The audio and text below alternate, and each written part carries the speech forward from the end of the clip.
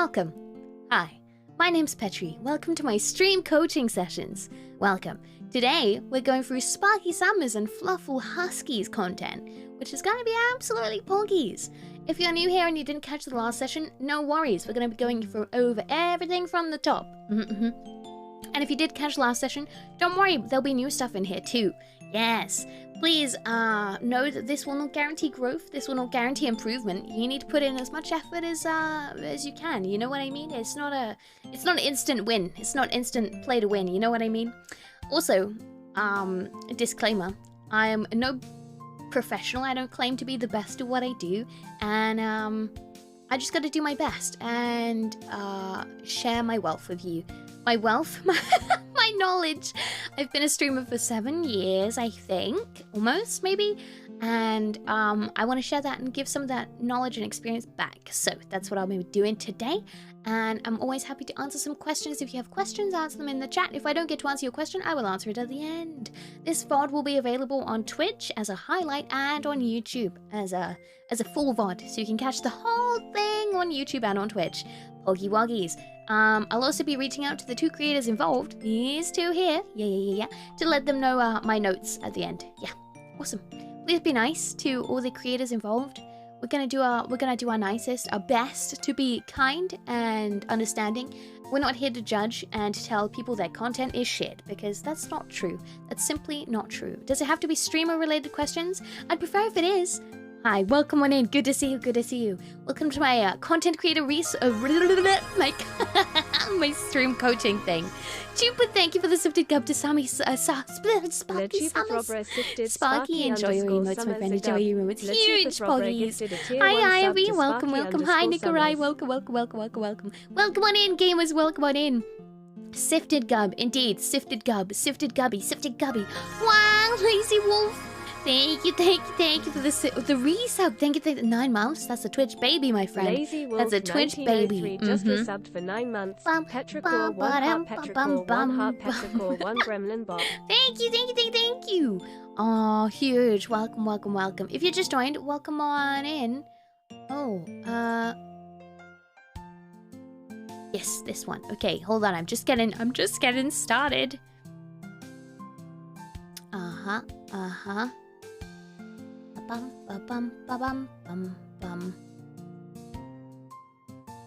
Bear with me. I'm definitely ready. I had guests over, so I'm a little bit slower to get ready than I normally am. I do that, and then that, and then I can do that. Give or take. Ba-bum. Thank you so much. Welcome on in. Good to see you, gamers.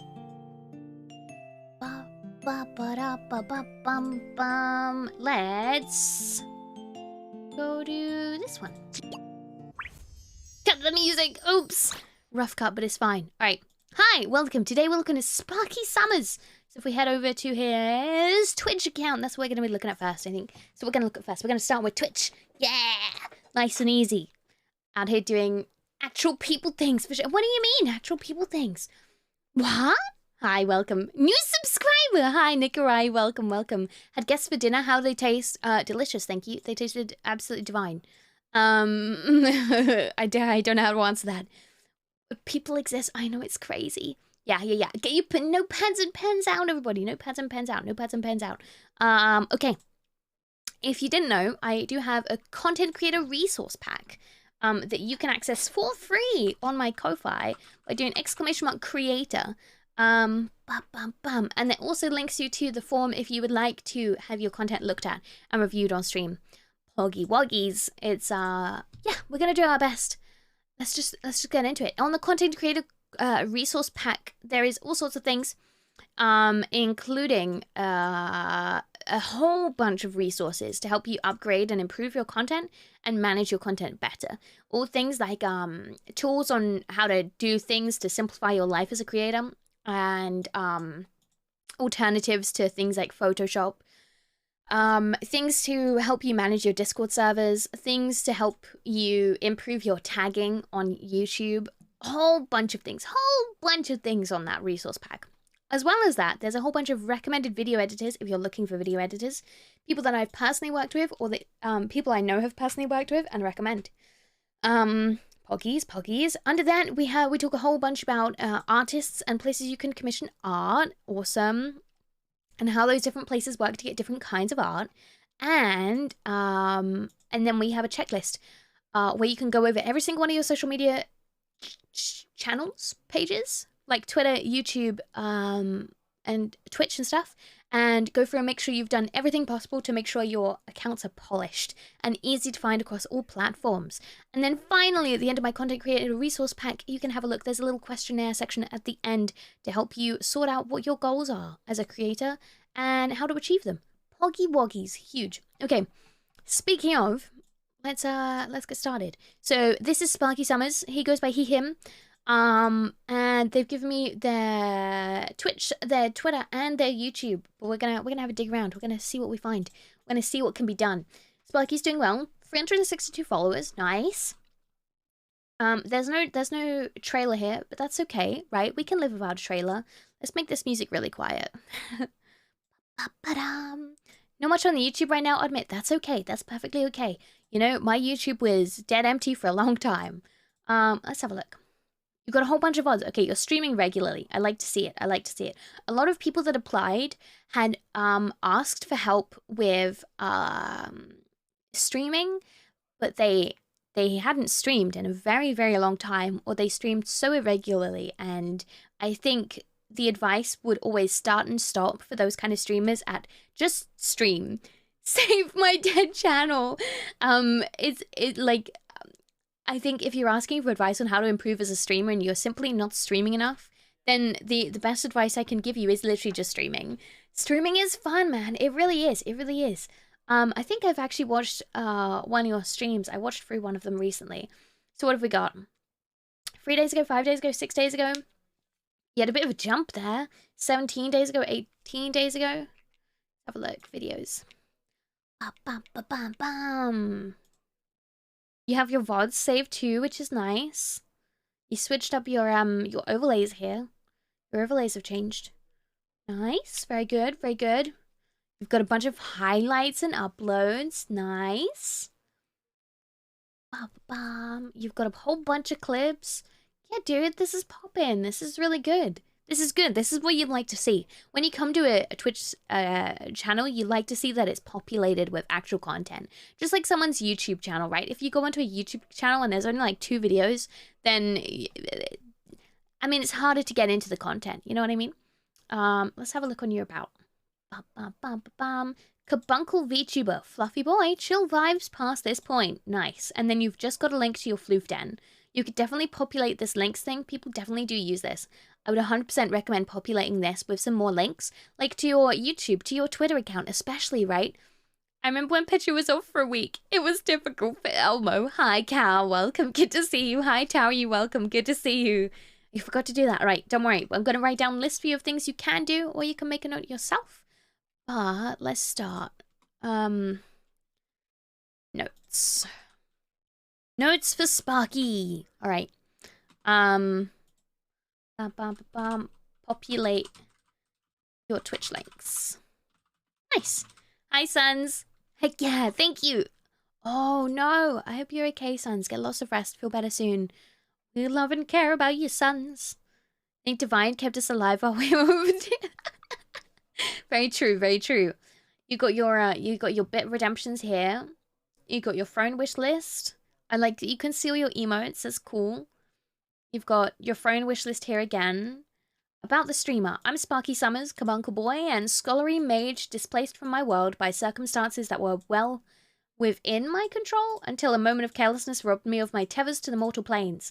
I'm working on transcribing my notes leading up to this fateful day, but only when I'm summoned can I make progress. It's an unfortunate side effect, but to drift alone with one's thoughts gives me an incredible sense of serenity when I enjoy spending here. Okay, cool. So this gives me vibes of you're a VTuber.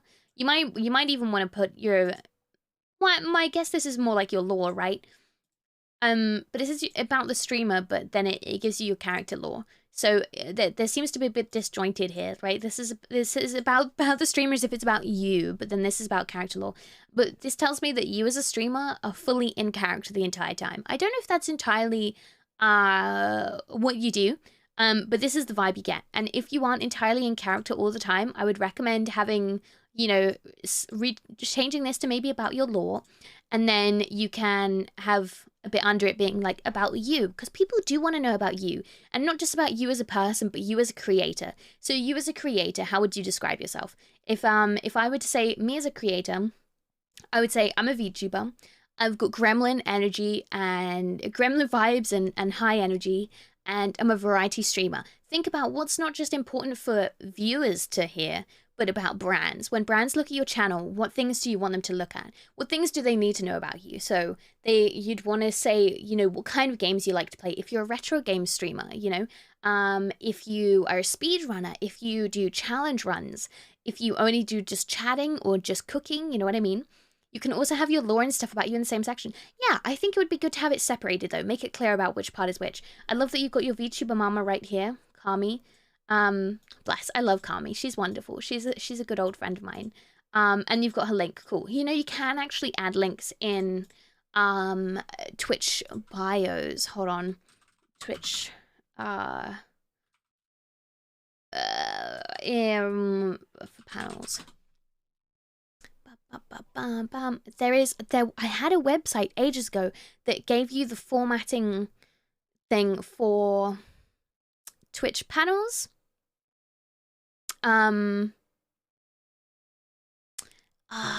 You can add links by doing the, oh my god, I'll have to go dig it out. I'm gonna make a mental note for myself to go dig it out.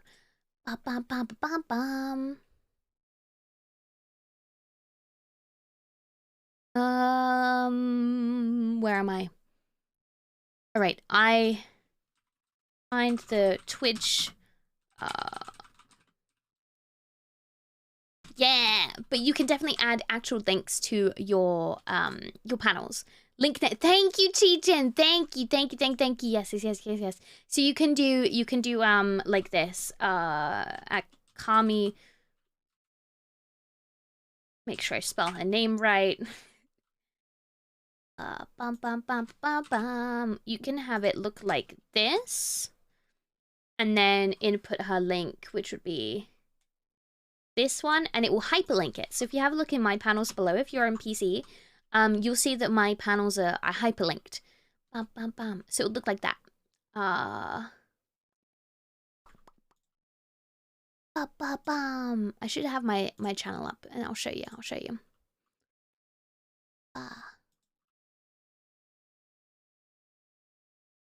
Whee! Streamception, are you ready? Streamception. Pause. And then we're gonna scroll down as soon as it loads. All right, so you can see I've got all my links here, and then down in my panels, there's a lot of information on here, and I think it is a little bit overwhelming. Thank you for the hydrate. I haven't even opened my Boomer Juice, but you can see how I've hyperlinked everything, and it makes it so much cleaner because there is honestly so much to put down here. The people that do your overlays. Oh, thank you, Nikolai. It was made by Rai. And I think I should have him on my credits, unless I haven't updated it, which I might not have. Let's do that now. I'll show you how I do it. So if I scroll down, you can see, let's find my credits page. Where is it? Schedule artists. Is it under artists? Yeah. All right. So we've got overlays. So you can see here, this is how you do the different thing. I'm sorry, it's so small. You've got, so the title, you make it bold by doing the little hashtag, and then the subtitle has 2 hashtags. And then this is how I've overlaid it. So this little arrow here means it puts on like a line before the text. This is called Seminar. Steamina. What kind of boomer juice are you using? Oh, classic white monster. White monster.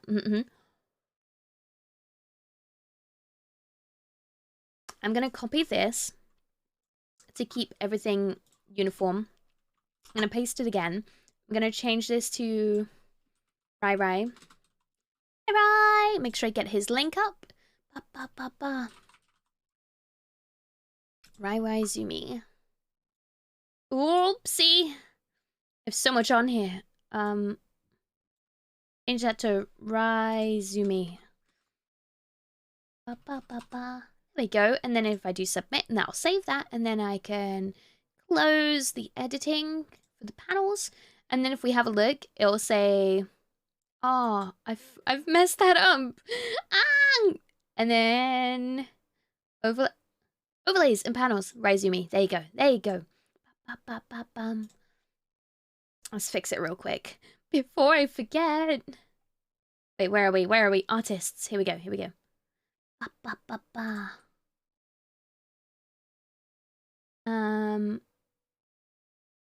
Oh, what have I done? Okay, I'm just gonna do it later. It's fine. It's fine. But you get the idea.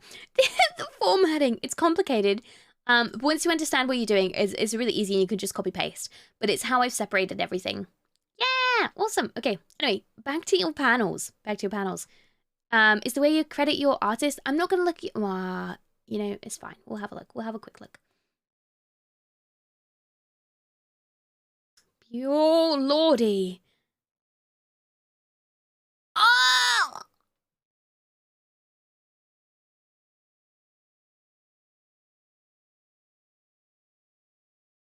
So anyway. Anyway, oh, nice. You've got your credits. Yeah. So you've got PNG, sub badges, your emotes, and different emotes. Nice. Huge. Good.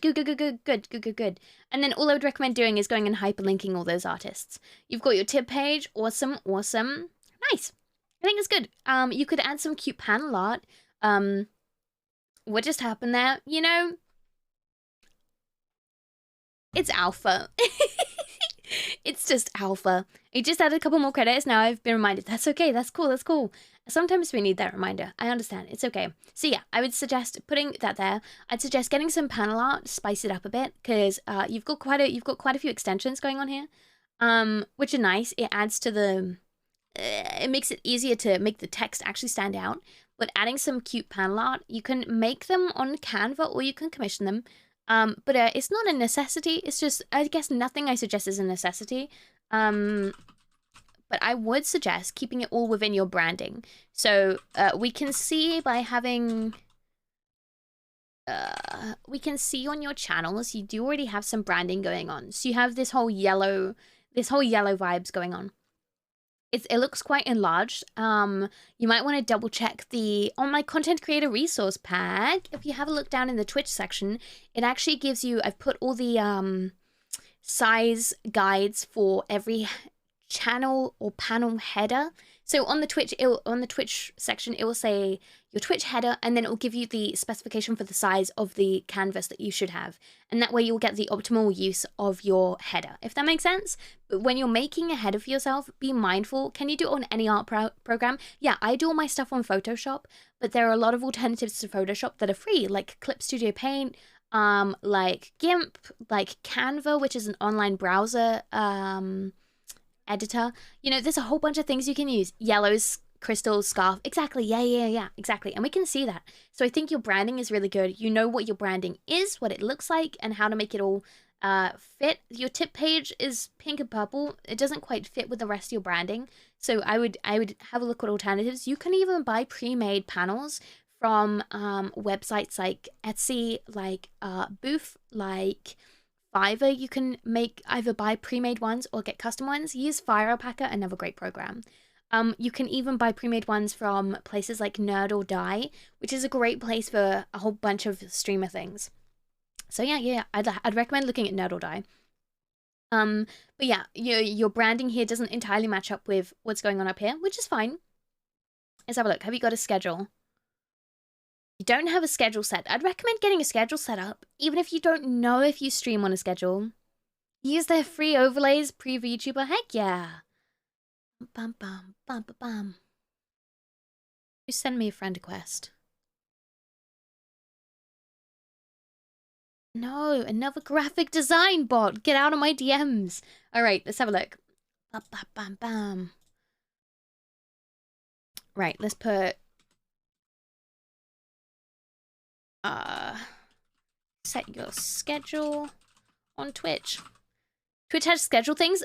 So many people don't know about this function, right? But if you go onto someone's account, that's the third that comes up before even your VODs come up. I'd highly recommend doing that. And let me take someone as an example. Who do I know who uses it? Let's do shout out Tiny Tony. Okay, I'm gonna shout out a streamer now, and it's gonna pop up at the top of the chat. I want you to have a look at the announcement that pops up at the top of chat. Hi, Alamos, welcome. And press that little arrow to extend the page, right? When you press that little arrow, it'll say follow Tiny Tony to be notified when they're live. They were last seen streaming, just chatting. Their next upcoming stream will be Dark Tide launch on November 30th from 9 p.m. to 2 a.m. GMT, and it puts it in my local time. So whenever you are shouted out on someone else's channel, they can expand that and see when your next exact stream will be. I wouldn't even, if you don't know what game you're going to stream on that day, I wouldn't even recommend populating this with, the game you're going to play. I have mine just completely blank. Let me show you. How do I view my own schedule? Here we go. So if we scroll down, see, we've even got it in my branded color. So when you go into customizing your channel, you can see even the thing around me is pink. It's just so perfect. It's so beautiful. But I have it so it's all entitled streams. So you can see that I stream every Friday, Saturday, Sunday, Monday, and Wednesday. You know what I mean? So right now it's showing that we're live, and it will. You see, it's a great tool.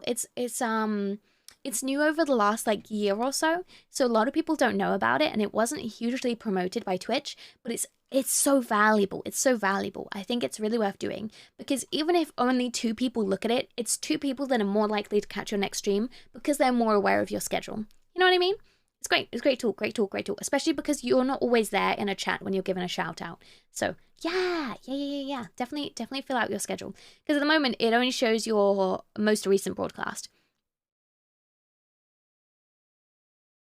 Okay, cool. Let's go look at one of your VODs. Let's look at your most recent one. Okay. You can tell I've been watching it. All right. Nice. Let's pause my music. You've got a good intro screen. You've got links. Oh, you were doing a charity thing. Nice. You've got your... what's it called? Your Twitter username, so people can find you on Twitter while they're waiting for you to start. My own bot, a tier 3 sub. But you didn't wait super long. Okay. You pretty much went straight into thingy. I like that. Okay. I sometimes wait, 5-10 minutes, because people are still filing in as the stream's starting. You know what I mean? People are still coming in. Is this the VOD? Am I going to be able to see the chat?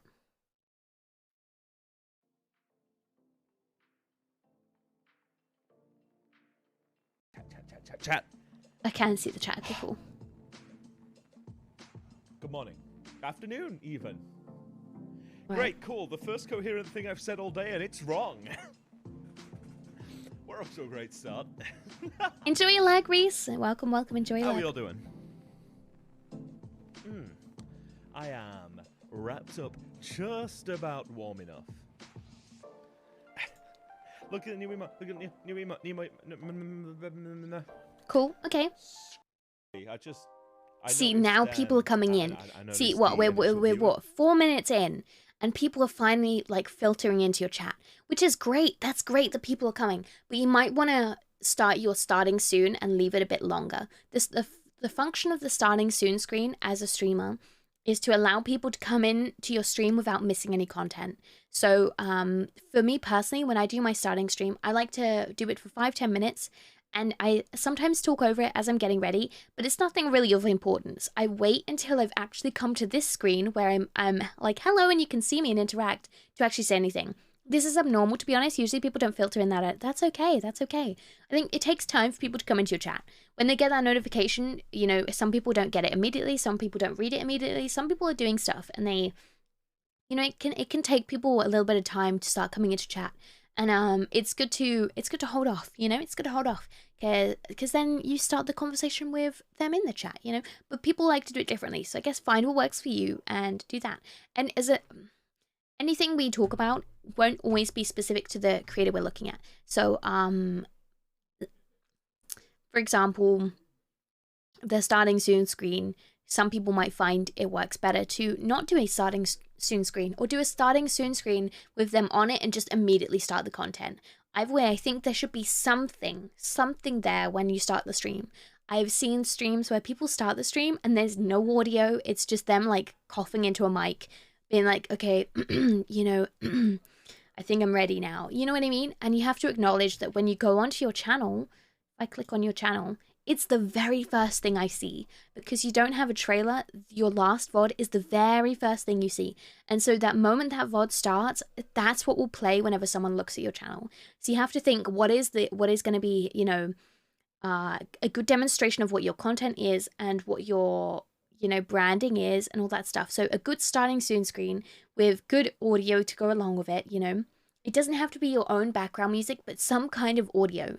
5 to 7 is good. 10, I'm starting to wonder if there's tech issues. It's different for everyone. Some people like having a timer on their starting soon screen. And I think a timer is a really good way to convey, hey, we're just getting started. The actual content will start in like 5 or 10 or whatever minutes. I think the bigger the audience, the longer the starting soon screen is. If that makes sense. I've seen people with hundreds of viewers who wait 15 minutes before actually saying anything in stream. I don't know why my hands aren't tracking very well. 2 p.m. just isn't a good time to start, I think. I just like streaming for longer periods, yeah. I mean, we can definitely have a look and see what times work for you as a streamer. This is actually quite good today. So Just keep watching. Do is I'm going to get the charity 2 p.m. GMT sounds like good time for Japanese audiences. It is good time for Japanese audiences. It's also not shameless because it's charity. But then you have to question if you are appealing to that Japanese audience. In the in the Thankmas events with VTuber Central all the rest of the month and throughout December, benefiting the World Central Kitchen. We're hoping to raise a few $100s, and we've got a few little thresholds you can meet to get some incentives met. Sounds important, yeah. Especially for VTubers, the audience between Japanese and Western is very, very different. The expectations and the behaviors in your tracking device, big clapping away we can see. It's a little bit buggy today. I think it's because the jumper I'm wearing. Honestly, I think the jumper I'm wearing is screwing it up a bit. But I should be able to... Nah, it's not working. The charity period. Yeah. Yeah. Nice. I will eventually... I think over the next week I'm going to write a little script. You're doing a really good job of conveying your what you're doing. Hi, lowercase. Welcome to our content creator coaching session. Welcome. You're doing a good job of communicating and telling and being clear to your chat about what's going on, even if chat aren't reciprocating very well and talking back to you as much as you would like in order to have a proper conversation. But you're doing a good job of just talking, of just being engaging. You know what I mean? He says guzzling caffeine. We're trying to edit this down because recording is almost 2 hours, so you should look okay. Oh, let's get into your proper content. You remember how there's a certain train early on which is so different from the rest, and you can tell that it's just going to move at some point in the game because it's a game object rather than... So you're playing Legend of the Dragoon. Best game, best VTuber, best Carby. Okay, VTuber Thankmas. All right, so this may look like a stealth section, but I can guarantee you I can fight these dudes. Fuck stealth. I love your model. I love that you've got things going on, and it's not too distracting from the game. I love that you can see the chat nice and clearly. I just realized. I would definitely have that. Yep. You're always so nervous about not talking. I think it's difficult, right? There is a balance between talking and not talking, and it's gonna be different for every streamer. And it's okay to have pauses and lulls in conversation. It is okay. Don't beat yourself up over it. I think it gets easier to just chat shit the more you stream, and practice really does make perfect, and being able to just talk about anything. But it helps if you are engaged in what you're doing and able to, bounce off of that as well as just your chat. But especially when you start, you want to make sure, if there's no game going on, if there's nothing else for them to be engaged in, you want to make sure that you are the focus, you are being engaging, which I think you're doing a good job of. I think you're doing a really good job of it. Let's have a look. we've had a little look at your stream. Let's have a look halfway through. Please, let's talk inside. I don't like going outside. My skin will bleach. I think, to be honest, I'm okay with this. Physical defense power. Is that a low physical defense? Pause the music again. It's a bit much. Yeah, it seems pretty low. I'll just give a night shield for now. You've got your shout outs to drop. Oh, hey, you type socials. Okay. Here's an idea. Have you considered, right? You have your bot shouting out, hey, type socials to check out Discord, Twitter. Why don't you have your bot just link your socials in chat? Instead of asking your chat to do the command to get those links, why doesn't your bot just drop those links? Yeah, actually, my command is social without the S. For some reason, we just have it social. Maybe I should change that, but it's because that would be a way smarter thing to do. And that's okay. That's okay. That's what we're here for. We're going to go through it together, and we're going to list these down. So I'm going to drop this down in my notes for you. Your bot should shout out your social links rather than asking your chat to the socials command. Cool. Because that's a really easy thing to do. And I think people like to click on those links, but they don't like to draw attention to it. You know what I mean? Question, is it better to have all your links in one command or separate them for commands for each social link? I think you should have both. So I haven't set this up for all of my links, but for example, I have the social command where it has all my links. So at the end of stream, I can go, here's all my social media. You can follow me on Twitter, join on Discord, and subscribe on YouTube, etc. All my links are in chat. And then for specific things, let's say I'm talking about, oh, there was this time where we played this one game. You can check it out here on my YouTube channel. And I'll do !YouTube in chat. Or say you could do !YouTube to get a link to that. I think it's good to have them both combined and separated for different things. If your bot is shouting it out, you might choose to do one or the other. I don't know which one is best. I think that would depend on you. You have to work out what works for you. I would definitely recommend having a website like Card or Linktree where you can send everyone to one place. So you can see on my socials link, I have my .card. Let me show you my card, actually. That's a good idea. Let me show you my card. I'll show you what my card looks like. Get the music back on. Poggies. So, this is my website where I have all my links. So if someone is trying to find me and they're trying to find something specific, this is the likely place they'll go to. Because it's the easiest place to put a whole bunch of links without it being too crowded and hard to understand. And I can put whatever I want on here, as much information and content on here as I want. It's really easy. And it's a very easy way to get people to find other things for you. It might not be the go-to place that people will, you'll link people to go to your social media. For example, if I'm in stream and I'm saying, hey, follow me on Twitter, follow me on Discord or whatever, I'm not going to link my website because it's an extra step for your chat. You want to make it as quick and as easy for your chat or anyone really to find things. People are fundamentally lazy, and I don't mean that in an offensive way, but people are just fundamentally lazy. If they have to put in 2 or 3 steps to find your social media links, they will not do it. They won't do it. They're more likely to just give up and go somewhere else, right? But if you have it right there, they're going to click on it, and because it's so easy. The easier it is, the more convenient it is, the more likely you are to get that engagement. And so having a website, I wouldn't link to the website unless I was like linking everything at once, if that makes sense.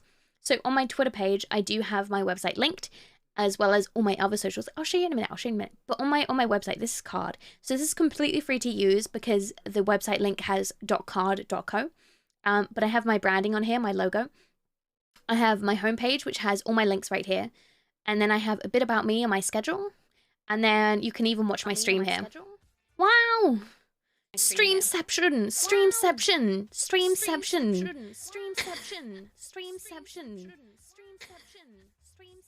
You get the idea, right? And you can even click and watch my YouTube videos here. Damn you, Petri! Wow! Hold on. Wow! Double big pee-pee! Wow! Double big pee-pee! Wow! Double big pee-pee! Wow! Double big pee-pee! Wow! Double big pee-pee! Wow, double big pee-pee. Wow, double big pee-pee. Wow. Wow, double big pee-pee. Wow, double big pee-pee. Pee-pee, pee-pee, pee-pee. Pee-pee, pee-pee, pee-pee. Yeah. Yeah. You get the idea. Focus on coaching, please. Okay, so you can see you have everything. It links to my Twitch, my YouTube, Discord. It takes a little while to set this up, but it has all my branding. It's clearly, you know, me. You can even go on my credits page, and it takes you to a separate thing which links to everything you need. Poggy woggies. It's like a tunnel of Petri. I know, it's crazy. Now, if only someone did that as a sound alert. But yeah, I think this is great, and you should definitely set up a card or a link tree. So I'm going to recommend that to you as well. Set up a card or link tree.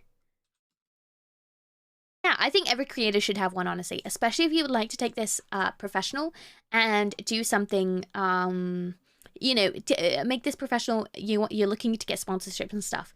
The one thing you will need for sponsorships is a brand deck. So I have it linked here. It's one of the only places I have it linked. And if I'm looking to get sponsorships, I will link brands directly to my brand link, my brand deck. So this is my brand deck where it tells you a little bit about me.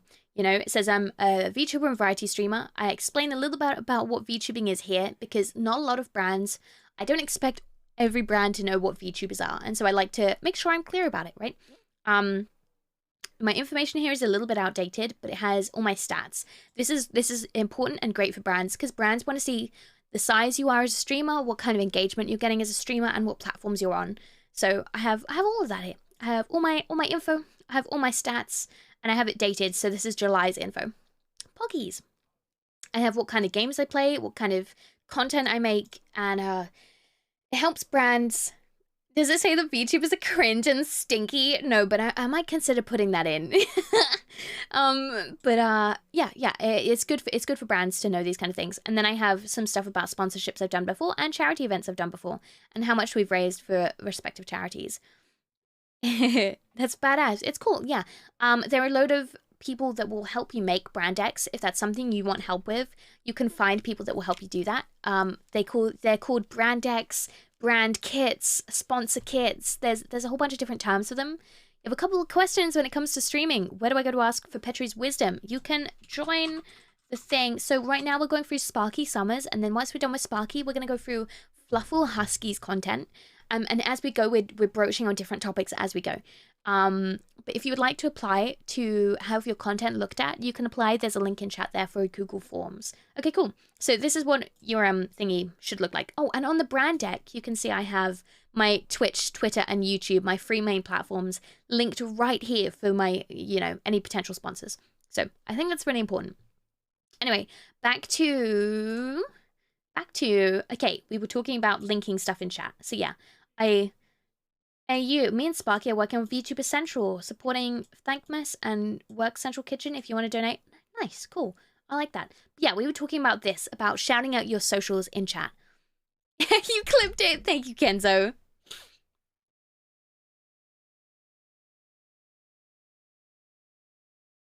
If you have any questions, Trinell, please do ask. I'll do a Q&A session at the end properly.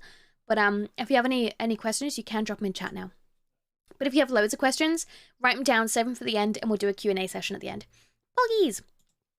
Also, people can TTS through Stella, but she exists as a character.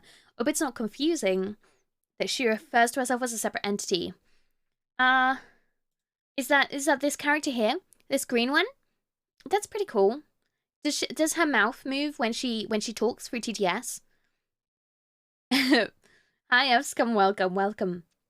Does her mouth move? Yes, it does. Okay, cool. Cool. I made a few tutorials on my YouTube channel. I'm going to plug my YouTube. I made a few tutorials on my YouTube channel. I hope to do more soon about setting up an AI TTS where you can do a whole bunch of custom voices and on how to make the mouth move as it talks, which is pretty freaking cool.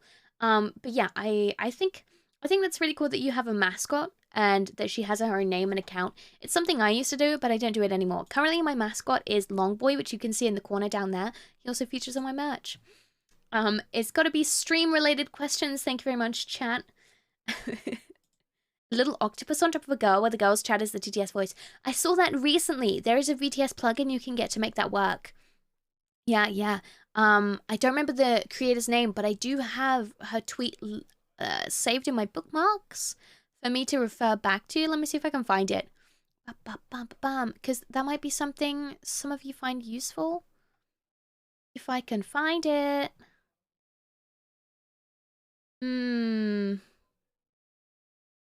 Here. Noctopus. Here we go. Copy link. There we go. I dropped the link in chat for you if you want to look at it. It's the VTS POG plugin. Let your chat talk directly through your live 2D models using TTS redeems. Really cool. Really cool. Alright. Poggy wonkies. Okay. Next thing I would like to look at, I would like to have a look over your other socials. See what you've got going on. I think your streams are doing good. I think you're trying to convert people over to your other socials. I think you can definitely improve that and do a better job of that. Let's see what the end of your streams are like. Idiot. Find help. Giving money to me. What's wrong? No it isn't. Let's have a looky. This is not that simple for her. The charity stuff. I'll think about maybe making a donut goal or something. How long is your stream? 6 hours. That's good. And there we go. We are done with this area. And I think that's a good time to stop. Booble, usable item or permanent? It'd probably last for a while, probably a few minutes. Like, I'd make it a channel point thing, I think. The World Central Kitchen. If you are considering supporting the channel monetarily, please consider instead typing exclamation mark thankless and following the charity link to give them money instead, because they need it more than I do. Though if you do end up giving money to me, I will be donating at least 50%, haven't decided yet how much, to the charity by the end. So you will still be supporting them. Well, Mambina, I'm sorry, but unfortunately, I exist in I don't think I will, but thank you. I am going to send you guys to Enichino, who is a lovely friend. Okay, cool. You're rating. Person. Nice. I think they are just about starting stream. So, oh no, they are currently around. So, do a 24-hour stream, possibly, but I would do one. I like that you've got music on. I like that you're raiding. I have arachnophobia. That's what I have against spiders. I have arachnophobia. Listen, I'm 28 years old. I can't do 24-hour streams again. I'll do a sleep break and stop the timer. Well, I'll consider it for Christmas or New Year, because I did say I would attempt a subathon. /raid Enichino. Okay, so with that all said, feel free to type !socials to join the Twitter and Discord to find out what my schedule is. I will be posting it either Monday or Tuesday when I can be asked to make it. There will be more Legendary Dragoon. There will be more monster catching. There is like no reason to not raid someone on Twitch. Yeah, completely. Yeah, I think some people feel anxiety about raiding. I think you've got a raid message. Nice. Although your bot doesn't have your sub. On if you have a sub or not. And just remember to tell them Summer's here, okay? And you've got it. Nice. Thank you so much. And you've linked your Discord and Twitter there. I'll do the !socials now, just to let you guys have the links in case you are interested. Okay, cool. A long time I didn't even know how to raid. Raiding is something that was... 2, 1. Tell them Summer's here, motherfuckers. Hey. You should have an ending screen. Hi, yeah. Dusty. Hi. And I'd also recommend muting your audio so that you don't end up with their content on your stream. But it's good that you're raiding. It's really good that you're raiding. Set up an ending screen for sure. So I think an ending screen is important because you can convey to people that yes, you're leaving now, you're going, you're out. Not everyone has audio on, and I think some people when they're looking at thumbnails want to raid. I would like to, for my own stream, have some way of saying the stream is ending whilst we're on our just chatting at the end, because we sometimes get raids right at the end. And it's nice to be able to convey to people that you're ending. Yeah. But otherwise, I think it's really good. I think it's really good, Sparky. It seems like you're doing well. It seems like you're able to maintain engagement with your chat. And let's have a look at your YouTube first. I'm curious. What have you got going on in your YouTube? You've got your header. You've got the same profile picture and username. I like it. Good. Easy to find you. That's okay, Trinell. That's okay. Yeah. As I said, you can send questions in chat. That's perfectly okay. I'll be answering questions. But if you have like loads of questions, then I'll get to it at the end. I've only had a few videos, and then I have some VODs from before I had them on. That's okay. If you're not comfortable, I won't look at those VODs. Don't worry. I'll mostly be looking at your recent stuff. Don't worry. You've got loads of panels. Okay, let's have a look.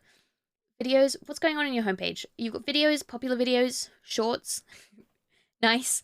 You've got a whole bunch of video. Oh, okay. Oh, I see. Here are VODs, right? So for a while, you streamed on YouTube. Do you just export your VODs? Oh, and then you've got some smaller things. Okay. All right. This one did good. Cult of the Lamb is a video game. This one's doing good too. Your YouTube was starting to pick up. I think you should definitely keep on it. This was only 11 days ago. I would definitely recommend trying to post again, if you can, because these videos started doing a lot better. So your viewership here is it's pretty, what's the word? Fuck, what's the word? Your viewership over these videos are all consistent. That's the word. You've got consistent viewership here. They're all in the similar, range. But then it starts picking up here, and then it picked up more, and it's picking up, and it's picking up. You see what I mean? Your viewership is growing, right? And so I would highly recommend trying to post a video. It doesn't have to be super regularly, but if you can post a video once a week, once every 2 weeks, I'm terrible for it. I've just taken like a 3-week hiatus on YouTube or something. But post a few videos every so often, because it's really hard to get that growth in your YouTube channel, and you're starting to get it. You're starting to see it. Look at those viewership. It's growing, bro. Keep on it. There's a reason I stopped uploading the VODs. Yeah. I think there's definitely an audience for people that want to watch VODs. But some people have it on separate YouTube channels because it clutters the rest of stream. I only put some VODs on YouTube, like these VODs from these streams I'm doing right now will be on YouTube for people to access, but it's not my main content. The latest video is a highly clickable thumbnail and title combination and video length. Yeah, exactly. It's a good video length. You've got a nice grabbing title, and the thumbnail clearly shows you it's something to do with Metal Gear Rising, I want to say, or something like that. I don't know. I think it's good. You've got one short. You used to stream on here. Oh, some of your playlists. You've got a lot of playlists that are public. If you want to hide any of these, you can hide some of your playlists. I mean, you can obviously have it public if you want to. You can hide those. Yeah. Go to your playlists, and you can make them private. Yeah. And then that way it'll only be, I'd recommend having your own content in playlists, and probably not much more, because obviously you want your own content to be featured, not other people's. Cool. Sentient ball of fluff, carby boy, and my mascot is adorably cursed. And VTuber, please follow. Fine. I understand. Your YouTube isn't super populated. I completely get it. There is, once again, on YouTube, you have the feature to, like you do on Twitch, where you can, where is it? Here? You can add these. There is that feature as well on YouTube. So you're going to want to do that. Add your links here. It'll be on your channel customization, which should be a button here for you somewhere. And then you'll be able to add your links. So link your Twitter, link your Twitch. That's where you mostly want to link people to. Twitch is your main thing. But yeah. Okay, cool. I completely understand why your YouTube isn't super populated. I think you're doing well on it. Let's have a look on one of your videos. Good start. Let's have a look. Oh, you credited your editor. Nice. Much to the dismay of my parents, I'm a VTuber. You should check out my socials. I play games, Pokemon-like stuff, RPGs, all sorts of stuff. Nice. With a focus on long, chill, and chaotic streams. I've got a little something for everyone. Check out me live, my tweeting at Twitter, and hang out with me on Discord. Perfect. I think that's all you really need to do in a bio for a video. Credit your editor if you have one. A little page, a little line or two about your video. I would even put this at the top, right? I'd put this as the first line and then put the edit after it, because when people search for a video, that the first few words of this will pop up as a snippet underneath the video. So you can't see it here, but when I actually search for a video, you will see, so Cult of the Lamb is a video game, and then under that you'll see, much to the dismay of my parents, I'm a VTuber. Do you know what I mean? So you might even want to put something specifically about this video, being like, oh, Cult of the Lamb and something, I don't know, something irrelevant to the video. A little bit about what the video is, so people can see that when they're searching for it. You paid a friend to edit this one? That's huge. That's awesome. Cool. Have you got any tags? You've put VTuber, indie, roguelite, gameplay, hyperedit, British. Okay, cool. So this is a plugin I have for my browser called Keywords Everywhere. It's again on my content creator resource pack. I would highly recommend it. Highly recommend it. It's a free to use plugin. And it tells you all kinds of information. So you're getting 4 views a day. That's pretty good. It says your total subscribers, total channel views, huge. And then it shows me the keywords, the tags that you've put in. And the tags, you can have a look on any video. So if we have a look at a video similar to what this is, if you have, okay, when you're making YouTube content, if you think about what kind of content you want to make, and then make videos similar to that, right? Everyone, when you're making a video, you know, you have an idea of what kind of creators you want to be like, what kind of videos you want to make, what kind of audience you want to hit. If not, that's something you really need to think about, right? So for example, if I want to make Let's Play for FNAF, right? I want to do Five Nights at Freddy's Let's Plays. The first person I'm going to think of to look at will be Markiplier, right? So if we have a look at Markiplier's FNAF content, we want to have a look at what kind of thumbnails he's using, what kind of titles he's using, and what kind of tags he's using. Those will be the 3 things you want to look at when you're looking at someone else's video, as well as the actual video content. So let's say I'm making a very similar style video content to Markiplier's FNAF video.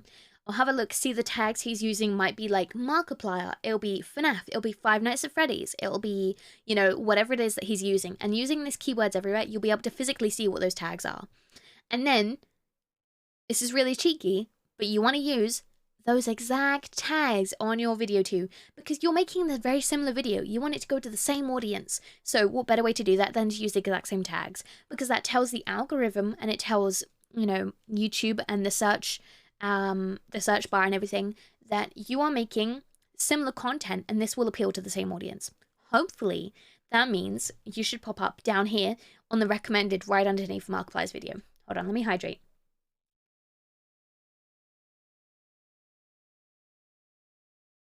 Cool. So, I didn't even know this was a feature. This must be new.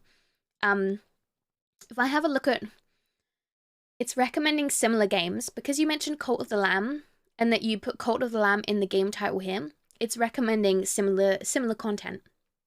So you can see the content that's popping up here. And if we have a look at, let's have a look at this one. It's similar title, and it's about Cult of the Lamb, and a similar video length. Oops. I'm going to pause that immediately. Oop. And hopefully Keywords Everywhere should tell me what tags they used on this video. I heard Ludwig saying that having keywords in your raw file name helps huge. Oh, really? Okay, Keywords Everywhere isn't working for me right now. Ba-ba-ba-ba-bam-bam. Come on, come on. Here we go, here we go. It's not going to give me the tags. Sometimes it works, sometimes it doesn't. It's being a bit temperamental. But it should tell you what tags are being used on the video. Hi, Akumarin. And you can literally just copy and paste those. I would highly recommend it, using the same tags. Because, again, it'll just help you pop up in that algorithm a little bit. So when I'm making VTuber content, like my VTuber highlight videos, I make sure I'm making, grabbing thumbnails that are similar to the thumbnails of those that are doing really well in VTuber highlights at the moment. And then I'll look at the tags that they're using, and I'll use the same tags, but just make sure it's relevant to what you're doing. So you don't want to be labeling your video as Cult of the Lamb if your video is about a tutorial on how to do TTS. You know what I mean? Yeah, your content on YouTube is really good. I would stick on it. It's hard work, but this is clearly working for you.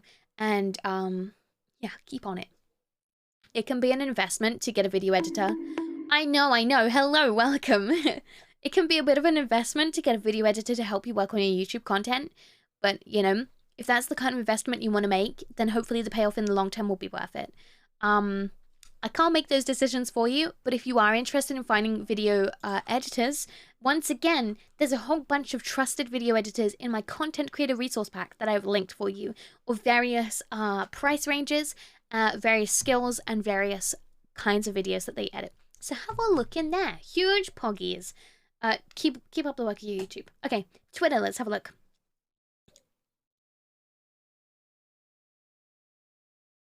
You want to do off-stream recording? At the time to edit, I just need to get over this ADHD food failure to start. It's hard, you know. I find editing videos, recording videos to be the hardest part. I can stream really well. I just can't record. It's completely different ballgame. Are you okay, Akamaran? We're doing our content creator resource coaching. Content creator coaching sessions. You had good lasagna. I hope it was delicious. Hope it was delicious. So I stick to games that need minimal editing. Yeah. This is one of my questions. I saw the last session included a topic of what game to stream. It seemed like it's generally a good idea to stream games you generally like to play on stream. But let's say you really like some games and you want to stream them, but they are hopelessly niche. A stream that appears on Twitch once every 5 years for 0 viewers. Niche. What would make a stream of such niche games possible? Okay, so if you're talking about wanting to get viewership, right?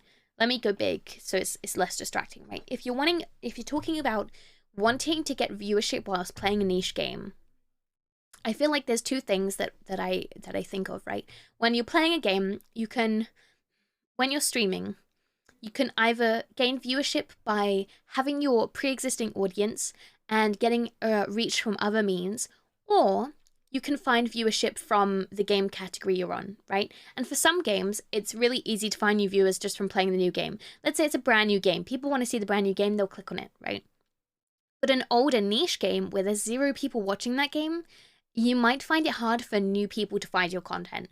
And so therefore, you'll be relying on your pre-existing audience and your pre-existing, other social medias and other means of finding viewers in order to gather and maintain viewership. And at that point, once you've already got viewership, you'll start popping up on people's recommended. That's the thing with Twitch. Just like all forms of social media, once you start gathering and getting engagement, you'll start popping up and being recommended by the algorithm to other viewers. So once you start gathering an audience on Twitch, you'll start being popped up on people's recommended and suggested to new people. Even if you're playing a niche game, you'll find it easier to get new viewers, right? But if you have a very, very small, tight-knit audience, let's say less than 10 viewers average, right? You might find it a lot harder to play these niche games. That doesn't mean I think you should play brand new games or games that get clicks, but I do think you might find it more difficult and you will need to focus your energy on getting audience from other means, right? There are definitely communities for niche games. And if you find that community for the niche game, even if it has no viewers on Twitch, have a look on Reddit, have a look on Twitter, find the communities that you're looking for, because those are the audiences you want to find you. Make videos about that game. 100 True Fans Theory, baby. I don't know what that is, but let's have a look at, I don't have much experience with niche games. Actually, no, that's a lie. I do play niche games. Look at Placid Plastic Duck Sim, right? I played a lot of Placid Plastic Duck Sim and Rock Sim. And for those games, I was often one of the only streamers on that page, right? And I don't have a huge audience, but I am lucky to have the wonderful community that I have, you guys, that come and support. And that makes it easy for me for sure. I don't doubt that. But when I'm playing these niche games like Placid Plastic Duck Sim and Rock Sim, there are no viewers for it. There are no viewers, but you bet there is someone out there who is like so excited to see this game getting streamed. There is someone out there. You just have to reach them. You just have to reach them. So I do think play the games you want to play. That is my best advice. And it's not even about viewership at that point. It is purely about burnout, because when you start playing games that you don't like and you feel forced to keep playing that game, you will burn out. You will not enjoy your time. It sucks. Honestly, it sucks. I got sucked into being an Overwatch streamer, and I regret that a lot, because For a while, I loved Overwatch, but then I felt trapped as an Overwatch streamer. No one liked watching me play other games, and I mean, that's understandable, but I felt trapped into only playing Overwatch, and you might find that with whatever games you play. So I would recommend playing games that you enjoy. And when you stop enjoying those games, just play something else. Honestly, it's not worth losing your viewership over. If you change games and lose your viewership, I feel like that's better than maintaining your viewership and quitting in the end because you've burnt out and you hate streaming. Does that make sense? I'm engaged with them as much as I could. Oh, the past 2 games people have loved. That's so good. The principle is simple. You have 1,000 true fans who will buy everything you create, and you can create $100 worth of products a year. You can earn enough creator income, 100,000 per year in this scenario to sustain yourself. Yeah, that's a really good point. Yeah. Interesting way of looking at it. It's why I keep a few games on rotation at once, but keep them consistent unless I'm not enjoying it. Yeah, I think it's very easy to say you're a variety streamer who plays a lot of games, and I think that's good that you have go-to games. I try to have go-to games, but I lose interest in games so quickly. So it's really dependent on you as a creator and what you want to do, but I think when you've decided what you want to do and how you want to tackle it, working out what is best method for you will be important for you finding your viewership. You like 100% in games. That's good, because there's definitely an audience for people that love 100% in games and love people who are 100% games, especially really hard games and things. Yeah, definitely make use of Shorts algorithm right now. Yeah, Shorts can be really good. Same as TikTok. TikTok is a great place to boost your you know what I mean, to boost your content. Find new audiences. That's what I'm trying to say. TikTok is really good at the moment. Same as YouTube Shorts. Sounds like there's something to do with growing viewership that would watch you doing things to fire up a niche game stream. See, that's the thing, right? There are different types of streamers. There are streamers that are known for a game, streamers that you watch for a specific game, and then there are streamers that you watch for the streamer, right? It's okay, humans.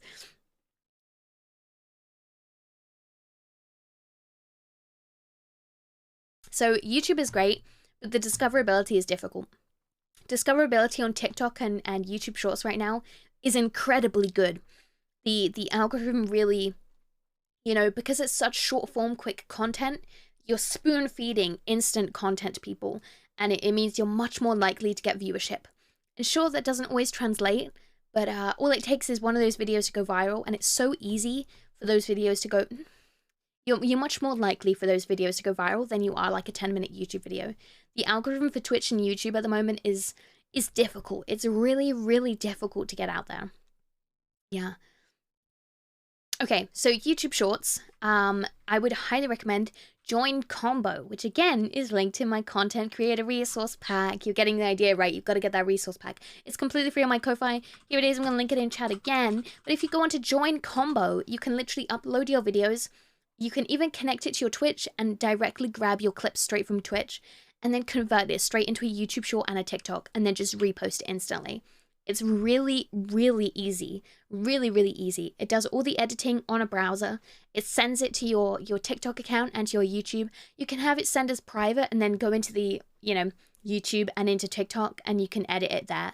It can't directly post straight to your TikTok publicly, but it puts it onto your TikTok account and then you just go on your phone, you add the last bits like the title and the tags, and then you post it. Super, super easy. You accidentally watched 83 shorts in a row the other day. They really suck you in. They really do, Horror Hedge. They really do. And the great thing is it gives you so much new content as a viewer that it makes it so much easier for content creators to find new viewers. And then all you have to do is make sure you're effectively translating that audience from TikTok and YouTube Shorts into the other pages that you want. So give them a reason to come to your streams. Okay. I feel like I was saying something, but I forgot. Okay. So I feel like there's a difference between people who stream and you watch them for the games that they play and how they play those games. You will lose those viewers when you change games. So if you're wanting to play niche games, I think it's important. I've completely lost my train of thought, so I don't know where I was going with that. How would you effectively convert a Shorts viewer to streams? Okay, so I've not been super successful on YouTube Shorts and TikTok, so I, take this with a big pinch of salt. because I have not had much success on those platforms, although I have seen people who have. Hi, Zero, welcome. I think in order to translate those viewers and that viewership, you want to make sure you have your links in your bios. You want to make sure, you know, you're making it clear that it's, you know, content from your streams and that they can find more of that content on your streams or on your YouTube. Okay, see you later, Trinell. See you later. I hope that answered your question. See you later. See you later. All right. Okay, we're gonna have a look at your Twitter account. So I like that you have your name at the start. You have VTuber on it. It makes it good for searching you. And okay. So when you have VTuber in your name, I spoke about this last time. When people are searching for VTubers, you're more likely to crop up on that search on Twitter, right? Okay, good. And you have your name here, cool. And I like that it's the same username that you have across all your platforms. I also love that your username is very simple to easy to read and remember and, you know, regurgitate as a viewer. Makes it very, very, very easy for people to find you. I don't know what this means, your arrow arc. You're the second person that I've seen have, like, this kind of title in your name. Very floofy, you may pet the tail, hobbyist writer and VTuber. Okay. I would even recommend, if you're going to have a bio like this, you might want to put that you are a Twitch streamer and what kind of Twitch streamer you are. But otherwise, pretty good. It tells you a little bit about you. You know, I'm a bit confused why I've got hobbyist writer before you even mentioned being a VTuber on like Twitch or anything. But if that's something you're pursuing related to your streaming content, then keep it, go for it, like, whatever. There seems to be a trend on Twitter, villain arc, hero arc, etc. Yeah, that's what I've noticed. Yeah, that's what I've noticed as well. Like a storyline in a series, but I guess that kind of ties into the whole VTubers being characters thing. You've credited your model artist. Obviously that's changed. Yeah, you mentioned. And then you've got a fan art tag. Nice. You're 28 and you're not a Pikachu. Understandable. Yeah, your character does give me Pikachu vibes. So I understand. Nobody ever uses the fan art tag? Yeah. I don't even use my own art tag. I'm terrible with it. It's okay. Do you have a fan art channel in Discord? I think that's been a really good way for me to show appreciation and, what's the word? Like, turn it into a gallery of beautiful art people have done. And once I made that, short fan art to fun. No. I never used my art tag either. I'm terrible at it. I forget it exists. Floating on the ambient flow. Okay, this is prime real estate here that I feel like you're not using effectively. Right?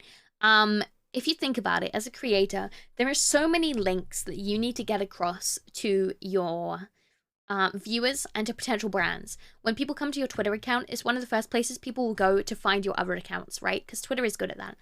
So you want to make sure you're very effectively, showing all your links and directing people to the right places. Your TikTok account, YouTube, Twitch, you know, your donor links, your business email. Personally, I have this set as my business email. If I can show you here. I'll show you my profile. Okay, so you can see here, I've got my business email right here. Boom, with a little emoji to say it's my business email. It's, you know, it's an easy way to be like, oh, hey, this is my business email. It's right here. Boom. You know, I've also got my website linked as my website rather than my Twitch link, but that's completely up to you. And I'm not sure if I would rather have my Twitch link there than my website. I haven't decided. Is Linktree okay? Linktree is beautiful. Linktree and card, I don't have a preference either. I mean, obviously my preference is card, but I don't think there's a reason to choose one over the other. Both are beautiful. As long as you've got a website you can direct people to that has all your stuff. I was showing my website here earlier. I don't know if you missed it, Maraxi. Hi, Maraxi. Welcome, by the way. I use this to show my brand deck as well, to send to potential sponsorships. It's really good to have a brand deck if you're looking for sponsorships. You've been lurking and soaking in the info. Yeah. Of course. So yeah, important to have a website. Where are we? So you've underneath, beautiful. I love to see it. A pinned tweet with all your info. I love it. Intro. Hey, I'm SparkySummers, Floofy Carbuncle. Oops. With the goal to try and make people smile and playing games averagely. I'd like to meet you sometime. Okay, cool. I like it. I feel like this could have been, you know, this info could be replaced what's here. Because this tells you who you are. It tells you what kind of streamer you are. And it tells you... And it effectively tells you that you're a Twitch streamer, right? So I feel like that could nicely replace your bio here. You put whatever you want there. Honestly, I'll show you mine. So on mine, I've got that I'm Queen of the Stars. I'm a VTuber on Twitch, because that's the first thing I want to convey to people. Who I am, and, you know, that I'm a Twitch streamer, a VTuber. And then I've got my fan art. I've got my immediate credits. So I make my own model, so I don't credit my model. But I have my emote and my chibi artist, my Tita, my banner art by Calf Strink, and my gremlin model by Paige. And then underneath my pinned tweet is just like yours, some Sparky, which I highly recommend everyone does. Put your pinned tweet as who you are. And regularly, I get people who find my profile, drop me a follow, and then the first thing they do is they like this tweet. I promise you, it is really important to put your pinned tweet as something to direct people. You will be surprised how many people actually engage with it. So on here I've got, you know, I'm Petri, Queen of the Stars, and delightfully sadistic pyromaniac on Twitch. A bit about me, right? Then I'm a streamer. I've mentioned I'm a streamer. Then I'm a VTuber. You know what kind of streamer I am. Beautiful, perfect. And then I've got all my links, nice and tidy. I've organized it with emojis, makes it nice and clear. My Twitch, my YouTube, my TikTok, my Discord, and my website. And then underneath my business email once again. And then use that prime real estate. Hi, Melon, welcome. Welcome. Hi, Melon.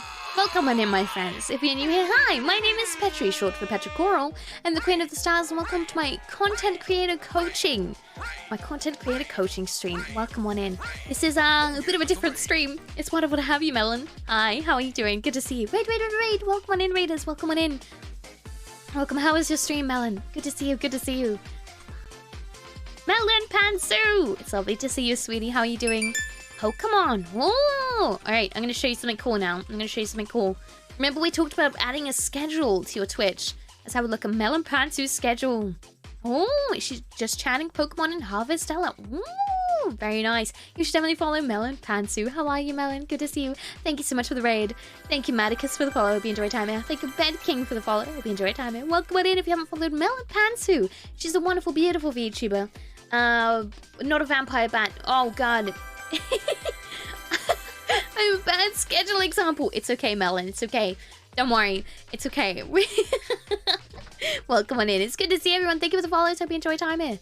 It's better than nothing I have on my schedule. Yeah, it's okay. It's okay. Don't worry. We're learning things today. We're improving ourselves and each other as content creators. I'm living for it. I'm excited for it. Welcome on in, everyone. It's wonderful to have you. Wonderful to see you. Hi. So my name is Petri. I sometimes do content creator coaching courses, which is what we're doing today. So it'll be a little less chat engagement and a little less gremlin energy than what you'd normally get on my streams. I'm normally a high energy gremlin streamer who plays a lot of games and does some things. Currently, we're going through 2 content creators that have applied for my coaching. They're SparkySummers and FluffleHusky. You can apply yourself if you would like to through the Google Forms there, and you can get my free content creator resource pack, which is a 14-page PDF document. A whole bunch of really useful things. And you can get that there. Links in chat. It's completely free on Ko-Fi. Nice. Petri, doing some things is my favorite. Welcome on in. It's good to have you. It's good to have you, gamers. Thank you again so much, Melon, for the raid. I really appreciate it. I hope you all enjoy your time here. We're going for really chill educational vibes today. So, welcome on in. Welcome on in. I hope that's okay. Maybe not what you expected when you raided, but that's okay. Welcome, welcome. I really appreciate it. And thank you again, Melon, for the raid. If you haven't already, please make sure you follow Melon. Link is in chat, or you can press that little button that pops up at the top of the screen. Melon Pantsu! Heck yeah, and Melon, please make sure you get some food, some rest, and some hydration after your stream, sweetie. Thank you so much. I really appreciate it. Oh, heck no, I wanted my beans to see this. Oh, Melon, you're so sweet. You're so sweet. Melon is adorable. She's part of the Axolotl family, definitely not a cult. And you should definitely go check her out. Very good, very high gremlin energy vibes. You will love her. And she's a great example of a very successful and very talented streamer. Heck yeah. Very good content creator. Hold on, I need to hydrate. So, we were just having a look at Sparky's account here. And having a little talk about pinned tweets on Twitter and how important it is to make good, effective use of this prime real estate of your pinned tweet. So, I was using my own as an example, or you can also look at other creators, like Zentreya is a great example for this. But on my pinned tweet, I have all my important links, and then I have an image, because this is free prime real estate, bro. It's free prime real estate. Use your image to convey either your model if you're a VTuber, or your schedule, which is what I've got here. I've got once again, my usernames, my logo, my branding. I'm demonstrating that here. And my schedule here, when I go live, when I stream. Poggy's perfect. Similar to Sparky here, who has done an amazing job with his pin tweet. He's got his important links. I would recommend updating this with more of your links, like your YouTube, your TikTok if you have one, all that stuff. Your business email if you have one. I highly recommend getting a business email. It's great for getting sponsorships, and it's great for getting free game keys. Definitely sign up and get yourself a business email. Even if it's just like SparkySummers@gmail.com. And then you've got your model here. Great, cool. Similar to mine, so I've got my schedule here as the main image. And then I've got my model references right underneath. Huge Poggies. Very good Twitter. Very good Twitter. No, thank you for the raid, Madeline. I really appreciate it, sweetie. Welcome on in. It's good to see you. It's good to see you. It's good to see you. Quick on that one. What about if yours varies week on week? Hi, Dog Passenger. Thank you for the follow. Hope you enjoyed time. And welcome. I learned something really cool about Gmail today. TikToks. Heck, can't type about schedules. Okay, if your schedule changes regularly, then obviously you do not want to put your schedule in here. But if you have a rough idea about when you stream, so I would recommend keeping something consistent so it's easier for people to find you. If you find that you can't maintain the same days that you stream every week, that's okay.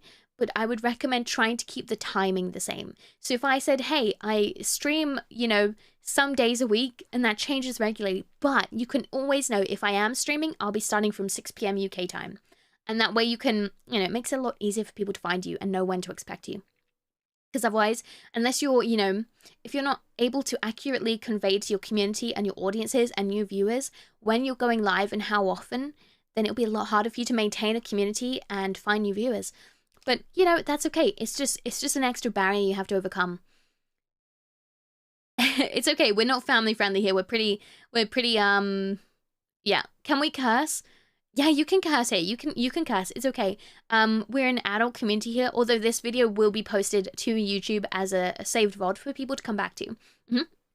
Okay, but yeah, if you don't post a schedule here, you can post other things like your model credits or something that just demonstrates your branding. As long as it's, you basically want to use this free prime real estate to say, this is my brand, this is who I am, this is what you can expect from me and my content, which is why I've gone for, a graphic of my model and my mascot, my logo, my usernames, my schedule, and the whole thing is it's all my branding, and you want to make sure you're really making good use of that prime real estate. Yes. If you have gorgeous art, make sure you're putting that there. You know what I mean? Okay, cool. Let's have a look at your other Twitter content. Sparky! Basically, you can have unlimited email address by putting a dot anywhere in your @ and it'll be a different email address, but you'll still get the email. Oh, really? Oh, I didn't know that. Okay, I get weirdly nervous about recording stuff on stream in ways I don't feel on stream. I get that too. I'm not supposed to. I wasn't gonna. I get that too. No, I get that too. Let's have a look. You've got a retweet here. It's fine. Spotify Unwrapped. More ads. Another retweet. Oh, this is the charity thing you're doing. Cool. Another retweet. You're not overwhelming your Twitter feed with retweets, which is the thing I see a lot of people doing, like doing loads of retweets, because you want to make sure when you click on someone's Twitter account that they can see your content. You know what I mean? You want to make sure that when you as a creator of your Twitter account is viewed, that it's your content and you're not just flooding it with retweets. You know what I mean? So it's good that you don't have too many retweets. I want to have a look, see if you're engaging with people much. only retweet something I feel is really deserves a retweet. Yeah. I do it for my friends that I'm supporting, but I try not to do it all the time and too much because you don't want to flood people's timelines. I swear I do nothing but retweet my stuff from 4 years ago. Poggies. Very nice, Divine.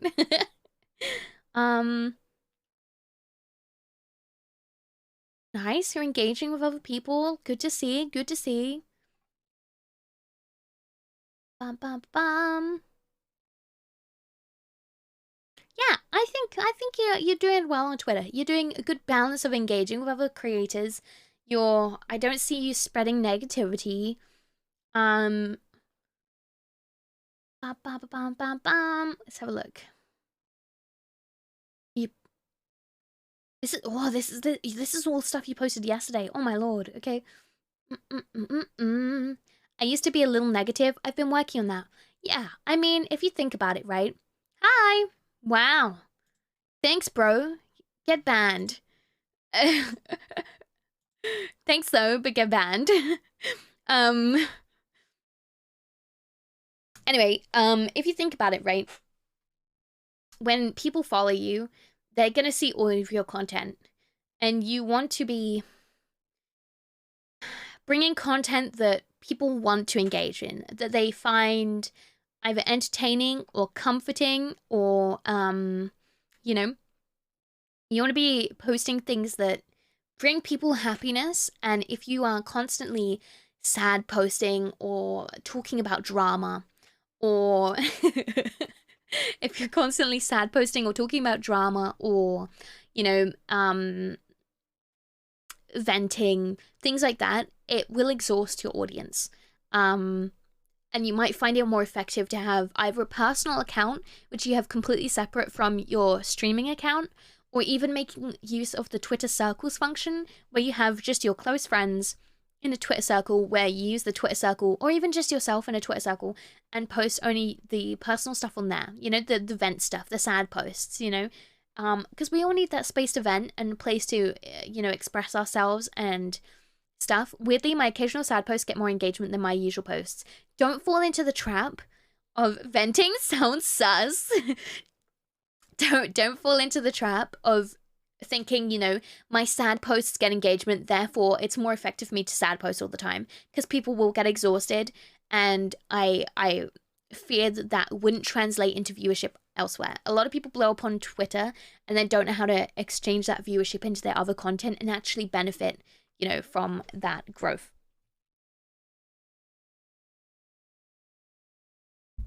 So, you know, a lot of people also fall into the trap of talking about drama all the time, and then they blow up from that. And they get loads of viewership from that. Hi Pan, how are you doing? They get loads of viewership from talking about drama and stuff.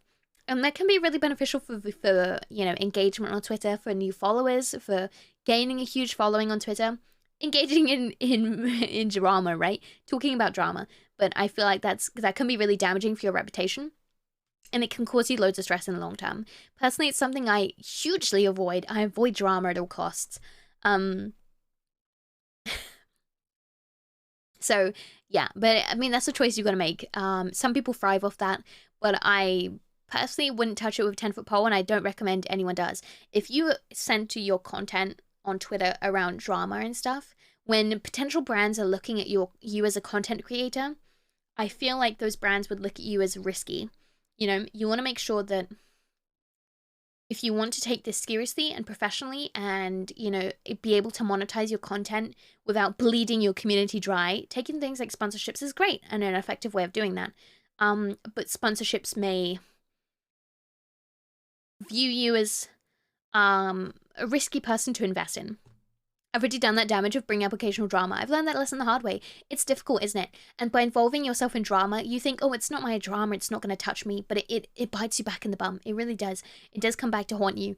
And so it's easier to just, I don't know, let these things go, you know, move on, vent about it privately. It's not worth getting into. I think drama is something that we should all deal with privately, and it's unfortunately something in VTubing especially that is become a really easy way for people to get loads of engagement and followership. Hi, Momo! And we're doing our content creator coaching session today. If you've just joined, welcome. Good to have you. We're talking about drama on Twitter and how I unfortunately feel like VTubing is a bit of a melting pot of dramas, and it helps people to grow. It really does. It gets people loads of engagement and viewership and followers, but I feel like it's a dangerous game to play. And if you involve yourself in the dramas, even if you let's say you involved yourself in some kind of drama and blew up from it because you made a hot take. You now have a huge audience that followed you because they like following drama, right? All it takes is, you know, that drama to come back or a new drama to surface, and people start to involve you because they followed you for drama. And your glass house could suddenly crumble. I don't know. Personally, I would just highly recommend avoiding it at all costs and keeping your venting to private places. That makes you more brand friendly. It makes you easier to convey yourself professionally, and it gives, I don't know, it makes your timeline more positive for your viewers. I have this theory that the VTubing scene is so accessible has opened up a scene of a lot of internet immature people that just don't want to be anime. They just want to be anime and don't realize what content creation involves. I agree. I do agree, and it's a conversation to be had for sure. And yeah, I fell into that trap, honestly, and it's okay. I understand it. A lot of people start in VTubing very, very young. And it's hard. It is hard. Spooderland. I'm not Australian. Anyway, moving on. Your Twitter account looks good. I definitely think you've cleaned it up from what you've said. Yeah. You're engaging with other creators, which is great. I think your profile picture is a bit confusing. It looks like Diva. Is it you? Is it you in Final Fantasy? Is that what it is? I can't tell what your profile picture is. It's someone's face. It's you in Final Fantasy. Okay, no, I can't tell what it is then. But no, I think your pinned tweet is great. I think you could even update it with your other links. I think you could definitely get a business email. Let me write this down for you. Set up a business email. Update your bio and pinned tweet on Twitter. Include your business email and other social links.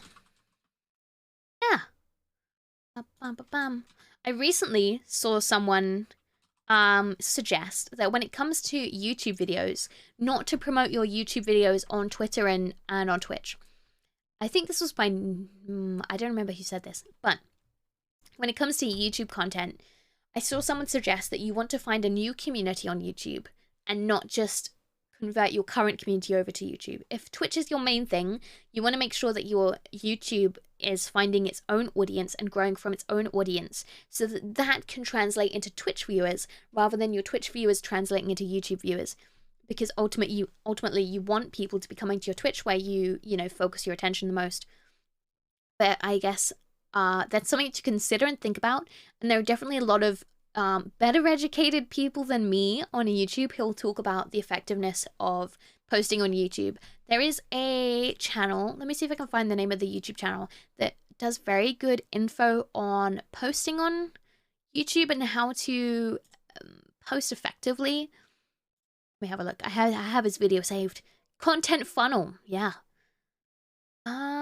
His name is Film Booth. If you have a look at Film Booth on YouTube, I have a feet tag. Yeah, don't worry about it. If you have a look at Film Booth, this guy does really great content and educating you on how to post effectively on YouTube, how to engage your audience in other places, and his channel is honestly a rabbit hole of information on how to improve your YouTube channel. It's very good. I've only half looked at his stuff myself, but I highly recommend it. Very good for improving your YouTube content. Okay. I don't think I have much else to say about your Twitter account. Let's have a look at your stats. Look at Social Blade. All right, let's have a look at your Twitch for SparkySummers.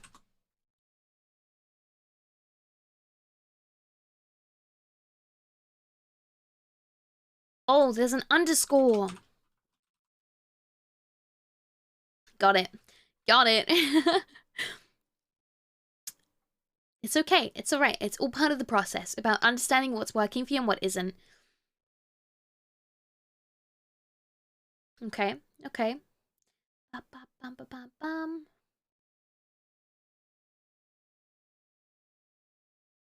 Let's have a look at Twitter. SparkySummers. Uh-huh.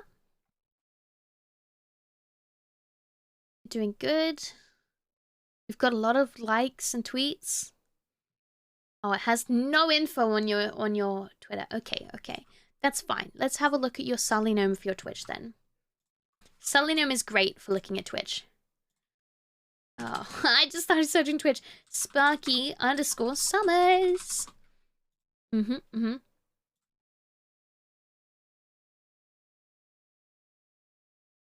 No, did I spell that wrong? Here we go. Okay. Average viewers 7. Hours watched 121. That's really good. This is for the last 7 days. Okay. You've mostly been playing. Alright, let's have a look at 30 days. Let's see your 30-day average. Let's have a look at your last month of content. 2 p.m., 3 p.m., 4 p.m., 2 p.m., 3 p.m., 7 p.m. your viewership is going up. Look, if you have a look at this, right, it's showing you the times you're streaming. 6 p.m., 7 p.m. You've had a spike here at 3, 4 p.m. But it seems like later in the evening is much better for you for streaming. Like, look, 3 p.m., 4 p.m., 5 p.m., 6 p.m. it starts to go up. Although, let's have a look at 180 days. Let's have a look. I want to see. Oh, maybe that's too broad. Hi, Zelius. Welcome. Cult of the Lamb did good for you. Devil May Cry. What game is this? Last of the Dragoon. Alright, so you go back to similar games over and over again. I like that. That's cool. That's cool.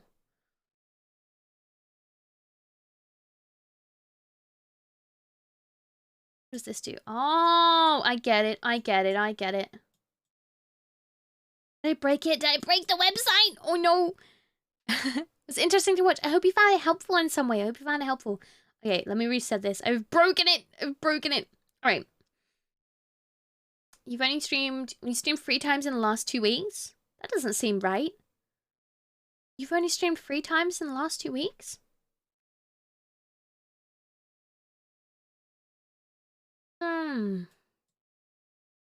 Remember I said I had... Oh, you had a week break recently. Right, yeah, you did, didn't you? Okay, cool. That was your week break. And then what are we at here? Legend of the Dragoon and Monster Sanctuary. Game average.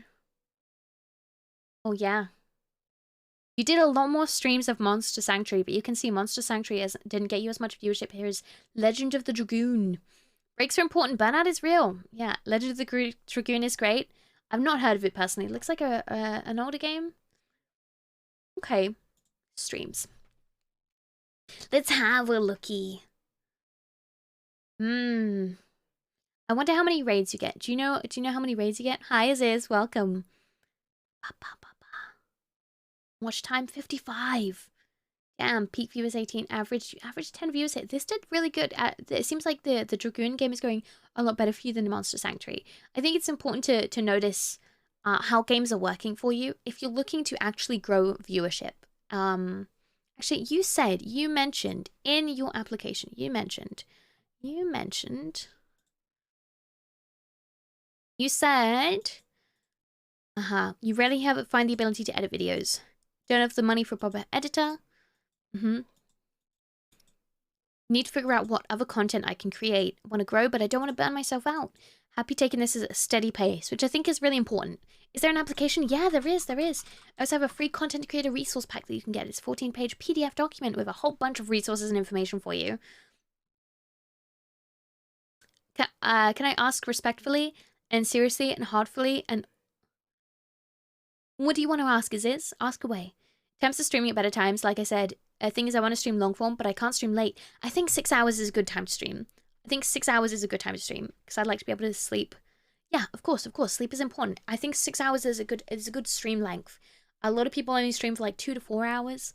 Some people stream for longer than 6 hours, 6 to 9 hours. 6 is a good number. 6 is a good number. Don't push yourself too much. You'll burn out. If 6 hours is working for you, then do it. Means I have to start at 2 p.m. All right. Okay. So, I get what you're saying. It's difficult because audiences are only available at certain times of the day. What the fuck is this? So it says this is my content creator coaching sessions, where we go over different content creators, what they're doing, what we can help them improve. 6 hours is long if you don't do anything else, like making shorts or TikToks. Yeah, it's our content creator coaching sessions where we do a whole bunch of stuff, talk about a whole bunch of stuff, hopefully help people improve their content in different ways. What do you reckon is the latest I can afford to begin for, say, a 7-hour stream, which is my current end goal? It seems like you do have an audience streaming at the time you are streaming at. Whether or not it's, you're finding it more difficult to stream at the time you're streaming at because it's too early, but it definitely seems like you do start picking up in viewerships later in the day. There are people that dedicate themselves to having a look at those statistics and helping you improve those statistics. Yeah, that's okay, Zelius. That's okay. Coach Petri with his streaming tips and tricks. How do we have a look? Let's have a look. 3 days. Oh. 7 days. Okay, this is the only info we've got. This was 2 p.m. to 7:45. You always start at 10. Okay. I do think, is there a reason you stop at 7 p.m.? Can you not stream any later than 7 p.m.? I find that, especially as a British person, streaming picks up later in the evening. So, for me personally, my viewership tends to pick up around 8, 9 o'clock. That's when it starts to peak because the Americans are all coming home from work. They're finally available, able to actually watch streams. You go to bed at 10 p.m., but I could push it later. If you're going to bed at 10 p.m., check me next. You have to apply to the content creator thing. Use Twitch tracker site 2 for analytics thing. So at the moment we're using Sully Gnome and Social Blade. But Social Blade will only have the stats if it's already, tracking those things. But Sully Gnome's great for looking at Twitch stats. I haven't looked at Twitch tracker. Let's have a look. Twitch tracker.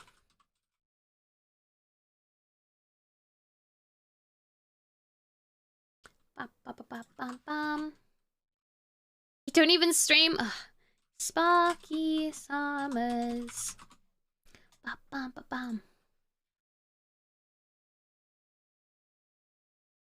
Okay. Average view is 11. Okay. You had a spike there. Maybe a raid. Maybe you did something cool. Wow, you should.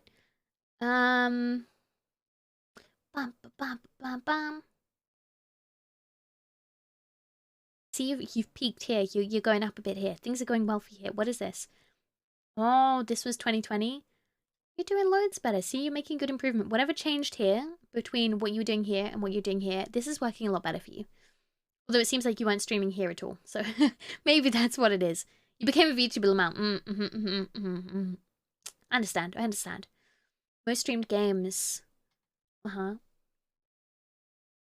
lot of Final Fantasy. Hades. Is that Coromon? I don't know what any of these... I know this game. I know this game. But I don't know any of these games. I'm sorry. Average stream 3 hours. Okay, so you must have used to stream for quite little, right? Let's have a look.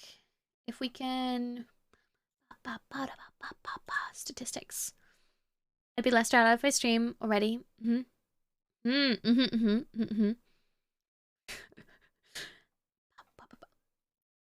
So yeah, if you can stream later, you could try. I would recommend giving it a go. Maybe do a test stream. Maybe for a week or so, switch between streaming from 2 p.m. to 7 p.m. to maybe doing like, what do you stream for? 6 hours? Maybe like 4 p.m. to 10 p.m. If you need a break for dinner, maybe do a shorter stream. Maybe you could try splitting your stream into 2 streams, maybe do like an early afternoon stream, like 2 p.m. to whatever, and then have dinner or whatever, and then come back and stream for another 3 hours or something. Ate a big lunch and snack partway through the stream. Yeah, I feel that. I'd recommend giving it a go. Play around with different stream times because you might find it a lot easier for your viewers to catch you, you know, and for new audiences to catch you streaming at that time. Because I think the time you're streaming at, as someone had said, it's more like Japanese prime time. You know, you're streaming at Japanese prime time, which is in the early afternoon for British people. Native English stream, if not, try your native stream on a separate channel. So, okay, so I would recommend, what was I saying? Your stream time currently is prime time for Japanese audiences, which is great if you're targeting Japanese audiences. But you don't speak Japanese, you're not, your content isn't to a typical VTuber Japanese culture, if that makes sense. It's a very different VTuber culture for Japanese audiences than it is for Western audiences.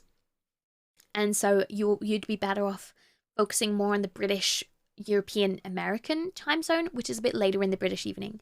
So even if you end at 10 p.m., I think you'd still be capturing a portion of the American audience. So let's have a look.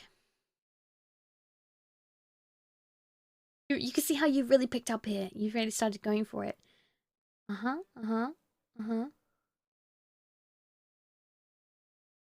happened here? Month? You're doing so well in November. November popped off for you. You're growing. You're doing well. It seems like you've made some really positive changes. Hours streamed on average. Right, but this is all including your old stats from before. What if we change this? Sheesh, to November 2022. We do this from there to here. Apply. 40 hours streamed. Average of 9 viewers. Okay. You don't stream super often. This is a month. And you've only streamed 1, 2, 3, 4, 5, 6, 7, 8 times in a month. Is that true? You've only streamed 8 times this month? That's not a lot. Like, if we're talking about, if you streamed more than that,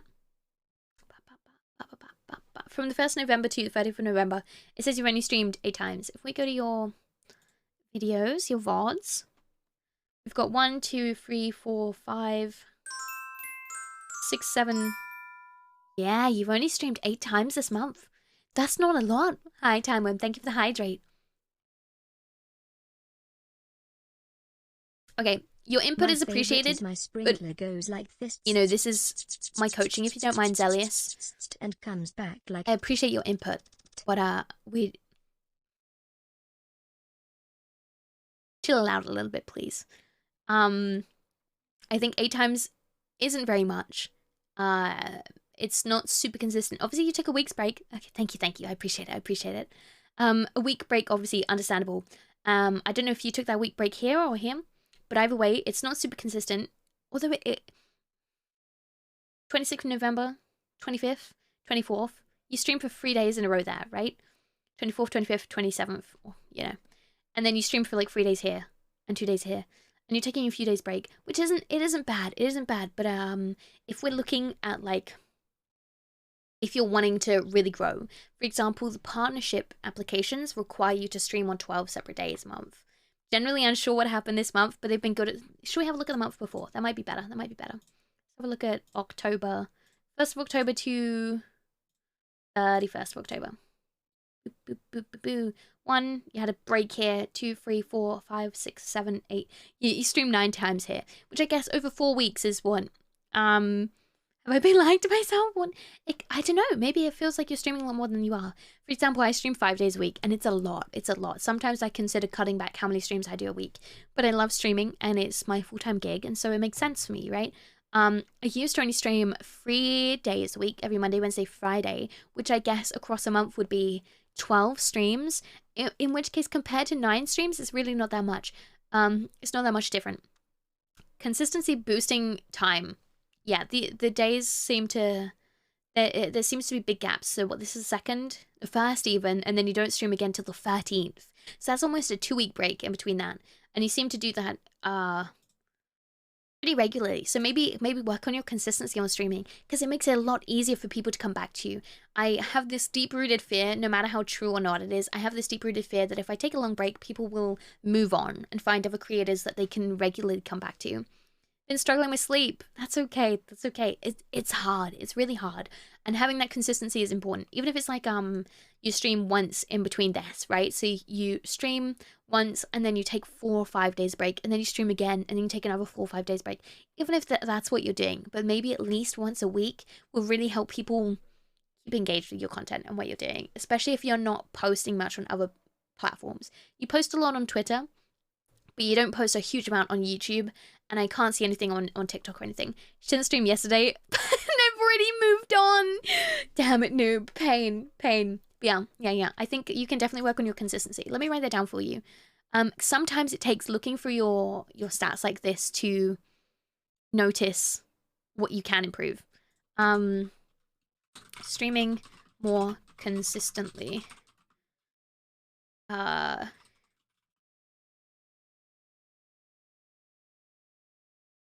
Averaging 8 or 9 streams a month recently with prolonged breaks in between streams. Consistency in more regular streams will help you retain viewership. Yeah, for sure. Hi, Terry, welcome. Hi, Dorinda, welcome. How are you? We're doing more stuff. We are doing more stuff, yes. I figured out what it was. You changed your mind. That's okay. That's okay. As I said, like, we're not here to go through the why and how and whatever. We're just having a look at what gaps that can be filled to help you, you know, boost yourself a little bit more, maintain the viewership you have, and hopefully help you increase your viewership, like grow as a creator, not just in terms of stats and numbers, but in terms of the actual content you're producing. And maintaining that consistency will help people know when to find you, when to come back, and help keep you fresh in people's brains. Because I think that's really important. In this day and age, content is so oversaturated with creators. We're now overwhelmed with the amount of people we can watch. Viewers are more likely to come back to your streams when they know your stream. Exactly, right? Exactly, yeah. And there are so many people that they can watch. When you leave for a prolonged time, people do have to find alternative people that they would regularly watch. So let's say you're a regular viewer of my stream. You watch my stream religiously every day, and it helps you pass the time while you're at work or during the evenings, or helps you wind down as part of your routine, right? And that's why having that schedule is important, because people build your schedule into their routine. They make it part of their lives, right? Same as you would, you know, I guarantee you have content that you consume that you make part of your routine in your life. Like at dinner times, you might watch another episode of a TV show you love. You might binge watch a TV show, you know, or an anime before bed every Tuesday and Thursday, you know? It becomes part of your routine in your daily life. And so when you stream irregularly, people have to replace your content that they did have part of their routine with another form of media or another content creator. So if I go away for 2 weeks because I've been sick or I'm on holiday or something, or, you know, I start missing streams or I skip a week for, you know, whatever reason, people then go, oh, there's no Petri stream. I now have to go find another creator to watch. I'm going to go binge watch this TV show. And then when I come back, you can't expect everyone to just drop everything and return and make you part of their life again. Because they might have found something else and be invested in something else that they don't want to just drop. I mean, I know you're the streamer and you have all the hours, but I shudder to think of my total watch time here since I just joined. Just don't think about it. Just don't think about it, right? Just don't think about it. It's fine. There are bots that you can track those kind of things, but I don't have that turned on. So yeah, I think you're doing really well, Sparky. And I think there are some things you can work on, which I've written down for you. Simple things like adding some more graphics, adding better communication with your community, and improving your conversion between platforms. I'm a 5-year subscriber to IDDQD. I used to miss Petri streams because IDD would often stream during Petri stream. About 18 months ago, IDD moved to a different stream time, so I started watching Petri full time. Now, even though IDD is back to streaming often during Petri's time, I'm never there anymore. Just an example of Petri's point. Yeah, I think it happens a lot, and I think we do it a lot as viewers without even thinking about it. This also goes for your stream time. It is consistent. It makes it hard for people to know when to tune in. Exactly, which is why even if you can't maintain a schedule of days that you can stream, maintaining that time that you typically stream at, It's actually very similar to Twitter posting, right? You can think about this with Twitter posting as well. I'm going to hide this just so I don't dox anything. But if I go to my stats for Twitter, right? Definitely needed the shock. It's okay. It's okay. Sometimes we can't see these things in our own content. And I guarantee you there's things I could be doing in my content that I'm missing because I'm blind to it, because it's my own content. But having someone else have a look and say, hey, this is what you can do to improve things can really help just, broaden what you're doing. All right. I don't think this doxes anything. So I'm going to show you. Bam, bam, bam, bam, bam, bam.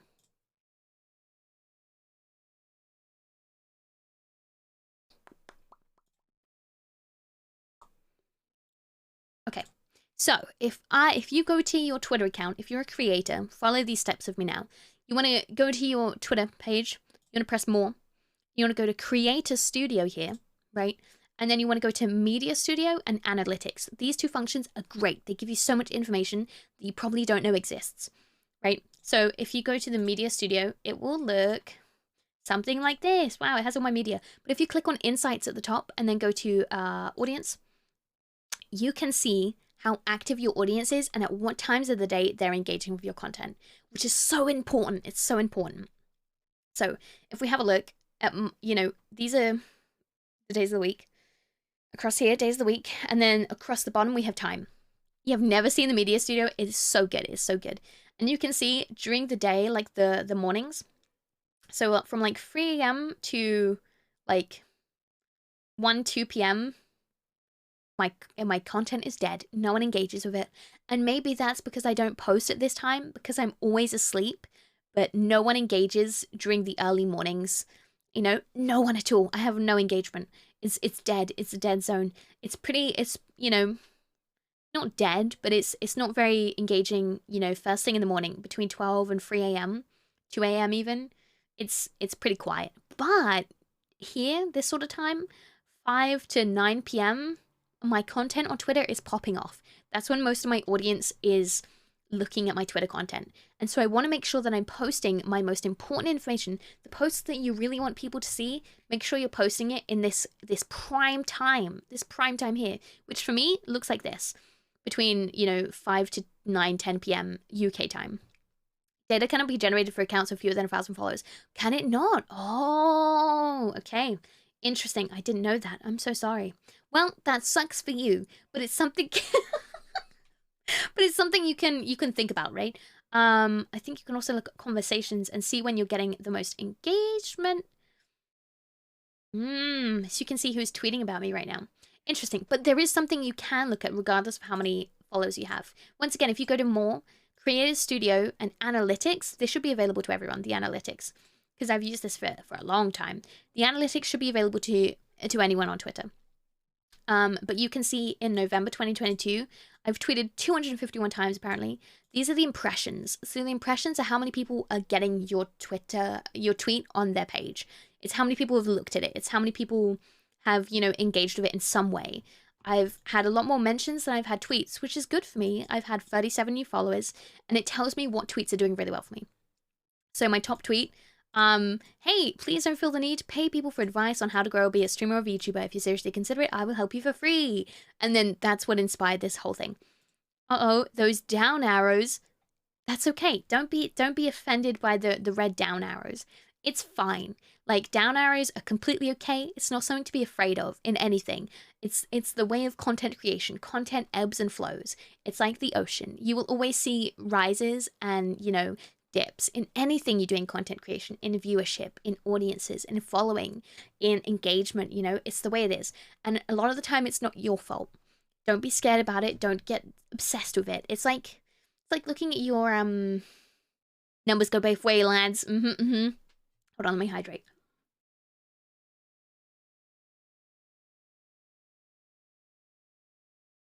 So yeah, you can see a whole bunch of things.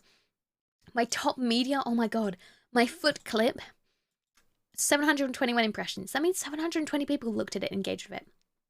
And then with this kind of information, you can see your percentage of engagement. So if I have a look, this had 721 impressions. This clip was put on 721 people's timelines, right? And then you can look at that impressions and say, okay, how many people actually engaged with it?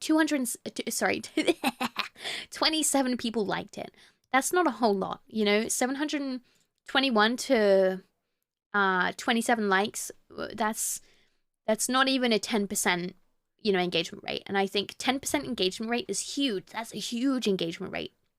You're looking at something between, you know, 0.5 to 0.8% engagement is really good engagement rate on Twitter. So don't be afraid if your engagement rate feels like it's really low. For example, this tweet, my top tweet of this month, and 3,500 impressions, right? But it only got 74 likes, which is okay. That's okay. But it also got 14 retweets and 10 responses. You know, that's a lot of engagement. And I think this did really well for me. And so if I look at what tweets have done really well for me, I can see, okay, this is something people are interested in. This is something people want. What can I do to create more of this content? And that's why when this tweet did really well, that's exactly why I started doing the content creator coaching and the resource pack, because I realized there is an audience for it and that it's something people really want. And so I delivered on it. You know, it's really as simple as that. October. It's a good day to not be a bluehead VTuber. That tweet did really well. 11k impressions with 83 likes. And that did well because it was relevant to... It was subtly relevant to drama that was going on. It wasn't, you know, it's fine. Are you not entertained? But do you get what I'm saying? So if you have a look at your Twitter analytics, you can see what content on Twitter is working for you. And this applies to everything that you do. So like on your Twitch streams, I regularly look at my Twitch streams, what streams did really well for me, what about that stream I think people engaged in the most. Currently, Twitch have just, I think they're trialing this new form of thing. Let me have a look, hold on, I'm gonna get my Twitter dashboard up. Twitch dashboard, my Twitch dashboard, sorry. Please recommend a Nintendo Switch game. I don't know, bro, I'm gonna be honest. Really dodged a bullet having predominantly warm colors in my model.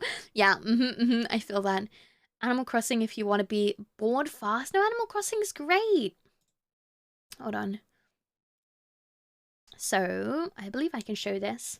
So, this is my okay, so Twitch, I keep saying Twitter. Twitch have they're revamping their analytics page. So, I don't think this is available to everyone yet. You might have to have a look on your own Twitch page. But under analytics here, you can open that and you'll see overview, achievements, and stream summary. And then more recently, they've added discoverability and engagement, as well as revenue earnings. So on my engagement, I can see at what point people were talking the most in a stream. And if I go, okay, people were really talking here. What happened here? Well, obviously, this is when I started stream. This is when I get everyone to say hi and chat, and I get people to tell me about their days, and we have a conversation here before we start the stream. And then you can see people were really talking here. What were we doing here that people really enjoyed? You know, and you can do the same for viewers. So if I go to unique viewers, I can see, you know, I had an influx of people here. This was probably a raid, right? You know, I had no new people here. Did something happen here? Did you get what I mean? I can, oh, these are days, sorry. This is across a month. My bad. Let me have a look at, last 7 days. In fact, let's have a look at 1 day.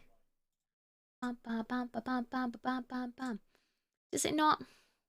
Oh, I'm just going to stick on this. Oh my god, I'm a stat. Yeah, in fact, we can actually have a look at where people are. So you can see most of my viewers come from followers, some from other channels. But you can see what platforms people are using to watch on. You can see what channels we have in common. We can see what tags are working for me. See, 5% viewers follow me for the tweet tag. You see, the tweet tag is working for me, gamers. It's people like the feet, right? But VTuber is my predominant tag. You want to make sure you're making optimal use of tags. Tags are important on every platform. You have discovery engagement, nice. But here you can see my 40% of my viewers are from the US. And so it's important for me that because of a lot of my viewers are from the US, that I'm maintaining that that prime time US viewership. UK finally overtook Germany in my stats. That's good. But you see, that's what I mean, right? You stream in predominantly Japanese, British time, right? You stream early in the you stream in the UK afternoon time, right? And so it makes sense that your audience is predominantly British and European. 2.5% per foot. But yeah, it's important to look at your stats, but don't get bogged down with whether your stats feel good enough or not. Hi, Arctic Ninja, welcome. So yeah, it's really important to have a look, see what's working for you, what's not. There's really a lot of information you can take from your own stats. And if you ever want me to look at your stats, I think I might open some kind of way you can send me screenshots of your stats page so I can see what's working for you and help you, you know, work that out for you. Because obviously I can only show you my stats page and tell you how I look at mine. I can't log into your Twitch channel and do it for you. But yeah. You see, there's lots of information to be taken from this. Where are we? Where were we looking? Twitter analytics. Yeah. There's so much here that you can take from all your analytics page. And I think it's really important that you don't get upset and bog yourself down with these reds, these dips in viewership. It happens. It's the natural ebb and flow of content creation. You know, people will come, people will go. It is what it is. It is what it is. Anyway, thank you so much, SparkySummers, for being for allowing me to look for your content. I really appreciate it. I think you're doing really well. I will send over these notes for you, and of course, this VOD will be available for you to have a look after. To have a look back at. It's all available. Thank you. No, thank you. Thank you so much. I do have another creator. We're going to look at FluffleHuskies next. And then afterwards, we'll be doing a Q&A session. Well, answer any questions, and hopefully we can, you know, tackle some topics. I do want to go over the bits you put in your application one last time. You talked about make sure I've addressed everything for you. I want to grow but not burn myself out. I'm happy taking this at a steady pace. I also need guidance on the sort of stuff I should be posting on social media in general. I feel like we've addressed that. Already I'm taking steps to try and distance myself from drama. Yes. You fear the dead air on streams. Don't. It's okay. You are doing good. I think it's too much. I don't want to compromise my balance of chill and chaos, but I also don't have much to talk about. You don't lead an interesting life, and so I need to figure out how to talk about other stuff. That is hard. That is hard. And I think engaging in other content online will help inspire you to, you know, talk about other things. Because I don't have a whole lot going on in life too. It's okay. My life is being here on Twitch. And so, you know, often I'll talk about things I've seen online, or, you know, we'll engage in different forms in content to help, you know, inspire me and how to talk about other things. And to absorb a lot of random trivia for a YouTube mini document. I love those YouTube mini documentaries. I watch them religiously. Maybe I should take notes. You could, if you're watching a lot of those mini documentaries, maybe talk about it on stream. That's something you enjoy, and I guarantee there will be people that enjoy it too. So if you're struggling for something to talk about, you could talk about that. Like, I really want to talk to the stream about the TV show Wednesday, because I've started watching that and I'm enjoying it. And it's not entirely what I was expecting, but you know, that's a whole thing I want to talk about, because I'm sure there's people that, you know, have watched it too, or maybe they're interested in it. Or even if it's not about the topic, they're interested in hearing what I have to say and my own take on things. You know, take notes so you don't forget. If you have to take notes about things, you can, even if you have little conversation prompts. You know, what I used to do when I struggled really bad is I used to set myself a conversation starter every stream. And back then, I used to use conversation starters like, is the ocean a soup? And that's completely what inspired the whole soup thing that is consistent across all of my streams. So, simple things like that can really help bounce off your chat and create a conversation. That's really cool. Do you know one of the plugins called Zelius? It is a big soup, exactly, right? And because you take that conversation starter like that, like, do you believe the ocean is a soup? And then chat go, oh yeah, it is. No, of course not. It's the ocean. What the fuck? And then you start talking about it. It's more of a brine. See? You see what I mean? See when it starts a conversation. There's a whole bunch of conversation starters like that you can use. Something that you're interested in, something that you can, you know, bounce off a chat with. Even if there's no one in chat engaging with it, it's something that you can discuss and be like, well, you know, I think it is because of this, but maybe it's not because of this. And it really just, it can fill dead air. It can really help provide you with the confidence and experience to practice just talking between yourself when there's nothing else for you to talk about. Scene Notes Doc is the name of it. Thank you. I'm going to write that down.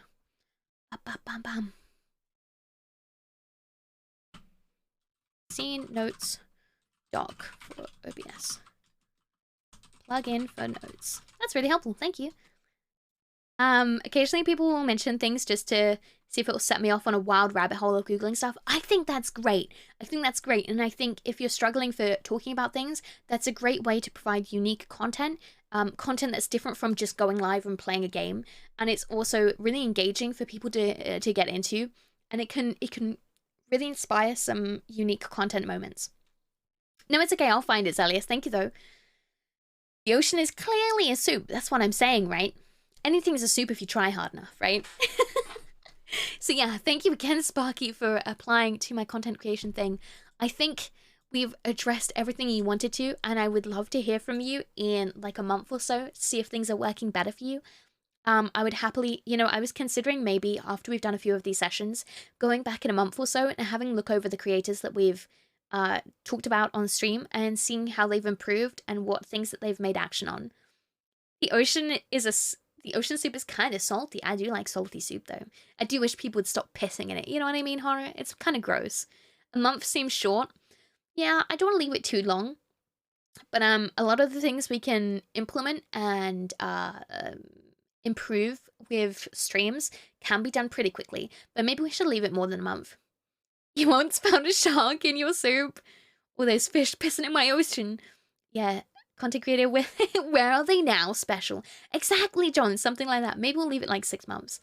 I don't know, but I definitely would like to revisit the streamers that applied and see how they're doing now.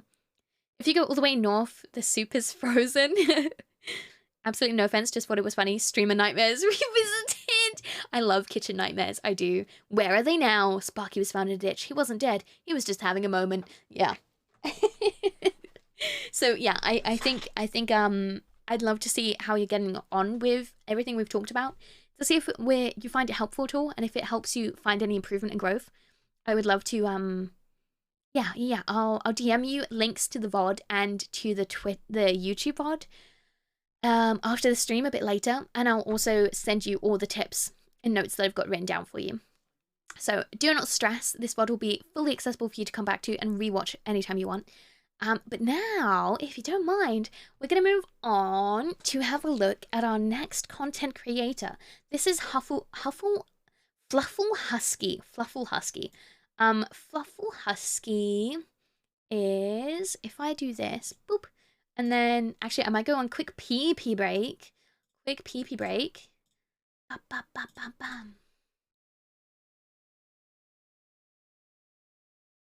Ba-ba-ba-ba-bam.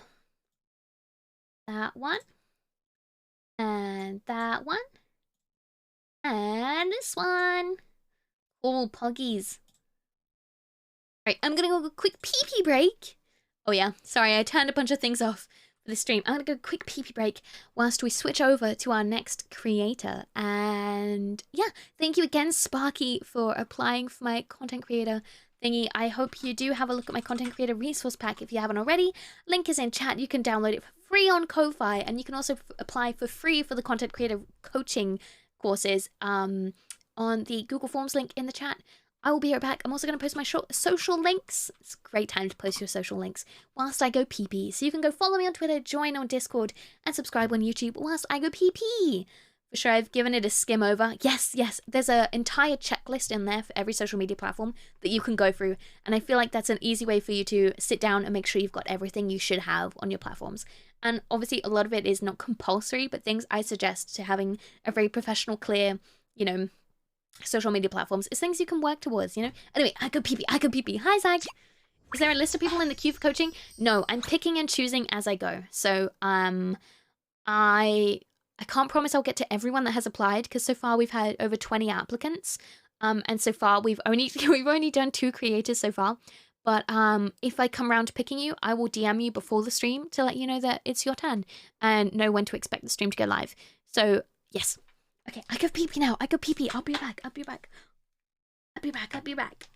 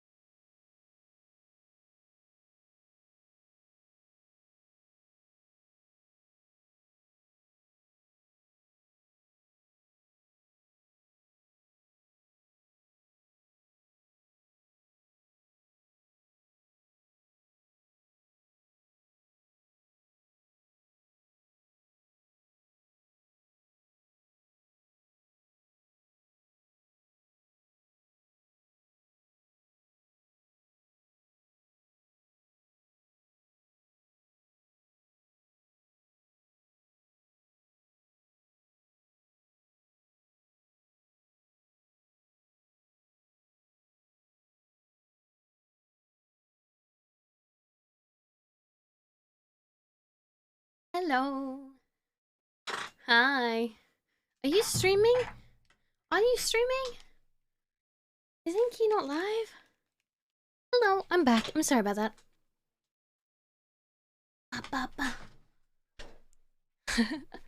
I'm back. Hello, welcome.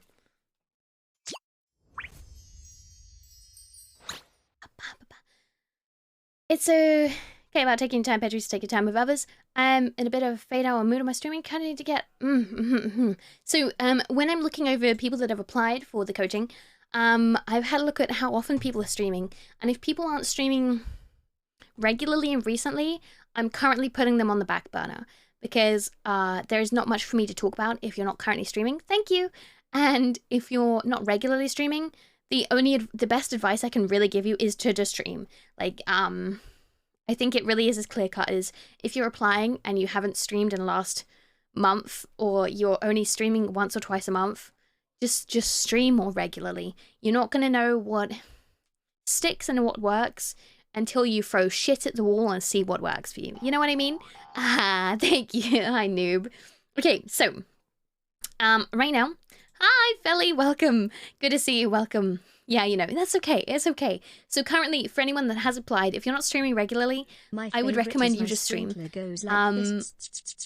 And know that you won't be reviewed for a little while at least. You will be put on the back burner in terms of priority on the list. It's not a first come, first serve basis. So yes. Anyway, we're now going to look at another content creator. This one is different. He's a flesh tuber. His name is FluffleHusky. FluffleHusky. Let's have a look. FluffleHusky! Welcome to FluffleHusky's channel. Okay, so we're going to be looking at FluffleHusky's Twitch, YouTube, Twitter, and see what else they've got linked. FluffleHusky. FluffleHusky goes by they, them. Just to pre-warn you, they go by they, them. So if we can try to keep to they, them if we can. When I stream, I have a hard time retaining viewers or gaining new viewers and follows. I don't know what I can do to improve, so I'm looking at advice from other creators on things I can work on. Just looking for brutally honest review from a fresh pair of eyes. Since the majority of my follows came when I was offline due to shoutouts of other creators, I'd like to see what I can do to earn those followers when I'm live. Thank you for doing this for other creators. Peer reviewing without the price tag is something our platform needs more of. Hope you have a great day. This person seems lovely, right? They've been so nice in the application. Bless them. Okay, so we're going to have a look at their content and see what they can do to help gain those followers and viewers whilst they're live instead of just when they're offline from shout-outs. And we're going to give them, hopefully, an honest review of a fresh pair of eyes as requested. Notes. Got my notes pad ready. Heck yeah. So this is FluffleHusky. Let me hydrate.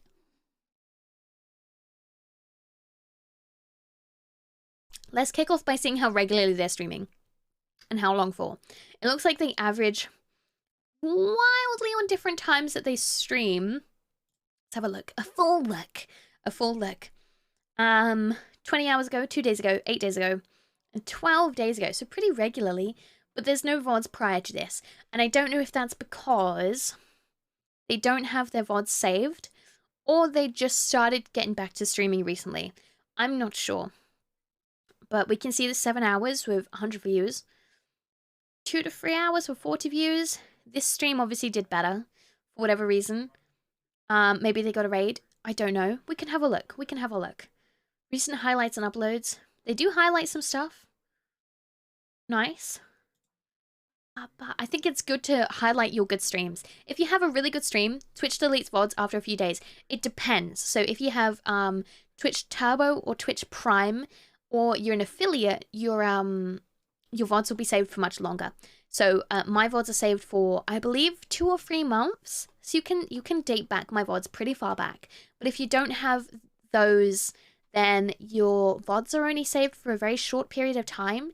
So if you're finding that your VODs only date back a few days, have a look, see if you've got Twitch Prime or Twitch Turbo, and see if you can extend how long your VODs stay on for. Twitch VODs archive. Let's have a look. To enable archiving, first visit your stream settings. You can navigate this page from the creator dashboard, expanding your settings tab on the left and clicking stream. Under the VOD settings action, toggle the slider next to the store past the broadcast to enable or disable archiving. Let's have a look, see if we can find more information about how far you can date back your VODs. Okay, so Twitch partners, Turbo, and Prime users get 60-day past broadcast. Highlights are saved indefinitely and uploads are saved indefinitely for all people. Affiliates only get 14-day storage, so I bet this user only has affiliate and he doesn't have partner. Obviously, he doesn't have partner. He doesn't have Turbo or Prime. So I'd recommend if you have Amazon Prime connected to your Twitch, so you can get that full 60-day storage. Other broadcasters only get 7-day storage. So affiliates get 14-day, and partners and Prime users and Turbo users get 60 days.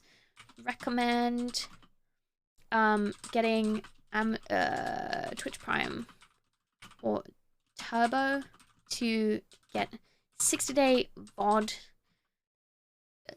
archiving, as currently it looks like you only have 14-day VOD archiving. And then I'm going to link the page where you can see it. More info. Cool. Poggy Woggies. You can save the entire VOD as a highlight, but I feel like that floods your highlights with a lot of unnecessary content. A lot of people don't even know where or what Turbo is. Yeah, Turbo isn't super advertised, although they are starting to advertise Turbo again. But even just having Amazon Prime and connecting it to your Twitch, you can have Twitch Prime and it gives you the same thing. If I remember correctly, you can go to schedule and look backwards to see completed streams. That's a good idea. That's a good idea. Do they have a schedule set up? They do. Okay. They stream from 10 p.m. to 1 a.m. UK time. Ooh. A little bit all over the place, huh? Little bit all over the place. They're streaming at very different times. Okay. They don't have a schedule set up. No, I don't know if these ones are gone because they haven't streamed, or if they aren't having the VOD saved. Either you hold on.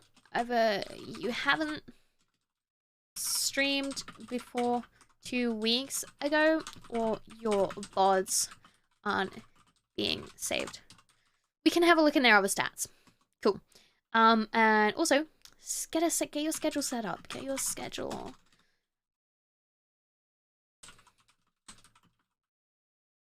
Getting your schedule set up is a great way for people to see when you're next going to be live, which they do have here. They have a schedule set up here.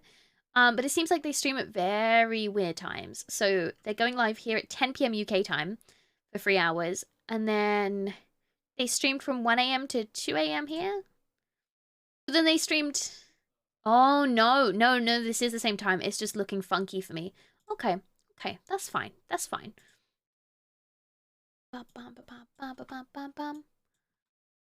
Cool. Right, let's look at their about section. My name is Tyler, though online I go by FluffleHusky. I'll occasionally stream from time to time, but my main hobby is on my YouTube channel. I make a show about video games and other things too. Just search for FluffleHusky. Bark Park Media on YouTube. Okay. Do they have their YouTube linked here? They do. Good. Good. Oh, you see? They've got cute panels. Very good. Very good. Tyler32, he, they. My name is Tyler. You can call me FluffleHusky, Fluffle streamer, whatever you like. I'm a 32-year-old variety streamer who loves all things gaming. Don't let the furry mascot fool you. This stream is not dedicated to solely furry content, though folks from all walks of life are welcome here. I'm passionate about content creation, personal improvements, and finding whatever it is that makes you smile. The Bark Park is a place for casual camaraderie, mental health awareness, and the freedom to be you. Nice. I work in IT by day. By night, I'm working on learning how to expertly make dice, costume props, and of course, stream among other things. That's really cool. I like it. Why don't you tell me a little bit about you? They have their computer stats here. This is very normal. Okay, this is a difference I see in a lot of Flash tubers to VTubers. A lot of Flash tubers do have their computer stats here, which I think is cool. And especially people that play like games professionally or competitively, they always have their stats here, which I think is really interesting because you don't see that a lot in VTubing. Rules, nice. Those are big chunky rules. Basically, don't be that guy. But, you know, sometimes you need that. I think it's easier to read when, in fact, they've made it really easy to read, but I think it's easier for people to consume it if it's really short sentences. People like to buy the products used by their favorite people. Yeah, right? They like to have the same setups. I used to get asked a lot what setup I had, but I don't know the answer. They have the schedule here. Okay, Monday, make a Monday sometimes after 8 p.m. EST. Tuesday, okay, so they have their schedule. All right. Put your, so he has a schedule. They have a schedule, but they need to use the Twitch schedule feature and populate that with your usual schedule. That'd be good because they have a nice detailed schedule here. Please follow the stream and let's hang out. Nice. I like that they have their Twitter stuff here. It makes it easy for people to find their Twitter. Stream is starting with a little later tonight. Okay, nice. Sound effects. Oh, I see. That's a cool way of doing it. Oh, I like it. A bit like we have our sound effects here. We have our sound effects. They have a panel for it here. Donations. If you're enjoying the stream, you'd like to support even further. Nice. Speedrun's very new to the world of speedrunning, and I'm still getting used to it. Not everything I stream is a speedrun. Oh, and they've got links to their speedruns here. Nice. Okay. All right. I feel like they could include something about speedrunning in their about and in their bio. If you'd like to anonymously gift. Very good. Quest accepted. Here's a Discord server for content creators of all varieties. The Quest Accepted network emphasizes sharing content from many creators as opposed to focusing on one creator, from streamers to artists to authors to chefs and costume builders. All creators are welcome to share. This is really cool. This is really cool. Hi, Bibio. Welcome. All right. I love the panels. I'm obsessed. This is really good. I want to write this down. I love your panels and all the info and links you have beautifully presented. Nice. Nice. Very good. Very good. And you can see they've made good use of the formatting. So they've made this in bold because they want your eye to be drawn immediately to the About Me section. And then they've used this. Yeah, it's chef's kiss. Very good. Very good. Very good. They do have their links here. Small bites on Hookster. Oh, okay. Who's Bark Park Facebook page, Twitter, Bark Park on Discord, and FluffleHusky on YouTube. Okay, cool. Let's have a little look at their actual streams. Let's have a look at one of their VODs. Let's watch their most recent one. Refresh the page. Oh, was this the same stream that got DC'd? Was this the same stream? 2 days ago, 20 hours ago. Was this the same stream? Or is this just how we start stream? I can't believe you, dude. Yeah, I'm such a dick. Let it be known that John is probably the most toxic one out of all. That's a lie. I'm just kidding. John is far from toxic. What's happening here? It's like he just goes live halfway through something. Well, but to be fair, any of us can be.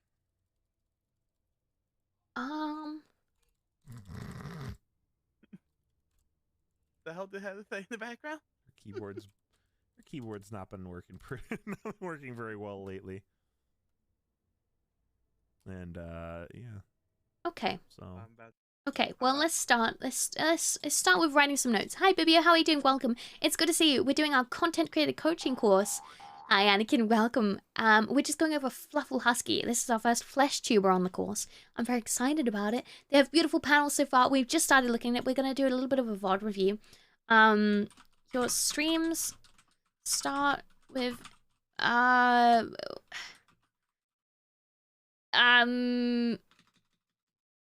It could be good.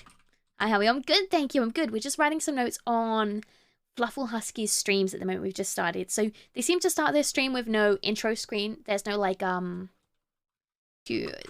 there's no starting soon. There's no intro. There's no hi, how are you? Welcome. It's just bam, straight into a conversation with someone else. So I'm gonna write this down in the notes for them. It could be good to start your streams with a starting soon screen. I like his name, so that's a good start. FluffleHusky. It's a cool name, right? Could be DC. That's what I thought. But so I had a look at 2 of their streams. So this is their most recent one. here. Refresh the page. And I thought this meant he DC'd, right? So we went back to his last stream. So this was 20 hours ago. This was 2 hours ago. Sorry, this was 2 days ago. I'm not toxic. Time to pass out. Good night, Bibio. Have a wonderful night. Take care, sweet dreams. Good night. Good night. Heather, your whatever's in the microwave is going doo-doo.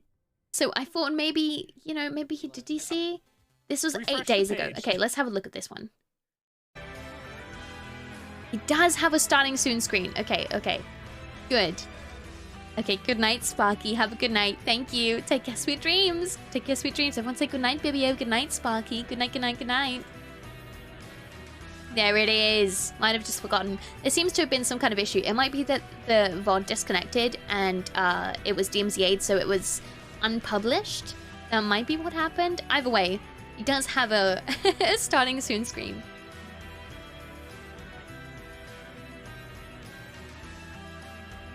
Nice. Okay, let's skip ahead a little bit.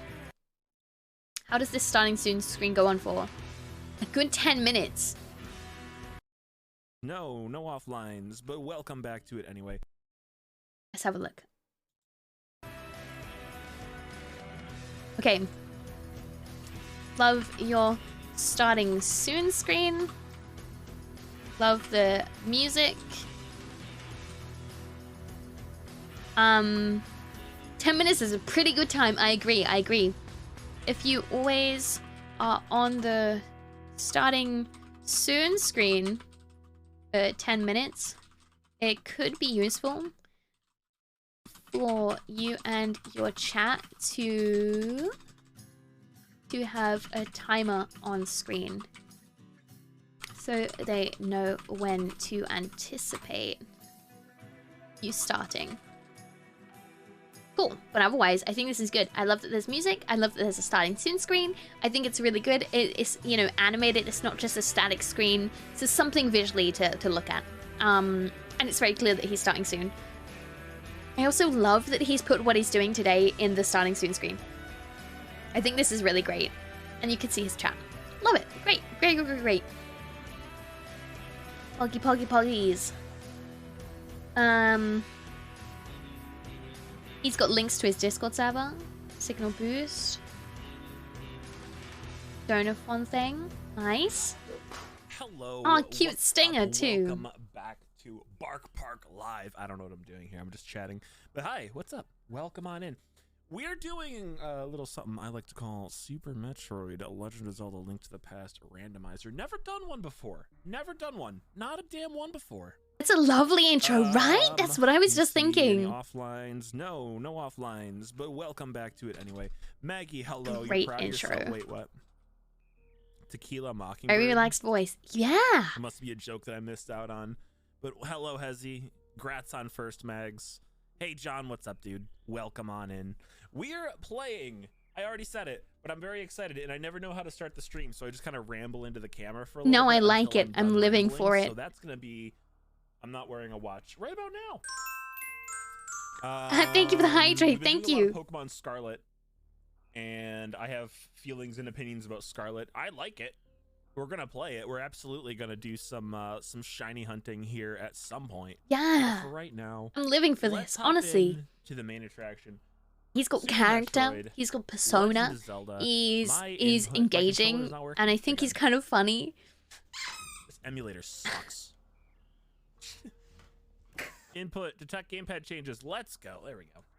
Nice. So this is Super Metroid Does he have music? and Legend of Zelda Link to the Past. Like, you have never seen it before. Oh, this is new. Not new, so you might have seen it before. But we're starting in Okay, I don't think he Ocarina has now. music, but you can hear the game music. It might Super be that his Metroid music is as put on a Link different from Ocarina of Time. audio Look at output. that. How cool is that? Oh my god, I forgot how to play Super Metroid. We are in for something special. John, how you doing, buddy? How goes Pokemons? That message has been in I'm his gonna chat play for a some more while. of that tonight because It took him a little while to in a respond to while, it. but- I don't know if that's normal for him. But basically what's happening here is Super Metroid and Link to the Past got shuffled up. The Master Pew. He is yeah. reading it. Okay, The good, good, Pewpie of good. time. Oh, hi, Alma These Dad. two Welcome. games have How are gotten you? I hope you enjoy your completely mixed up with emotes. each Hi, other. Duke And Fool. the Welcome, technical welcome. reason We're for doing why our this is content creator possible is a little coaching bit course beyond me today. because I didn't do my research. So it'll be slightly But different suffice content it to what I say normally that do.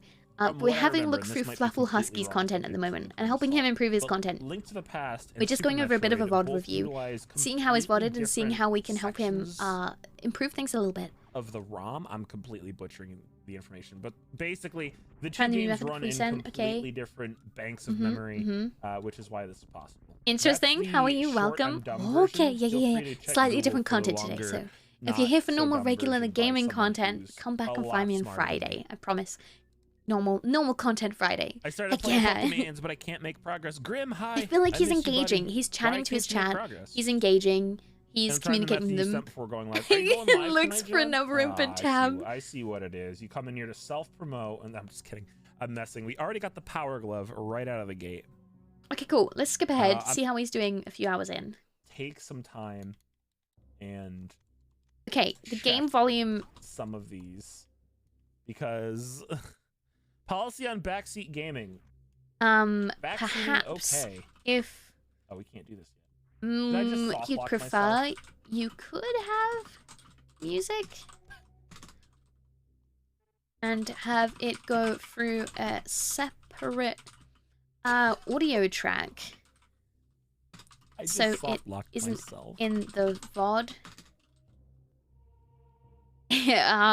Though you may be doing that already. I mean, I was looking for another tab with Reset. audio. Oh! Hi, How Spadoinkle, much of it did we welcome. lose? Though you may be I hope already this is doing a that. game that Think of the Polyjigful. I do I hope you thought enjoy your the time old here. man caveman- Please caveman bear with old man. me. That's The what I content thought is too. different today. I do my creator resource It's pack really you can find in my annoying Ko-Fi. having If to you are reset creating, the you would like tips on it, you can gamepad also so apply for my frequently. content creator coaching courses that I'm doing right now. How much- Hi, Slothman. How are you? Welcome, welcome, welcome, welcome. Thank you for the raid. How are you, Slothman? Good to see you. Good to see you. Hi. Thank you, T, for the resub. Thank you. 17 months. Poggy, poggy, poggies. Hi. Welcome, welcome. Oh, White yeah, that's a underscore raid. T just resubbed for Ba, ba, ba, 17 ba, ba, months. ba, ba. I've subscribed for 17 months. Petri. Yeah. Boom. Big reveal. Boom. Big 17 reveal. months. 17 months, What do you think poggies. about that? I turned myself into a 17-month badge. What are you just staring at me for, bro? 17 months. Petri. Pickle. Thank you, Dee, for the resub. Thank you. Hi, Slothman Dan. Welcome on in, Raiders. If you're new here, hi, my name is Petri, short for Petrichoral. I'm the Queen of the Stars. Welcome to my content creator coaching streams, free coaching for content creators, where we go through all your platforms and help you improve as a creator, both in your content and hopefully in viewership in turn. Yeah. Welcome on in, everyone. If you're new here, hi. Welcome. May your stay in my dungeons be pleasant and damp. Thank you for the raid. Thank you for the follow. Hope you enjoy your time. Yeah, welcome. How was your stream? What were you playing? Let's have a look. Ba-da-ba. Somerville? Oh, I heard about that. Is it good? Are you enjoying it? Welcome, Raiders. Welcome. Raid! Today is a little bit of a different kind of content. Normally I'm high energy gremlin vibes and variety gaming, but every so often we're doing our content creator coaching streams where we do very chill, serious vibes and we go through people's content and help them improve. If you'd like to apply, you can do so. Creator, here's a link to apply and also a link to my Ko-Fi page. We can download my free 14-page PDF document on all kinds of things for content creating. Wow! Did you enjoy it? You played it, you loved it. I remember you recommending it to me, T. If you haven't followed Slothman Dan and Emmapotamus, you can check them out. Link is in chat, or you can press that little button that sometimes pops up at the top of the screen to follow Slothman Dan and Emmapotamus. How was your stream? It is really fun. Actually, I've been wanting to play it for a while now. Yeah, I might have to give it a go. Hey, yo! Exactly. Welcome. Thank you so much, Adelaide. I really appreciate it. Welcome. At the moment, we're looking through FluffleHusky's content. He's a flesh tuber. It seems like he plays a lot of retro games. He seems really nice and entertaining. We've literally just started having a look through his content. We previously just looked at SparkySummers content. If you're new here and you would like to catch all the VODs are saved as highlights on Twitch and exported to YouTube, so you can check it out on both platforms. You can also check out my most recent one 2 weeks ago. It is on my YouTube channel. You can have a look through my content creator course. Cool. Poggies. Welcome. I hope you enjoy your time, everyone. Worth downloading. Just got him paid 5 on... Oh, you did, Spadoinkle. Thank you so much for tipping on my content creator resource pack. It's 14 pages. I was only jam-packed with so much information and tips and stuff. Why are you shouting me out whilst I was napping, ma'am? I was using you as an example on why the schedule is important for your Twitch account and how it, you know, your schedule gets shouted out when you do the shout outs. You know what I mean, Tony? I'm sorry. Now I'm gonna go sit and snack as I learn things. Yes, please do. Get some food, some rest, and some hydration, and thank you again for the raid. I really, really appreciate it, Sluffman. Welcome. Going back to my stream though. Stay awesome. Yeah. See you later, Tony. See you later, Tony. Goodbye. Yeah. Please get some food, some rest, and some hydration. If you haven't followed Slothman and Den at Slothman Dan and Amapotamus, you can check them out. Link is in chat.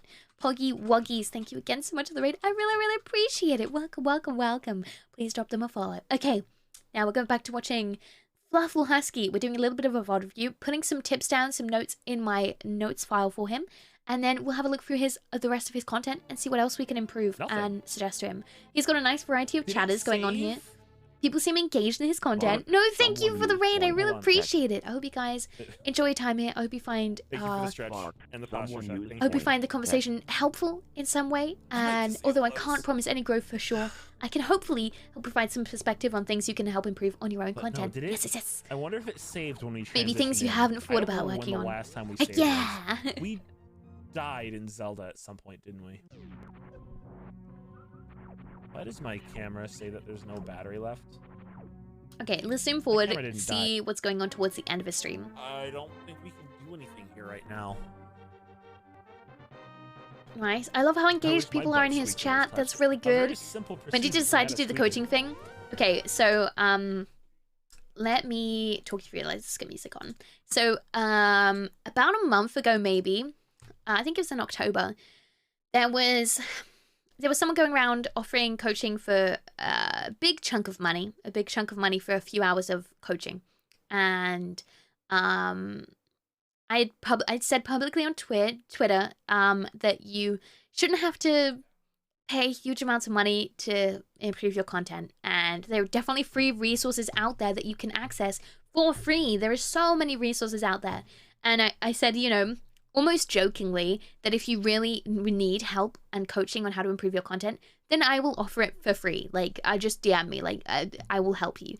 And I regularly, during my streams, even when we're playing huge amounts of money, it was like $200 for 2 to 3 hours worth of coaching, which is a lot of money for someone who needs help. Let's say you're a small creator and you're not making monthly paychecks out of Twitch.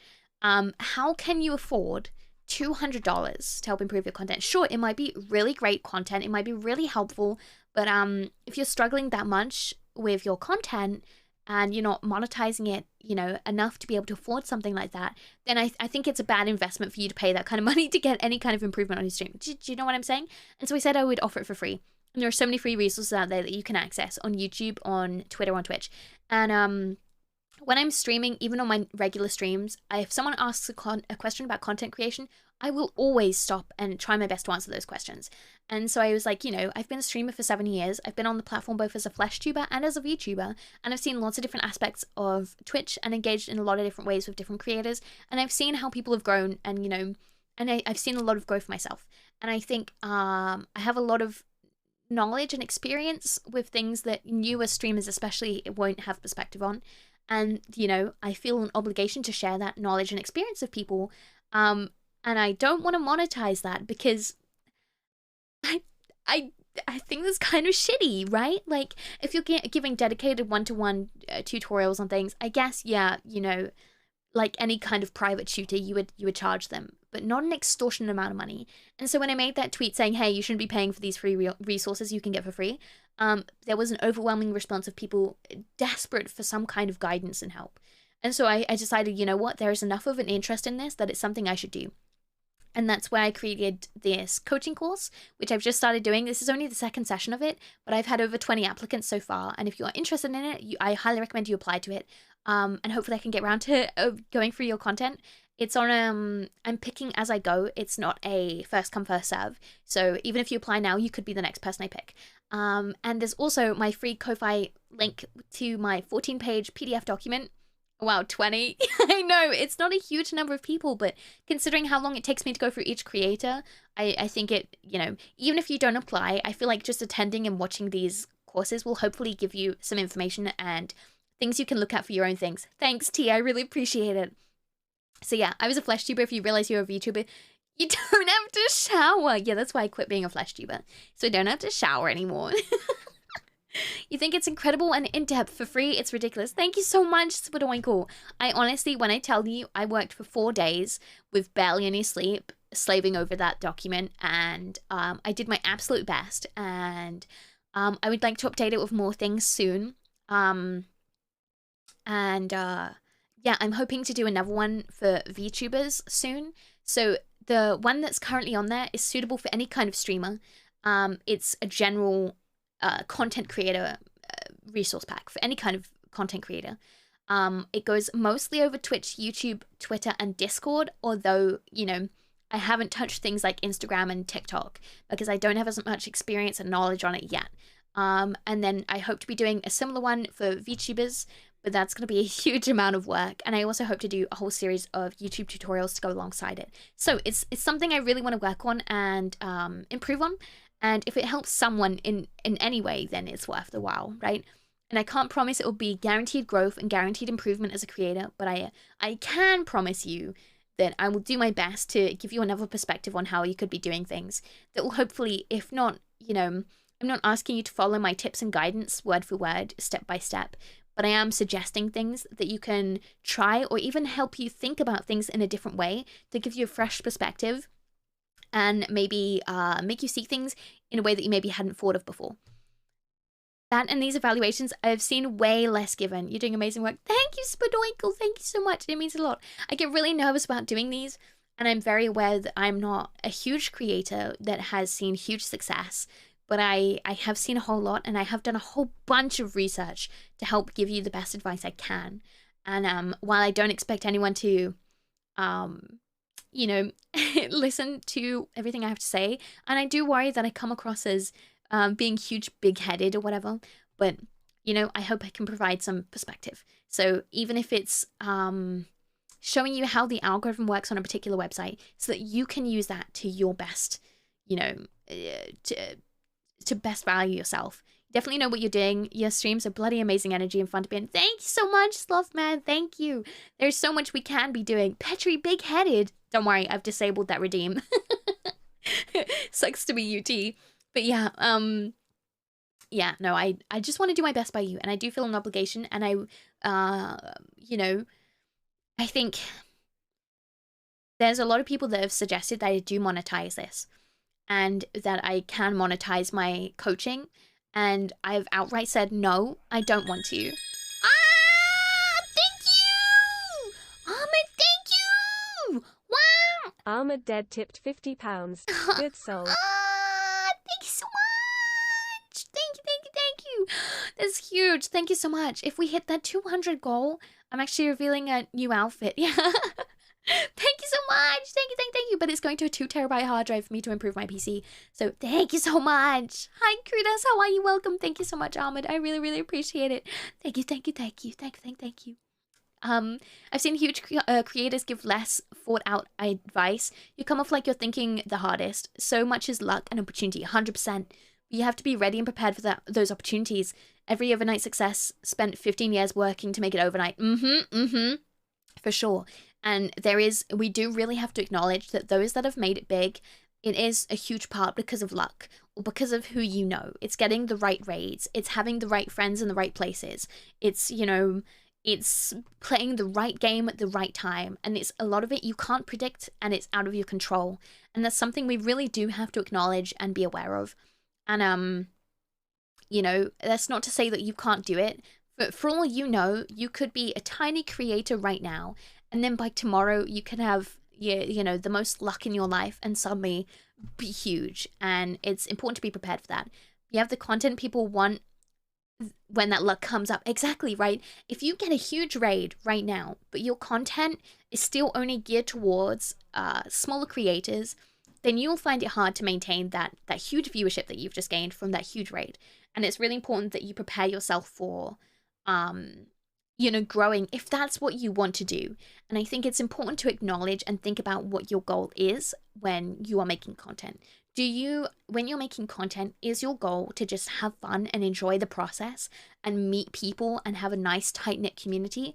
Because if so, you might be best geared towards keeping your community small, and you might be better suited to a small community, and you might find that it gets incredibly lonely as you grow, and you might find it a lot nicer as a small creator. But as a small creator, you will not be able to monetize your content and make as much money as a big creator would. You know, it's simply just, you know, not as financially stable as a big creator. Catch that cake. However, if you're going into content creation and what you want to do is you want to be successful, you want to grow and have an audience, and you wish to be like some of those big creators, right? Yeah, sure, ask a question about TikTok. That's fine. I'll answer as best as I can. You need to make sure you're gearing your content towards that growth and not towards small content creation. So if we have a look, if we think about the difference between small creators and big creators, the difference is how they talk to their chat, how they treat their community. And, you know, I think that's the big difference. Hi, good cakes. So for me personally, the difference I see between them, I see small creators have such a tight-knit community. They have all these in-jokes, they know each other's first names, you know, they play games together all the time, they DM each other all the time. Really beautiful, tight-knit, gorgeous community where everyone knows and loves each other. That's I love that so much for you. And you know, I think that's truly something magical you have there. However, it makes it a lot harder for, let's say you get that big raid, those people that have just joined your stream, it's a lot harder for you to include them in that tight-knit personal space you've created, because you've created such a deep personal connection to each person individually, and that is the reason that you have those viewers. Whereas as a big creator, you physically cannot have that strong personal, interpersonal connection to your viewers when you have too many people in your chat. If there are too many people in your community, you can't DM them regularly, you can't play with them all, you can't remember all their names, you know, it's impossible. And so you have to think, you know, how do I change that and maintain those viewers whilst also gearing myself towards a bigger community? You know what I mean? It's a big change, and it's hard, and it can feel really lonely as a creator to grow in that direction. But it's important that you consider which path you want to take as a streamer. Whether you want to be that small, tight-knit community and just enjoy the content you're making and make good, gorgeous content, or if you want to go for the big community and eventually maybe turn this into a career, or, you know, whatever it is you're doing, you want to grow, you want to be bigger, and you want to be able to live full-time or whatever it is. And it's perfectly okay to say you want to live full-time off content creation. It's perfectly okay to say you want to monetize effectively and live full-time off that. I think that's very shamed, it's very stigmatized. And I think there is no shame in saying that you want to do what you love and you're passionate about full-time without having to take time away from that to work a job to fund your passion. I think it's perfectly okay. If this was art, it would be perfectly okay to say as an artist, I want to be a full-time artist and therefore I'm going to sell my art, I'm going to monetize it. It's no different for content creation. Like, you know, I think as long as you're not bleeding your community dry of money by doing constant subathons, by constantly begging for money, by constantly saying, here's my donor link, here's my phone page, here's my, you know, give me money all the time, I think you will bleed your community dry and exhaust them. I've been talking with friends recently about fatiguing your community from trying to bleed them dry from constant subathons, and I think that maybe works for some people, but there is a concern that you would bleed your community dry and exhaust them in that way. Do you know what I mean? I think there's a lot to be said, and it's a really in-depth conversation. But initially, I think if you're a creator, the first question I would recommend asking yourself right now is what you want out of content creation. If you enjoy making the content, or if you enjoy the interpersonal relationships you have with your community. And I think it's perfectly okay. Like, I have really great relationships with my mods and some of my VIPs, but I can't commit that relationship and that level of friendship with all of my viewers. It's simply not possible.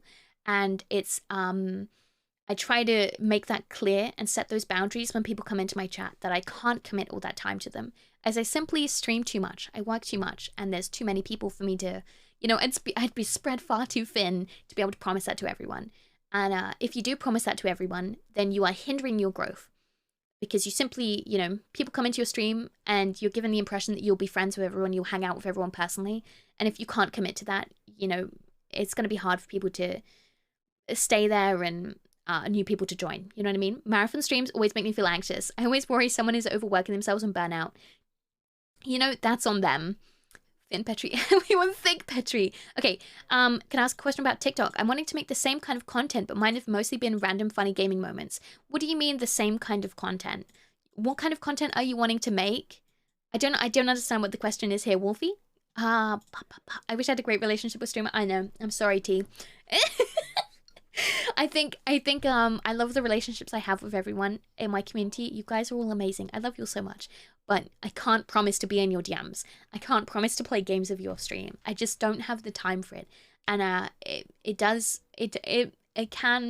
sucks sometimes when people want that from me and I can't give it to them. When I want that with people and I just simply can't give it to them even if I want to. I get a lot of people that come into my stream and they send me an immediate friend request. And it's like, I can't be your friend. I can't promise you that. I try to be as clear about that as possible. Setting those boundaries and making it clear, you know, it's not even about parasocial relationships. I mean, it is in a way, but it's about setting that expectation. Also, remember the super important easy early rule. You'll get better with time. Exactly. You can do the right amount of moves on the off-stream and production things, but the only way to actually level up as a streamer is to do it. Yeah, exactly. I think you missed it. Before you joined, I was saying I've had a lot of people that applied to the coaching who just simply aren't streaming. You know, they aren't streaming regularly, or they're barely streaming at all, or they haven't streamed in ages. And I can't give you advice on something you're not doing. Oh, you love how I've edited my TikToks. I looked at your TikTok and got confused. That's okay, that's okay. So are you asking how I edit my TikToks? Hi, surprise motherfucker. Hi, how are you? Welcome, welcome, welcome. Nice username, I like it. Welcome, surprise. I hope you enjoy your time and welcome. Yeah, bro, it's a little weird, champ. Knowing someone and being friends are two completely different things. Yeah, and you know, I don't want people to feel excluded and cut out and, you know, like, you know, I try my best. I try my best. That's all I can do. I love to get to know people on stream. It's the most time I can dedicate to most people. Okay, so how I edit my TikToks. If it depends on which TikTok you looked at. I did have one of my TikToks edited by my editors. They surprised me with a TikTok, and it was wonderful of them. So that one I can't give you advice on. That was edited in editing software. But most of my TikToks I edit through Join Combo. I basically love the layout. I use Combo, but I think I needed to learn about the editing. That's okay. Would you like me to talk you through Join Combo? I can talk you through Join Combo in a little bit if you want. First, we're going to look at FluffleHusky's content. At the moment, we're doing a bit of a VOD review and writing some tips down for him. Yes. But I can definitely talk you through Join Combo. In fact, I think on my last VOD, if you have a look on YouTube or even in my Twitch highlights, you can see my last coaching session. I did talk through Join Combo and showed you how to do it step by step. So that is definitely there if you want to have a look at it. But at the end, if I have time and I remember, or if you remind me, I will definitely talk you through it again. Yes, for sure. At the end, I'll be doing a Q&A session. Okay, cool. Thank you. It's in my coaching session VOD thing. It should be towards the end of the VOD. Yes. Okay, cool beans. Right, we're going to go back to FluffleHusky, unless there's any other questions. But I went on a huge tangent there. But yeah, FluffleHusky, so far, I love his content. I love his energy. He's really good at engaging with his chat. I love the way he started his stream. He's doing beautifully. We'll have a look further into his content and see what's going on. Also, his panels are gorgeous. I love how he's got his panels all set up and how informative it all is. Not simple. But I want to have a me, look but about simple for what someone, I'm sure. happens at the end of his stream, how he ends his streams. No, you got it. Thank you. Skull further. 2 days. Yeah, dude. These last couple days have been awful. He streamed for 6 hours. It's really, really bad. And a few of these viewers I've seen since the start, which is really cool. I have no idea what I could my have eyes. done differently or where I could have checked differently. What's happening at the end? Only if you guys are cool with it. And I'm not seeing any no's, so we're gonna go ahead and raid Thor. Nice, they're raiding. Good. Wait, did he raid Yeah, thank you guys for Formaganda? hanging out. Oh, I love Thor. Here's our raid message. Thor is great. What a great person to raid. We'll have to try again later or something. I don't know.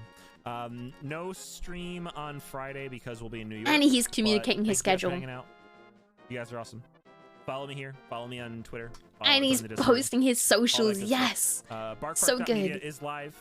Go over there, favorite the website, and yeah, I will catch you guys next time. very effective. Maintaining the same throughout is hard. It is hard. And he's got a stream ending. I love it. I love it. There's so much good stuff going on here. I love that he's communicating his socials at the end of stream. He's communicating when he's next going to be live or when he's like missing his usual schedule times. I love that he's created a raid message and he's raiding someone. And he's raiding someone really cool. I love Formaganda. Nice. That was beautiful. That was beautiful. Very, very good. Very good VODs. So I don't think whatever he seems to want to improve, I think his VODs are doing great. I think he's got loads going on there. I do want to have a look at what redeems he's got. I do want to have a look at his redeems. See if there's anything he can level up in his redeems here. Let's have a look. Go to his chat. Do you mean maintaining the same energy? Is that what you mean, Spadoinkle? Oh, very cute. He's even got an offline screen. Good. Pins. Let's have a look. First, hydration. Time me out. Posture check. Put the dog on the couch. Stretch. Oh, say the C word. Highlight my message. Rescue the seal. Choose an emote to unlock. Touch. Lol, what? He's got loads of redeems. Nice variety of prices too. I like it. No, I think there's loads going on here. And I don't know exactly what some of these do. Song of Storms. Ye who do not fear the dead, learn the Song of the Storms. The 1,000 years of raindrops summoned by my songs are my tears. The thunder that strikes the earth is my anger. Play the song. Oh, it plays a song. Okay, okay. What does it do? Did Husky accidentally say something? Oh, I see it. I see. Ba, ba, ba. Shows his best bird imitation. Takes disguise. Alright, cool. Nice redeems. I like it. I like it. Viewers, but energy as well. Oh, maintaining the same viewers is, yeah, it is hard. It is hard. Maintaining that engagement is difficult, and it's something you do get used to. And I think it gets easier the more you get to know your chat and your streams and what kind of things that you like to do and what they like in your streams. Wow. Hi, Alpha. How are you? Welcome. Hi, Powerpuff. All right. Cool. I don't think there's too much issue with his Twitch streams, and it seems like he said get a lot of follows off stream, but he's struggling to get those viewers to come on stream. Let me have a look back at what his comments were. He said, sorry, they said, I keep forgetting, they go by they them pronouns. They go by they them pronouns, they said in their application, although I think it might be he they on their about page. I don't know what to do to improve. Looking for brutally honest review from fresh pair of eyes. Okay. They want to earn those follows when they're live. All right. Okay. Let's have a look at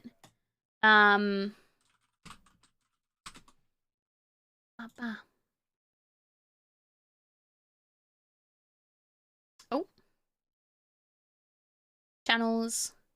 We want FluffleHusky. And I'm also gonna get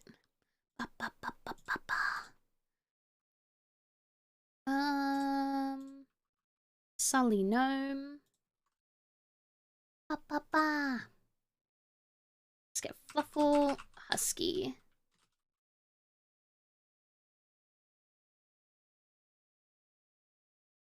Super Metroid, Overwatch 2. Okay. The answer might not be anything on their stream, because it all looks great. Might be networking collabs. Exactly. That's why I'm looking at their stats. Yeah, exactly. I completely agree. Actually, I do completely agree. Average viewers 4 or 5. Really? Okay, that's shocking. Do you know why I find that shocking? Because the engagement in their chat was really good. Their actual engagement rates, really good. So, I don't think their streams is a problem. It really does seem to be a case of getting the viewers to your stream in the first place. Whether that be through, getting raids from people or, getting viewership from otherwise, getting yourself recommended on the algorithm. But let's have a look at 30 days.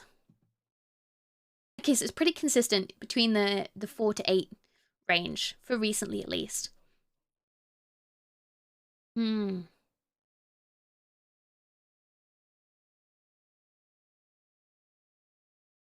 Oh yeah, it definitely seems like there was a disconnect here.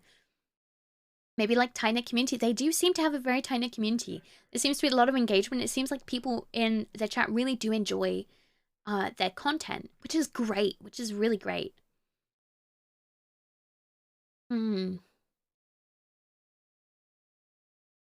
Okay. Time streamed. They played a lot of Zelda. Look, oh. So their viewership seems to be consistent no matter what game they play. Look, like they've played so many different games and they're getting consistent viewership across those games. That's great. You love to see it. You love to see it. Even though they played a bunch of Zelda Ocarina of Time, either they're picking the exact right games for them, or their community is just dedicated to the streamer, no matter what game they're playing, which is really good to have. What is that? Okay. FluffleHusky. Oh, I spelled it wrong, my bad.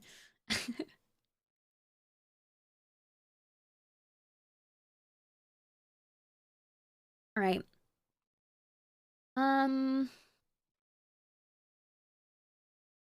Peak viewers.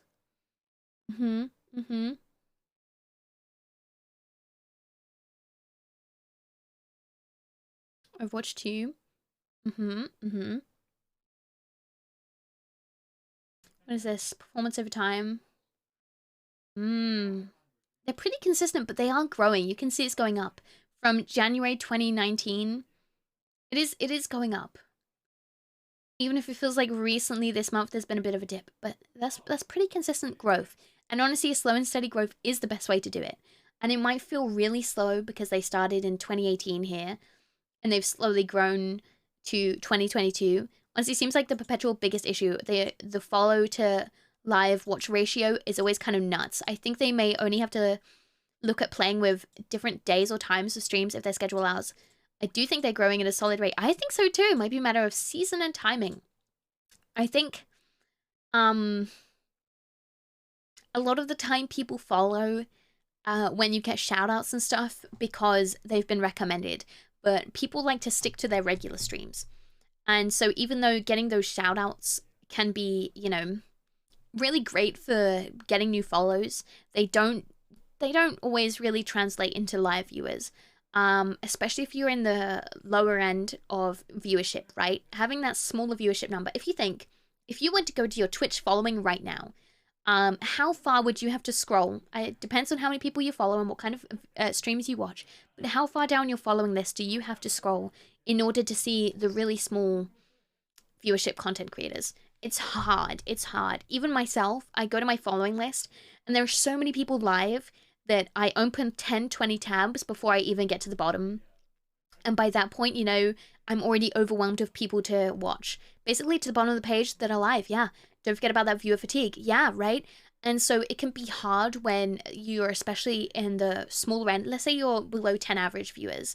You have to scroll quite far down your following page to watch that stream. And so I think the best thing you can do is, you know, raids will really help. Getting yourself in the algorithm and recommended. And the thing is, I find it difficult on Twitch. I feel like the Twitch algorithm isn't as easy. At least I've found it a lot harder to understand and it's a lot less talked about. People don't really talk about the Twitch algorithm, right? But I think there is definitely something you can maybe do to help encourage yourself in the Twitch algorithm. I feel like the Twitch algorithm, just from what I've seen, is probably based on things like viewer engagement in chat, based on, you know, raids, based on how you engage with other streamers. So, you know, engaging with other streamers and engaging in their chats actively. It's, you know, it used to be hosts, but they got rid of hosts. I feel like they, you know, hosts was a great way to do it. But really just getting your name seen in other places, engaging in other people's chats and communities, raiding different streamers. If you're raiding the same streamer every time, let's say I always raided, let's say I always raided Niana's, Iron Mouse. Everyone knows Iron Mouse. Let's say after every stream, I always raided Iron Mouse. At some point, Iron Mouse was maybe a terrible example because she's so big, but if I raided Iron Mouse every day, then, you know, the only people being exposed to my name and being encouraged to follow me would be Iron Mouse's community. every day. And eventually, you would have exhausted that pool of viewers, right? That pool of viewers that could have potentially come and looked at your stream. They've probably already all done it or already all followed you, right? At some point, that pool's going to dry up. And so you're only really engaging with that one community. But if you're raiding different people each time, I mean, I regularly cycle through a pool of streamers that I will raid. And I think it helps to switch it up regularly. Because not only are you engaging with new streamers and networking that way and helping them, but you're also helping your audience find other content once you've gone offline. There's only auto-host now, yeah. But it's also when you raid those different streamers are going to talk about you. They're going to get to know you. They're going to encourage their chat to check out your content. And that means instead of only being promoted to one community, you're being promoted to a bunch of different communities. Doing random raids is fun. I used to raid people that would come up on my recommended regularly. And I unfortunately ran into this problem of having my community treated like shit by people by doing random raids. Hi, Fuzz! Speaking of raids, welcome, Fuzz. How are you doing? Welcome. Hi, Revenger Robbo. Yay, Petri! Yay, Fuzz! How are you doing, Fuzz? Welcome on in. Lovely to see you. Welcome. Hi, Revenger Robo. Hi, the Mechanica. Hi, Ingrid. Welcome. Hi, Everwalk. Good to see you guys. Good to see you. We were actually just talking about raids. If you're new here, hi, my name is Petri, short for Petrichoral. I hope you enjoy time here on the Queen of the Stars, a variety streamer and chaotic gremlin energy vibes. Thank you for the follow, Robo. And today we're doing my content creator coaching sessions, which are free to join if you would like to apply for it. You can check them out here. Also, Fuzz, thank you so much for that. I really appreciate it. What were you up to? You were playing YouTube music, Kente. I love your music streams. If you haven't checked out Fuzzcore Games, you can check them out. Link is in chat, or you can press that little button at the top of the chat to follow them already. I was already here, Fuzzes, but yay, Petri! Hi, Paimon. It's good to see you. List of issues is extremely exhausting. It really is. What did I miss? How? I missed a message there. I'll come back to it. Welcome on in. Thank you so much for the raid, Fuzz. I really appreciate it. I hope you enjoy your time here, friends. Welcome. We're currently going through FluffleHusky's content. He's a flesh tuber. He plays a variety of games, but mostly retro from what I can see. He's applied for my coaching course, so we're going to have a look through his content. We're currently having a look at stats and talking about his content specifically. I will come back to that in a moment. Thank you again, Fuzz, for the raid. I really appreciate it. If you haven't checked out Fuzz, please do check out Fuzz. Wonderful streamer. He plays a lot of challenge games like Battletoads and also does beautiful music. Very talented musician. You should definitely go check him out. His streams are very entertaining. He's a great bean and I think you'd love his content. What I was just saying before you raided, Fuzz, is the how effective raids can be for networking. And how if you raid the same person every day, you're limiting yourself to just one community you are being exposed to. But if you raid different people regularly, you're being exposed to a whole bunch of different communities, and you'll be surprised how many cool people you can meet from raiding a bunch of different people. And I think it's a great way to get new people to see your content and get engaged in your content. So, yeah, thank you again so much for the raid. I really appreciate it. Thank you. Someone had suggested doing random raids, and I said, you know, I used to raid random people regularly, like people that would come up on my recommended, but the amount of times I was treated kind of crappily and had my community treated like crap by people that I had raided randomly, I decided it was no longer worth me doing it. And I decided to only raid trusted people now. So now I have, I very carefully vet streamers before I ever raid them, because I want to make sure that if I'm raiding someone, essentially, when you raid someone, you're saying, I like and I recommend this content, and I think this is a person you will enjoy. That is essentially what you're saying to your chat. It's, I'm putting you in the trusted care of this person. And if you're trusting that person with the care of your community, and that person then throws it back in your face and treats you or your community like shit, it's going to make you feel like crap. It's going to make your community feel like crap. And it's honestly not worth it. And so it's important that you as a streamer make sure you appreciate and welcome everybody wonderfully. And make sure they feel welcomed on in. So welcome on in, everybody. Welcome. I hope you enjoy your time here. And it's also important that you, I mean, it's up to you, but I personally am very careful about who I raid because of it. So I would recommend, if you ever get a raid, please do see it for the honor that it truly is, no matter the size of the raid. Oh, Fuzz, you're a great raid target. Thank you again for the raid. I do really appreciate it. Please make sure you get some food, some rest, and some hydration, Fuzz. Please do, please do, please do, and please do check out Fuzz if you haven't already. Huge, epic, poggy streamer. Because she has snacks. Yeah, you're a snack. So, right. Back to the original topic. The original topic, FluffleHusky here, seems to have really good quality streams and seems to have great engagement and retainment from their community. And bearing in mind, right, FluffleHusky only has 500 followers. They're doing really good. They're doing really good. And I think they should be proud of the viewership that they're having and retaining. Even in the case of completely new, look ahead. Even if you have free trusted mod, have them maybe check out. That's a good idea. I used to take raid suggestions, but now I just don't. But I shared a tweet with you on Discord when you get a sec. Oh, thank you. I'll have a look now. I'll have a look now. What if we told you could... Oh, you can start making money on Discord? Interesting. I didn't mean to open this here. Okay, I guess we are. Oh, I hope it's not NFTs. Oh, no. Everyone's scared. Interesting, interesting. Thank you, Nooch. Thank you. Oh, I'll have to have a look at that. I'll come back to that later. Okay, so having a look at FluffleHusky, their viewership for their followers is really good. I think they're doing really well. Remember that you can join our Discord and then say you're Spotify Wrapped. My Spotify Wrapped was kind of crap, I'm not gonna lie. Very little info at the moment, but maybe these. Thank you, I do really appreciate it. Thank you. Discord about to become an MLM. I hope not. It's such a good platform. So yeah, I think currently the viewership that they have for their following is really good. And they seem to be struggling to get new followers from their content, which I think sounds to me like an issue of getting pushed in the algorithm. And I think looking at the games that they play, I could see how they might be buried in, you know, in the categories that they're playing.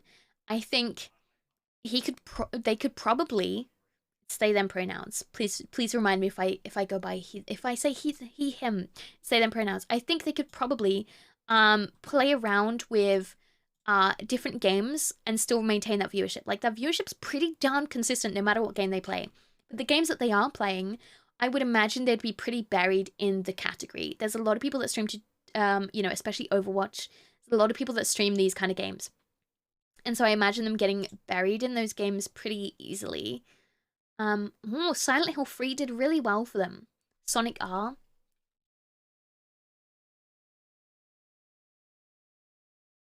Yeah, I can see it being hard. Retro is still pretty small. The old chestnut of playing obscure games, not landing on the content people are searching for. Yeah. So there's different things they can try to do. So as I said, like raiding different people to engage in different communities to get their name out that way. Although from what it sounds like, from what they said in their application, it sounds like they do get lots of follows when they're offline from shoutouts, but they have trouble getting viewership, getting new viewers with themselves when they're live. So maybe the issue stems from them not being promoted in the Twitch algorithm, which I think they can help by engaging more actively in different communities. Although that's not something I can see from their statistics. I can't see how much they're engaging in other people's chats. Or maybe it would help by engaging in a community of retro streamers. So like engaging in communities of retro streamers on, that's a good point. What tags do they use? Let's have a look. How do we see that?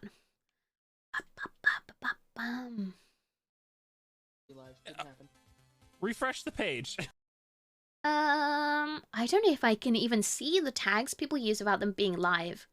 Interestingly, how do we tell?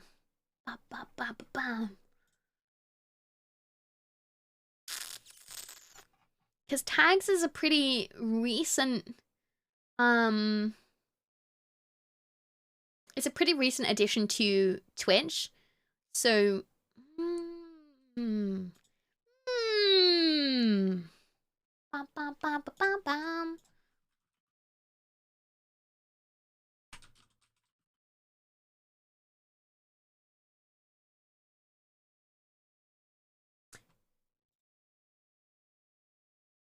should it show here?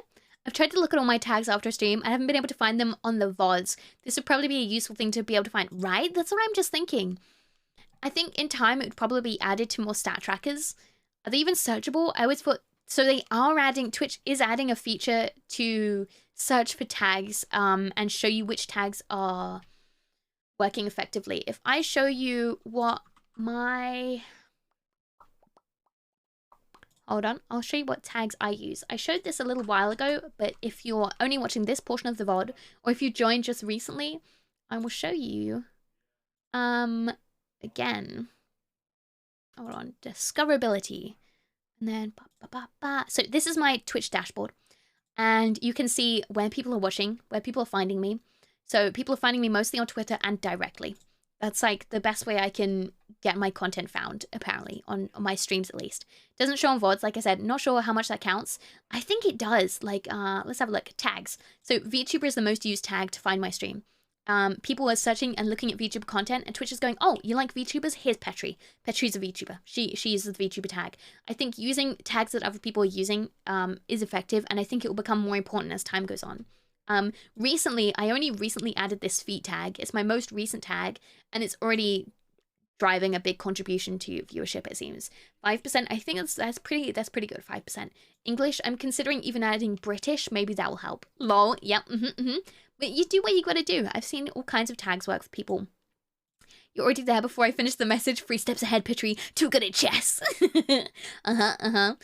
I saw today that tags were changed. Now auto completes the tag you write into your stream settings. Oh, interesting. Interesting. That's probably in a way to help people use the same tags across the board. The tags is an ever-changing system that is only recently been implemented, so it's still in the trial and error phase. But all we can do is make the best use we can of tags. Tags is a lot easier to understand on Twitter and on YouTube, which I will go over in a little bit. Heck yeah, but you can see, oh look, there's fuzz. You can see what channels the viewership is engaging with me in, which is really interesting. And you can see, you know, email notifications aren't working for me. On-site notifications, it's barely working for people. My channel page, I'm getting barely any viewership from these things. But searches, homepage recommendations, that's huge. Other recommendations, these two are huge. Like, that's pretty huge. But people are mostly finding me on the browse or on other channels. Like, it's really helpful information, you know, to look at your analytics. I'm gonna write that down for FluffleHusky. Have a look at your creator. Hold on, your Twitch dashboard. Go to analytics, and if available to you, discovery. Find the section that says views from Twitch and have a look at where your viewership is mostly coming from at the moment. I think there's maybe legit somewhere in their data, because they for sure got solid strength. They do. And I think I'd be really interested in seeing the what their dashboard looks like, their analytics looks like on Twitch. Guess they're doing that to make searches more accurate. Yeah. Because the tag system used to work like preset tags, and you could find people by preset tags. And now they've added custom tags, so people can make their own tags like however they want to. But it then kind of ruined the discoverability that tags had. And so now they're trying to improve the current tag system that they've made to make discoverability using tags easier, so you can find like-minded streams easier than before. If that makes sense. They're trying to fix what they broke, essentially. So, Twitch tags, we're just gonna have to see how it pans out. But very interesting, yeah. So I can see that my followers are the majority of my viewership, which is really good. I'm glad that, you know, I have good, you know, viewership from my followers, and then I'm getting a good amount of exposure from other pages. This probably means that once people have raided me, the hosting, you know, that happens after a raid, you know, it's probably lurkers in streams that I'm getting a lot of viewership from. Either way, it's valid, it counts. And then you can see I'm getting some from the browser page and some from recommendations, which is great. It means I'm popping up in the algorithm for people. Yeah, So, going back to FluffleHusky, I think they're doing really well, and I think they need help getting boosted in the algorithm and finding viewership from other platforms. So let's have a look at their other platforms and see what we're dealing with here. Let's have a look at their Twitter. Okie dokie. Husky, FluffleHusky, YouTuber, video game collector and enthusiast, flow artist, glow stick and fire. That's really cool. Goofball pun artist, and occasionally that guy. And then they link to their YouTube. Okay, so YouTube seems to be their primary content source. That's what I'm getting here. So if you're worried about your viewership on Twitch, I wouldn't even be concerned about that if your YouTube is your primary form of content. Cool. And their pinned tweet, new video, cool. And they have their most recent video. I think that's a good way of doing it. They have their YouTube linked here, but they don't have anything else linked and connected to their Twitter account. They don't have their Twitch. They're not even promoting their Twitch here. They have promoted that they're streaming here. But their last video was with November 6th? Oh, interesting. Are they focusing more on... Are they focusing more on their Twitch then than on their YouTube content? Looking for songs. Seems like they're not getting a whole bunch of engagement on that. Oh, they are getting engagement here. They're posting nice though. They're posting somewhat regularly. They're posting their links when they post stuff. I think they could... Okay, yeah. I think they could definitely improve their Twitter content and engagement by switching up their content a bit. So it seems like a lot of their tweets are, I'm going live, here's a new video, here's this, here's that, which is great, it's promoting your content, but there's other things you can be posting. Like, even if it's just screenshots of, you know, screenshots of things you're working on, it's, you know, small clips, snippets of your content elsewhere. But switching up your content a little bit, it helps for Twitter. It really does. So on Twitter, you want a variety of, here's my links and stuff, and also here's some actual physical content. Because the Twitter algorithm doesn't like it when you only post links. Because I guess the goal of any platform is to keep you on the platform. So let's write that down in the notes. Twitter notes. Switch up your posting. You want to post a variety of content and not just links, as this will get you suppressed in the algorithm. Yeah. I can't spell algorithm, but that's fine. I think every site pushes links down. It does. It really does. It really does. But there's things you can do to help it. Try posting snippets or clips from stream or YouTube content. Try posting more images, even if it's memes. Honestly, memes do really well on Twitter. Even if it's memes or art or screenshots of content, you know? Or behind the scenes stuff. People love that shit. Constantly posting links also gets you search banned on Twitter. Yeah, as I said, it really does suppress you in the algorithm. And he does unfortunately they unfortunately do post a lot of links, which, you know, isn't going to help their case. But, you know, there's definitely stuff you can do about that. But saying that, you know, their engagement doesn't seem to be horrible. They have pretty good followers. They have 333 followers on Twitter, which is great. I mean, it's not their primary social media. And they do have it linked on their other platforms, I believe. Let's have a look. On their About section. Yeah, they have their Twitter here. Their Discord server, their YouTube, Facebook page thingy. Yeah. Do they have their... They should add a panel for their social medias. Let's write that down. Definitely add a panel for your social media links. Yes. Like Twitter and YouTube. Hi, Cobite. Attack them? Excuse me? I don't understand. But yeah. Great. Otherwise, the panels are great. And they have everything linked here. Let's have a look. They don't have much linked on their YouTube. On their Twitter either. Link your Twitch link in your bio or in pinned tweet.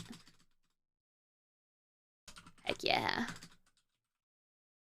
You could even add your streaming or YouTube posting schedule and have that in your pin tweet. Heck yeah.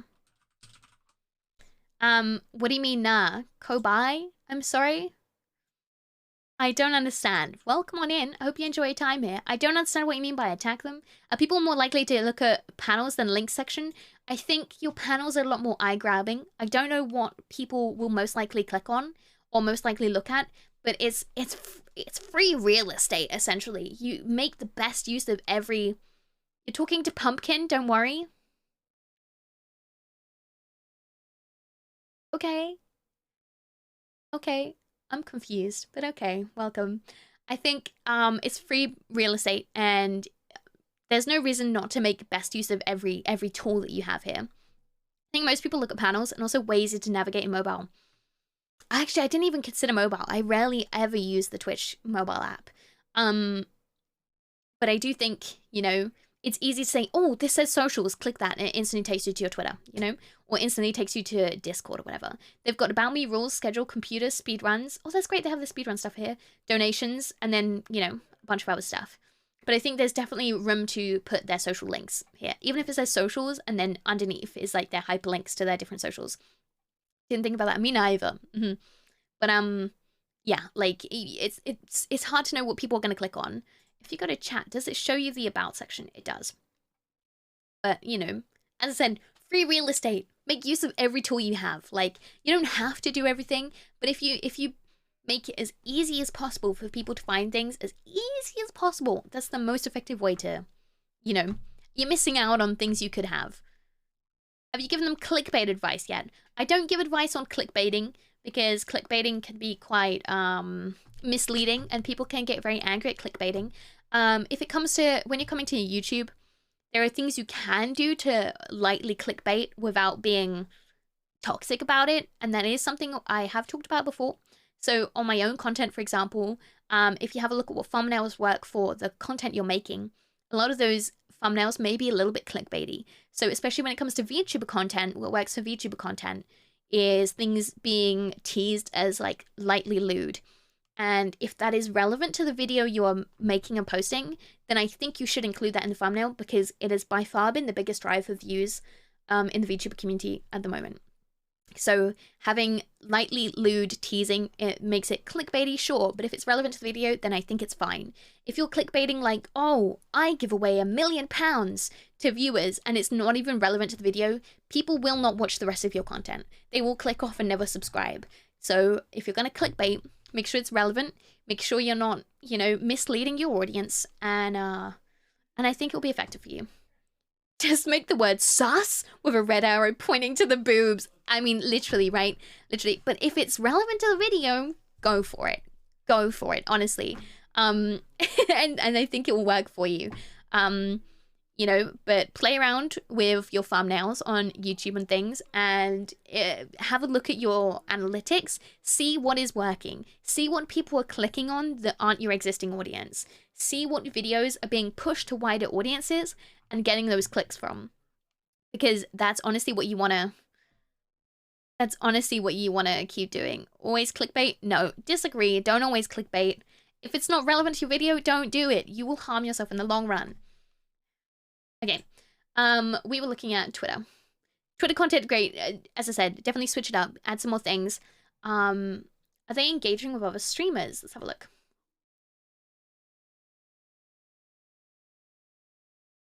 Four is wonderful. They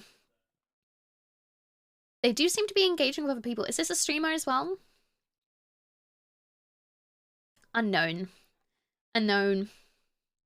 They're definitely engaging with other people, whether it's viewers or maybe other content creators. I think that can be really helpful and a great way to network with people. Hi, Avina! Hard pretzel. I love that name. It's great. I love hard pretzels, though. The crunchy pretzels. Mmm, yummy, yummy, yummy.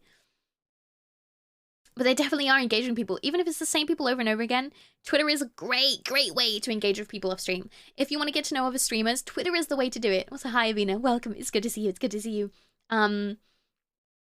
Because if you're engaging with people just on stream, it's hard to talk like streamer things and have that back and forth conversation when there's other people in the chat. Whereas on Twitter, people can, you know, reply at their own time and whatever, and it's a bit easier to get to know each other, and show that interest in each other. Yeah, I think Twitter definitely doesn't seem to be their main form of social media, which is fine. Have a look at their YouTube, because they do seem to plug their YouTube more than anything else. What's this?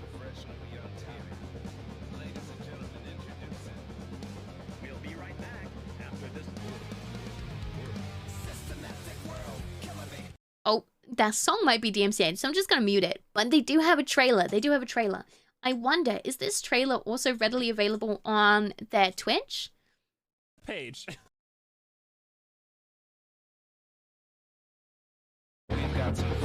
It is! Nice! Okay, good. I don't know if that's their channel trailer or if that's just a, what's it called? Video they've uploaded. I have a note. You've got a YouTube channel trailer. Don't forget to hydrate. Thank you. I've almost finished my drink. Thank you, Cal. It's calming to just sit here and listen. Heck yeah, Arena. I get that. I do that so often. Don't worry. You've got a YouTube channel trailer. Have you uploaded this? Oh. And you've got this on your Twitch as well. But have you set it as your channel trailer on Twitch? It doesn't appear to be.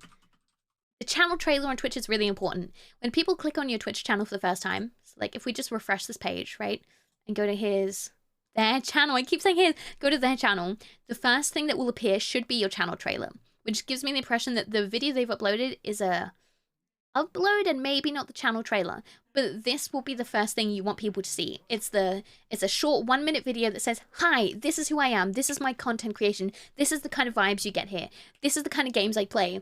You know, it's short, it's snappy, it's engaging, you know, the higher quality it is, the more it conveys to your audience in a short amount of time, the more likely you are to grab that audience, hook, line, and sinker, and get them to come to your next stream. You know, or drop that follow button, right?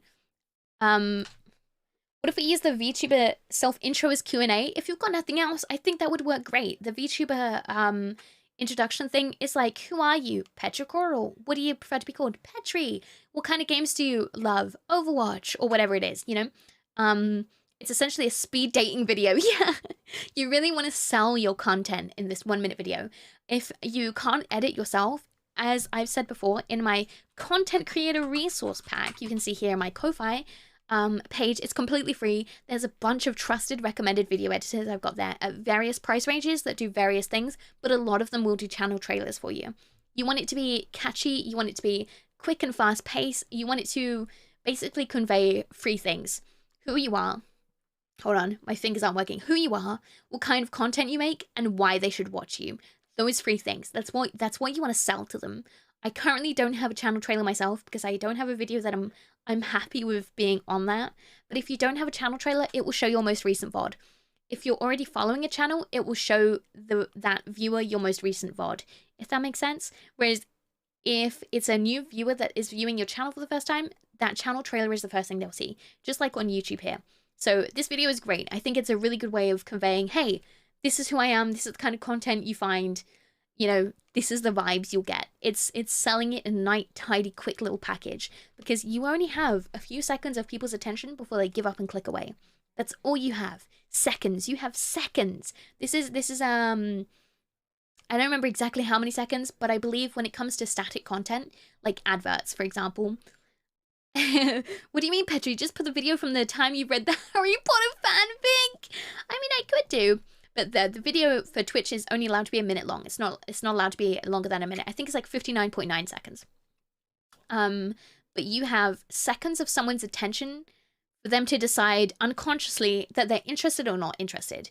If they watch on, then they're interested, you know, and you've got to make sure you maintain that and then give them a reason to come back. If they're not interested because you've lost them in the first few seconds, either because there's a moment of, you know, a lull in the video, or, you know, it's not exciting enough or engaging enough. A lot of the videos you watch on YouTube and TikTok and things, short, you know, 5 to 20 minute, you know, or even 1 to 20 minute videos, you will find that that video will normally start with, here's a problem, or here is a statement, here's how we're going to address it, and then they start the video. So so many times a lot of videos will be like, here's a cake I made and it broke everywhere, but here's how we fixed it. And then it will cut to, hi, welcome, my name is I Make Cakes, welcome to my cake baking show, where I'm going to show you how to fix a cake that you've broken and make it beautiful again. Do you know what I mean? If you started with the, hi, I Make Cakes and welcome to my show, it's less engaging, you know? It's you know, in those first few seconds, you need to give them the reason to watch the video or engage in the content. And it's slightly different with live content on Twitch because people have to give more of a chance to it, which is why it can be scary to have lulls in content or lulls in conversation. It's sad but true, but your school paper writing structure works. Drop your thesis. It's really interesting how the brain works and how that relates to how you should make your content. And you'll see the most successful channels are the ones that have learned to do the hook, line, and sinker. That's what it is. And especially when it comes to YouTube, what I've recently learned is having binge-worthy content. So a lot of the videos that you will watch these days will say, here is a problem that you have, right? And you're watching that video because you've realized you have that problem too, right? Or you're interested in the problem. And they'll go, here's how I'm going to address that problem for you. And then here's how I'm going to solve it for you, and I can teach you how to solve it. You know, similar things like that, especially when it comes to tutorial content. But at the end of the video, they'll be like, have you thought about this? And they'll give you a new problem. And they'll tell you, here's something else. Have you considered this? And then you'll say, watch my other video. Here's the next link to my next video where you can watch the solution to that video. And you get sucked into this rabbit hole of, well, I've solved this problem now, but now I want to hear the solution to this problem. And it's engaging you in the next, you know, it's getting you to binge watch their content. It's getting you to stick with it and come back time and time again for more of their content. It's same as TV shows. When you watch a TV show, at the beginning you have your synopsis of what happened last time, give you that quick little recap, and then it goes, boom, here's the story arc, how it goes. It goes in, you know, and then it gives you a dilemma, a problem that the character has to solve, and then it gets to the climax where it's like, you know, you don't know what's going to happen, and then you have the solution at the end because you need that closure. You need that closure as a viewer. When you have that closure and that conclusion, then you have the cliffhanger where it goes, oh no, but are they going to fix it, or is everything going to go tits up, you know? And then you go, oh God, find out next time in the next episode. And so you end up watching the next episode. And it works like that. Hook, line, and sinker. You need them to keep coming back to the content. That's the difference between live streaming and pre-recorded, edited content like YouTube and TikTok. It's all about that hook, line, and sinker when it comes to recorded content. On live content, it is different, and it is more difficult, and it's not as scripted, and it can't be as scripted, you know?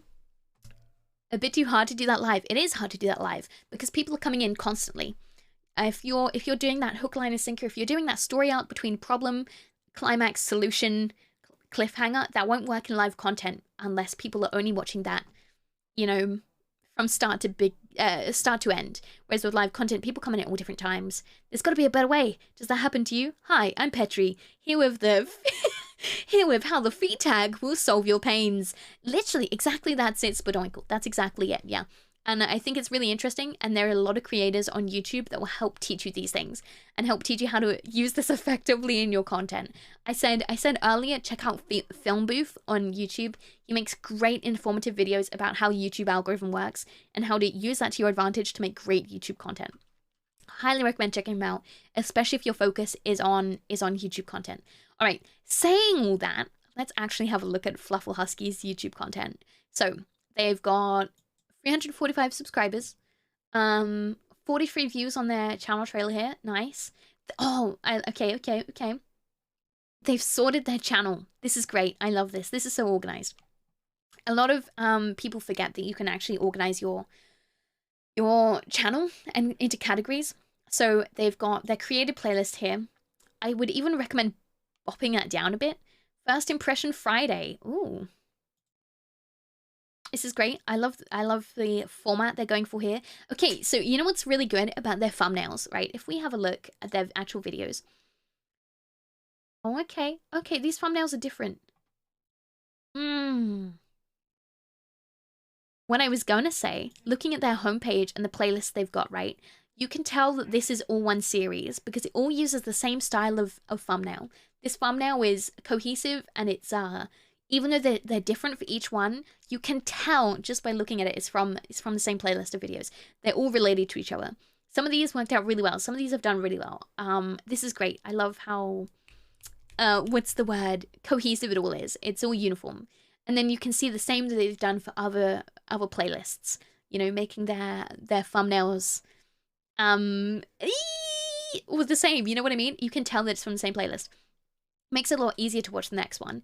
And they haven't labeled it 1, 2, 3, you know, which I think is smart. I used to fall into the trap of being like, here is video number 1 of this series. Here is video number 2 of this series. But I think that makes it harder for people to want to click on your videos. If you already have a large audience on your videos, I think it might be effective for you to label your videos 1 to 10 in a series. But if the videos don't necessarily have to be watched in order, I think you'd be better off not labeling your videos 1 to 10. Because that way, if number 8 comes up on someone's recommended, they're not going to watch it because, you know, they haven't seen 1 to 7, right? Whereas if it just says, oh, this is the video, and you can watch it standalone without having to watch the rest of your content, it might be a lot easier for you to get those clicks. Just my theory, but take that with a grain of salt, I guess. But they're doing this effectively. They're already doing this effectively. I love their thumbnails, how cohesive they are. And it does tell you what it is that they're doing. That's great. Misc videos. These seem to be their most recent uploads. It seems like I keep saying I'm sorry. It seems like they are going through a bit of, I don't know what kind of content I'm making at the moment. It seems a bit confused. Like they're getting viewership from making a particular series of videos, but they're not maintaining that. I guess it would be a bit like if you only streamed FNAF and you got viewership for FNAF and that was doing really well. And you were like, okay, I'm done with FNAF now. I'm going to move to a new series of games. The viewership that came for FNAF won't have a reason to come back. Mod check? Are you okay, Cal? Are you okay? I've lost my links, my videos. Okay, so, it does seem to be a little bit all over the place. The thumbnails have gotten less cohesive. You've got these ones here. This is 2 years ago. Let's have a look at a recent video. Siren Head VR chat. FluffleHusky featuring Jonichu and Stocky Frog. Overwatch 2 Halloween unlockables are pricey. Okay. Silent Hill transmission live reaction. Discord has a serious problem. Really supportive services. Update, they're holding my account hostage. Well, that's not good. Oh. Okay. I think the titles are a little long-winded, and they do maybe convey what you want them to. My precious links! No, I'm okay, that headpot redeem is unavailable. Oh, the headpad redeem? It shouldn't be unavailable. I made some of them redeemable again, but someone might have... Yeah, sorry, someone made it unavailable again. There you go, fix it. Big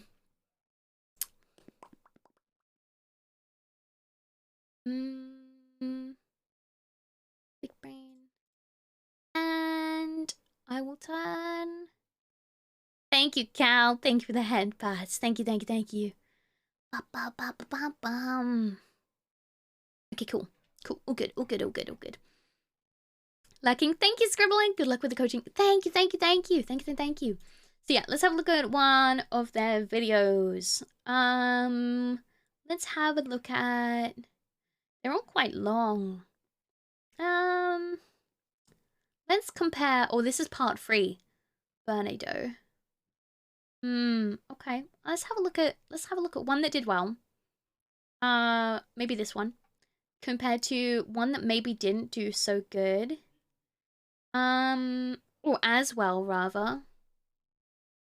They all do pretty good, you know. 6 months ago. 4 months, 4 months, 3 months.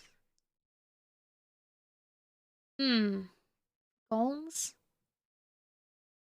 PAX East. There's a huge variety of content here. What's popular on your channel? What's popular?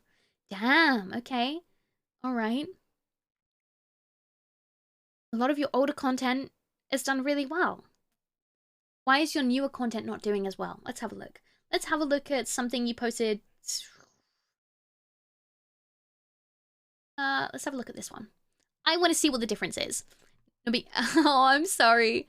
Wow, you see all those tags? Yes. You see all those tags. I can't tell you how those tags are doing, but this long list of tags, great. I hope it's all relevant to the video. Let's have a look. What have we got? Game, gamer, gaming, games, review, talk show, talking geek, gameplay, concept, idea, video, Thai, mythics, Nekumore, system, shock, remaster, remake, SS, SSR, night dive, studios, Kickstarter, FPS, first person shooter, FPIC, series, the Citadel, Unity, Remember, Engine, Shodan, Hacker. Okay, damn. Only you would list all the tags. Well, you know, I think it's... You have 500 characters worth of tags you can put in. Why not use them effectively? Like, as I said, Keywords Everywhere is an amazing tool that you can use to see what tags people are using in their videos, as I'm doing here, and to see what tags are being searched for. Enjoy your lag, Scribbler, by the way. Enjoy your lag. I can see that becoming an issue with want to do an already present YouTube audience, because those are very different creatures. Okay, let's compare that immediately to this one. Is it going to give me the tags? You can see all my watched videos. It's not going to give me tags. Come on, come on. Keywords Everywhere, please. Okay, alright. Nekumore, video, gaming, games, review, commentary, dialogue, playing, edit, script, set, nerdy, husky, studios, fluffle, furry, charity, Blizzard, Overwatch 2, entertainment, Halloween, event, junker, queen, cutico, loot boxes, pay, cosmetics. Okay, lots of tags. Very different tags, though. I feel like the audience is a bit all over the place, right? There maybe they don't have an entire idea on what they want to gear towards. YouTube notes. Let's have a look.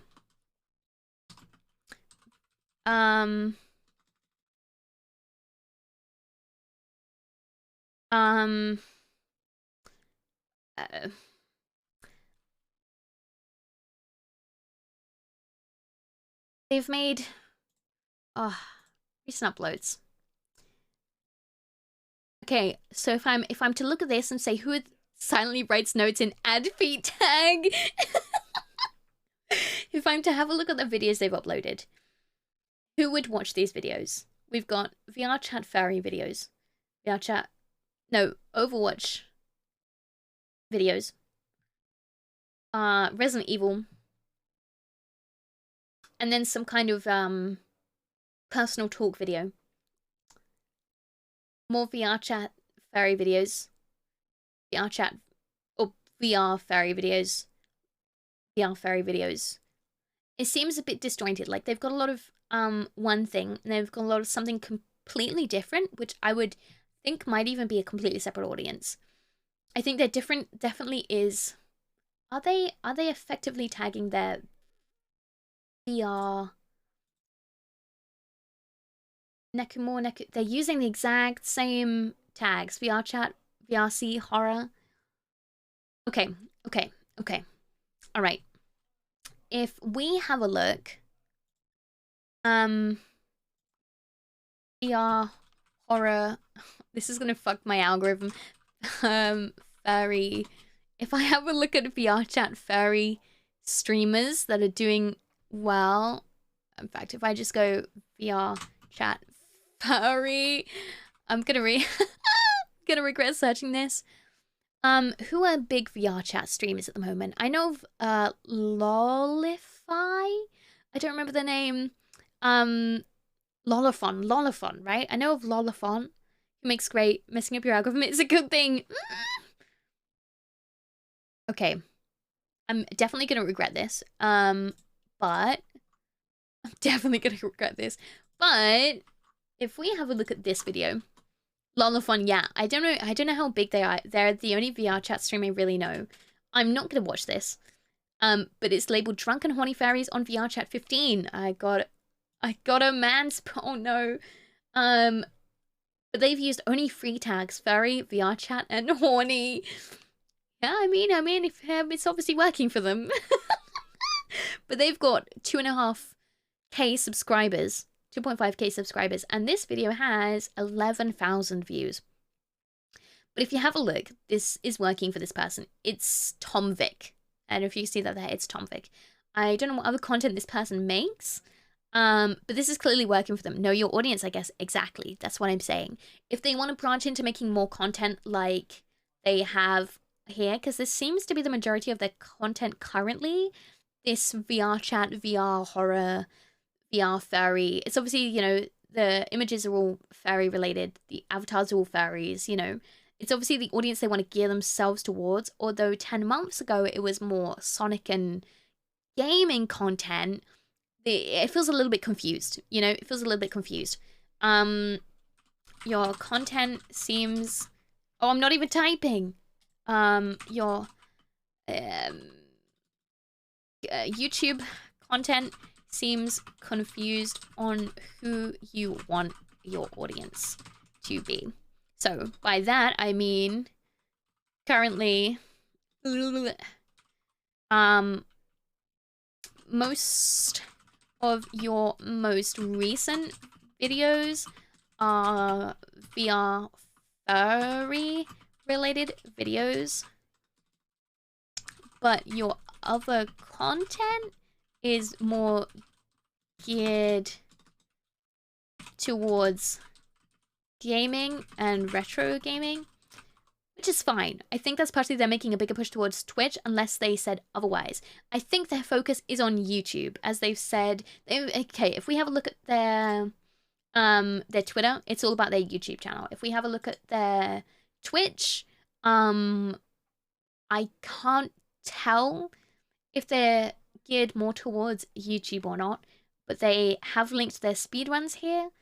And it's the only thing they have really linked in their panels. So I'm getting the impression they're more focused on... Oh yeah, and here.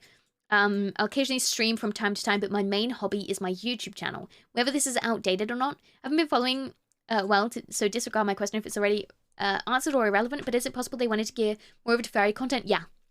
Yeah, quite possibly. The initial drop in viewership is trying to maintain by keeping some odd content. So in my notes, I'm currently writing, your YouTube content seems confused on who you want your audience to be. Most of your most recent videos are VR furry related, but your other video content is more geared towards gaming and retro gaming, which is absolutely fine.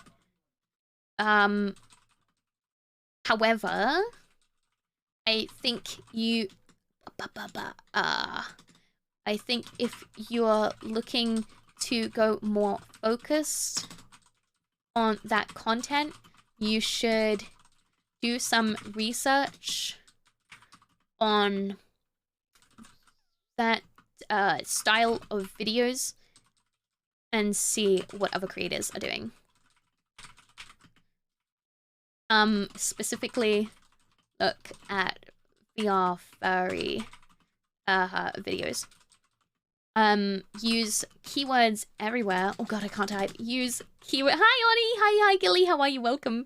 Use keywords everywhere.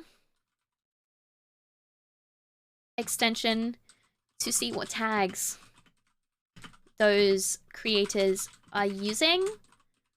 Check out the thumbnails they're using. They're making. And, how the video titles are structured, because all of that will ultimately help them get those clicks on those videos. Cool. However,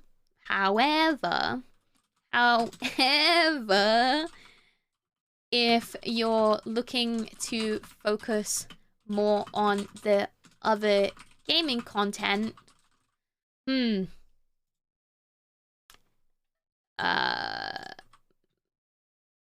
looking to make more of the other gaming content, because this is their current fairy videos. If you'd like to skip the pre-game shenanigans, that's cool. I like the editing they've got here. I don't know if the audio will be safe for work or whatever. Yeah, it seems like they've, you know, it seems to be for whatever reason. Actually, let's have a proper listen. Let's have a proper watch of the video. This is 20 minutes long, so we're not going to watch the full thing. Right back. I'm waiting for Tyler to get back to see this. I'm just gonna do. Wait. I think VR chat content there is definitely an audience for. There is such an audience for this kind of content. Fairies are gamers too. Oh yeah, for sure. I'm not saying fairies aren't gamers, but it's like a different genre of, because we're specifically talking VR fairy content, right? That's what we're looking at here. VR fairy content, which is fine, and there's such an audience for it. There's definitely an audience for it. Your ass in the corner of your tail, right there. It's funny. They're engaging with people. It's edited, you know. I think this is good content, and there is definitely an audience that will love this content. But they've built a YouTube channel. It has been a long ass time since we've been here. There's the built rooms. a YouTube channel with an audience that are interested in your other content. Oh, Siren Head? Yeah. Have we done Siren Head yet? And this explains Siren Head's kind of sick. You want to do that one? the Oh, John already ran it. I guess we're doing dip this. in viewership on your most recent videos, which is fine. I'm not speaking English, but Yeah. So I agree doing their switch to more fairy related content. It definitely explains the dip in their viewership, and I think it's completely fine. That's completely okay. We will go through, you know, wanting to explore other avenues of content. You've just gotta work on networking and marketing yourself to this audience. Yeah. Because currently, right, the thumbnails maybe aren't grabbing what works for this content. Where did I search for it? I didn't. It's a thumbnail. If I show you this, right, this is the search for VR furry, right? VR chat furry. You see the thumbnails that are going on here? They're very different to the thumbnails we're seeing on their channel. I'm just comparing how you talk about switching to VTubing. Initially you dropped, but you still went full in. It's paid off, yeah. And you see that with a lot of people. But yeah, their thumbnails are... They need to look at the thumbnails that are working for these streamers and what's working for them. People also watched. If we compare thumbnails like this to what FluffleHusky is doing, I love that it's hand-drawn art. That's gorgeous. However, I think it's maybe not what's working for this style of content. You know, you could definitely go a little clickbaity with this. Definitely. A little bit. Just a little bit. I wouldn't go full ham.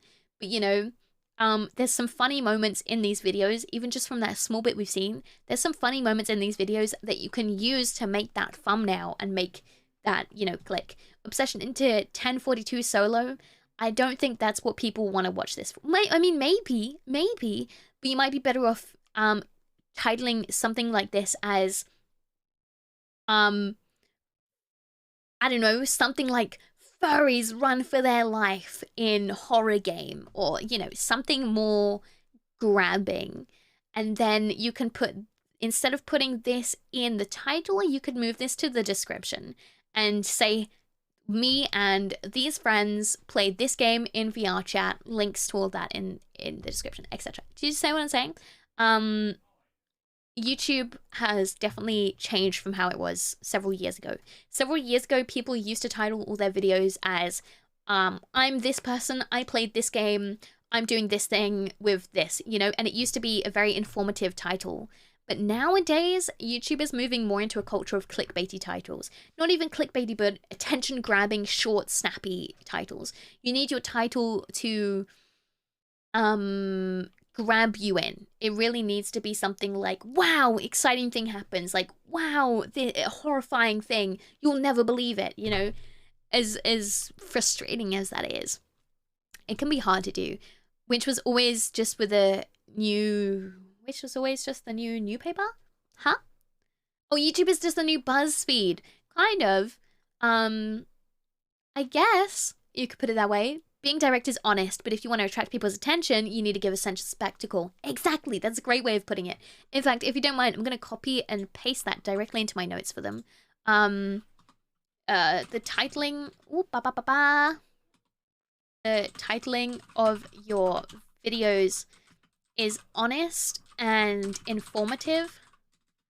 However, you may find more traction by creating a sense of spectacle. Yeah. Attention grabbing, short, snappy titles. Yeah. Then move the informative titles into the descriptions. Instead. Awesome. Because I think that's a great way of putting it, Fuzz. Thank you so much. But it's definitely just the way YouTube has changed. And you can see how, like, you know, their old videos from 7 years ago, you know, oh, even these ones are so short and snappy and effective. And, you know, maybe that worked for them at the time. Where are the videos that did really well for them? Here. It's difficult. It's really difficult. And I think they're working really hard to make their thumbnails attractive and attention grabbing. But I do think there is a lot that can be done. Where is that one? Damn, that caught my eyes. So did this one. But I do think there's a lot that can be done for tailoring specifically to the audience you want it to reach. Do they have any live streams? Playlists? Loads of playlists. Wow. That's how many different forms of content they make. And I think it's a bit like Markiplier playing through different games. You're grabbing lots of different audiences here, but you got to make sure you're marketing those videos to that audience effectively, and then giving them good enough reason to come back and watch your other videos. Video with a huge TikTok logo at corner of your eye? No way! It's almost like it was really attention-grabbing thumbnail. Community, other channels, okay. Oh, okay. They keep using Necomore tags. And I was wondering who Necomore is. Probably because Necomore is also in the videos, I would imagine. Every kingdom has a... Oh, that seems like a very old channel. Hi! I'm thepetrichoral. Thank you for the follow. Hope you enjoyed time here. Welcome, welcome, welcome. Okay, interesting. How old is this video? A month ago? And they're still using the same tags. Yeah. Hi Mona, welcome. Good to see you. I found you again. Have a follow. Hi, I'm thepetrichoral. Welcome. How are you? What do you mean you found me again? Welcome. Welcome, welcome. Is this a new account? Oh, you've been here before. What happened? Oh. Long time ago, huh? June you were last here. Wow.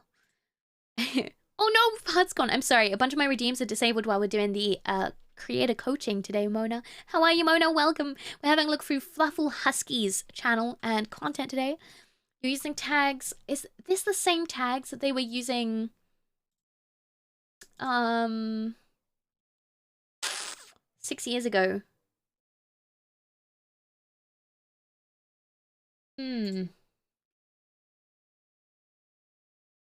Is Necomore in this video? I don't know. I can't tell. All right. Using tags. Like Neku, and Necomore. Am I spelling that right? Necomore? Thank you, Yankee. Yay, Yankee! I've been in a few raids and was talking with another streamer and he reminded me. Aw, so I've been looking, but I can't spell because memory bad. That's okay, that's okay. It's lovely to meet you again, Ampephos. I'm so relieved you found us again. Yeah, you're tagging Neku and Nekumore, who appears to be another YouTuber.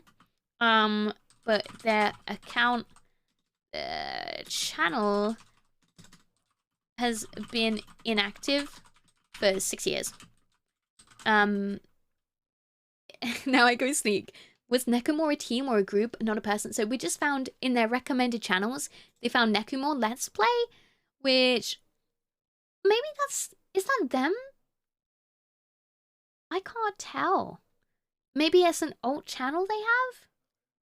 But it's an inactive channel, right? It's an inactive channel.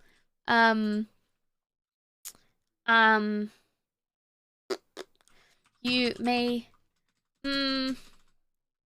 I don't know how effective it is or the purpose of using these tags. Perhaps you could try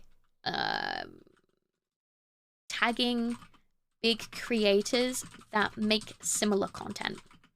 So this is something I do. They may have rebranded. Maybe this was a channel that was posting content at the same time that FluffleHusky was posting content a long time ago, 6 years ago. But it does like look like it might be the same person.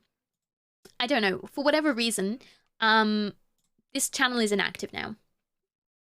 There's no new videos on this channel, not for years. And so it seems almost a little bit redundant for them to be using these tags on a video posted this month. So this was posted in October. And right here, the first two tags they've got, Nekumore. If it was them after 6 years, they could probably let it drop next. Yeah. This isn't providing them value. It might be linking them to their old channel, but I don't think people are interested in watching 6-year-old videos. So they would be better off switching this up to something else.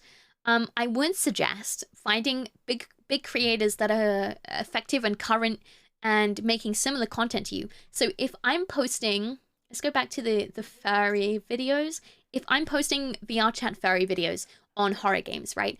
I would go looking for a creator that is making VR chat furry horror videos right now and doing it successfully. See what tags they're using. Use the same tags. I would also even go as far to use their username as a tag. So let's say I want to make FNAF videos like Markiplier. I would use all the FNAF tags relevant to FNAF, and then I would even put Markiplier in there, and then I would have a look at what tags Markiplier uses on his video, and I would use those tags as well. Tags are insanely powerful, insanely, especially on YouTube, to the video you're posting.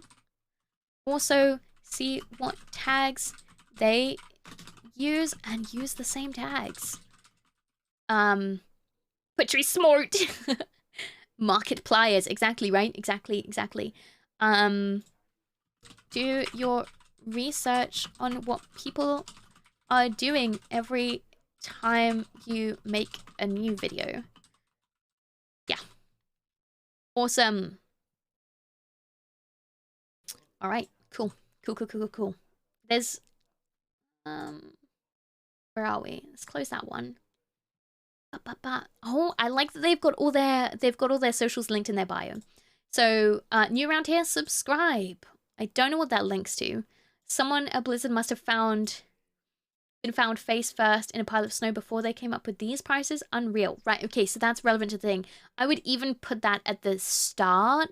I would put this line right at the start of the bio.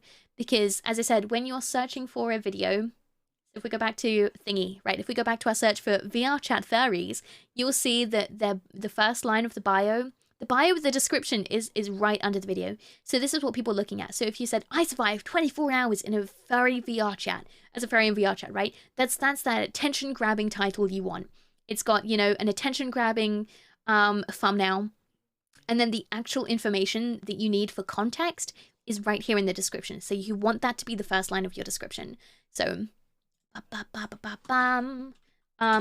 first line of your video descriptions should be the context and information about your video as this appears next to your video in the search on YouTube. currently it links to a sub button, I think. Yeah. So I think the formula here that they need to look at and apply to their own videos is making their thumbnails more relevant to what videos are currently out there and successful, using attention-grabbing titles, and switching up their descriptions a little bit to put the actual context and information required in the first line of their description.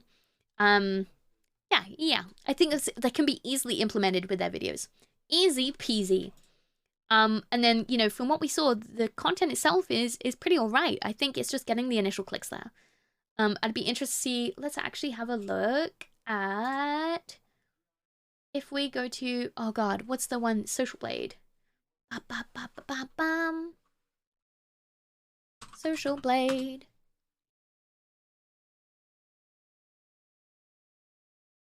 And then we go to FluffleHusky. Nice. Here we go. We have a look at their YouTube stats.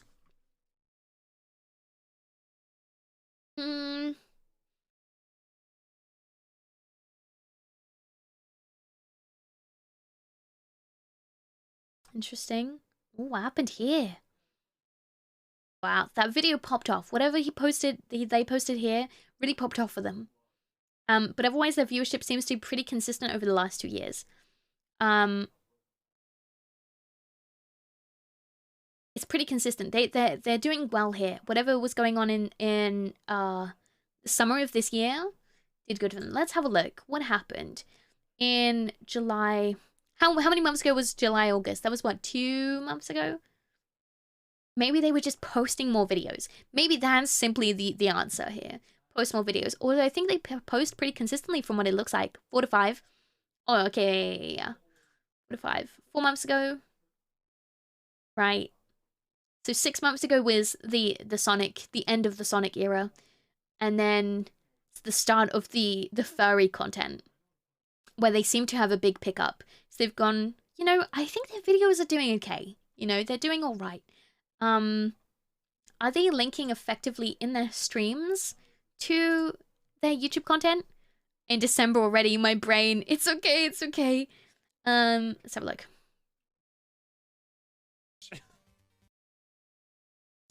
Or if I'm just like learning.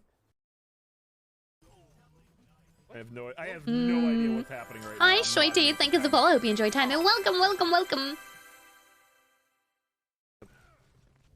I'm not seeing any chat engagement in this one. Not even their bot for some reason. Let's go to the long stream. Where was it here? Hi, Shan. It's still November over here. Oh god, it's December real soon, isn't it? Guys, help. Dear God. Guys, help me. Right. Help me.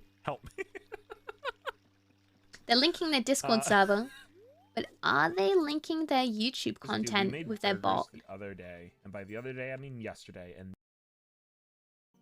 okay, we need shout out command, but I want to see if their bot is posting. Village well leads to bottom of the well. Why is signal this boost? not random? No, I can't see it. I only see Discord and thingy. Okay, all right. Let's note that down. No life and thus no plan. Let's note that down. I disagree. Bum, bum, bum, I disagree bum, that you have no bum. life. I have no life. Look at me. Your Look at me. stream your stream chat bot. They're funny. I really like their content. Their streams seem really funny. Your stream chat bot.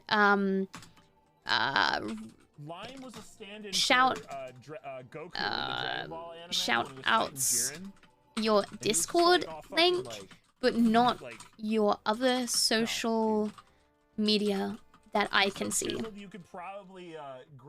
You should be. Hi, Bia. Good to see you, Bia. November gang, rise up. You should be plugging your YouTube and Twitter more regularly.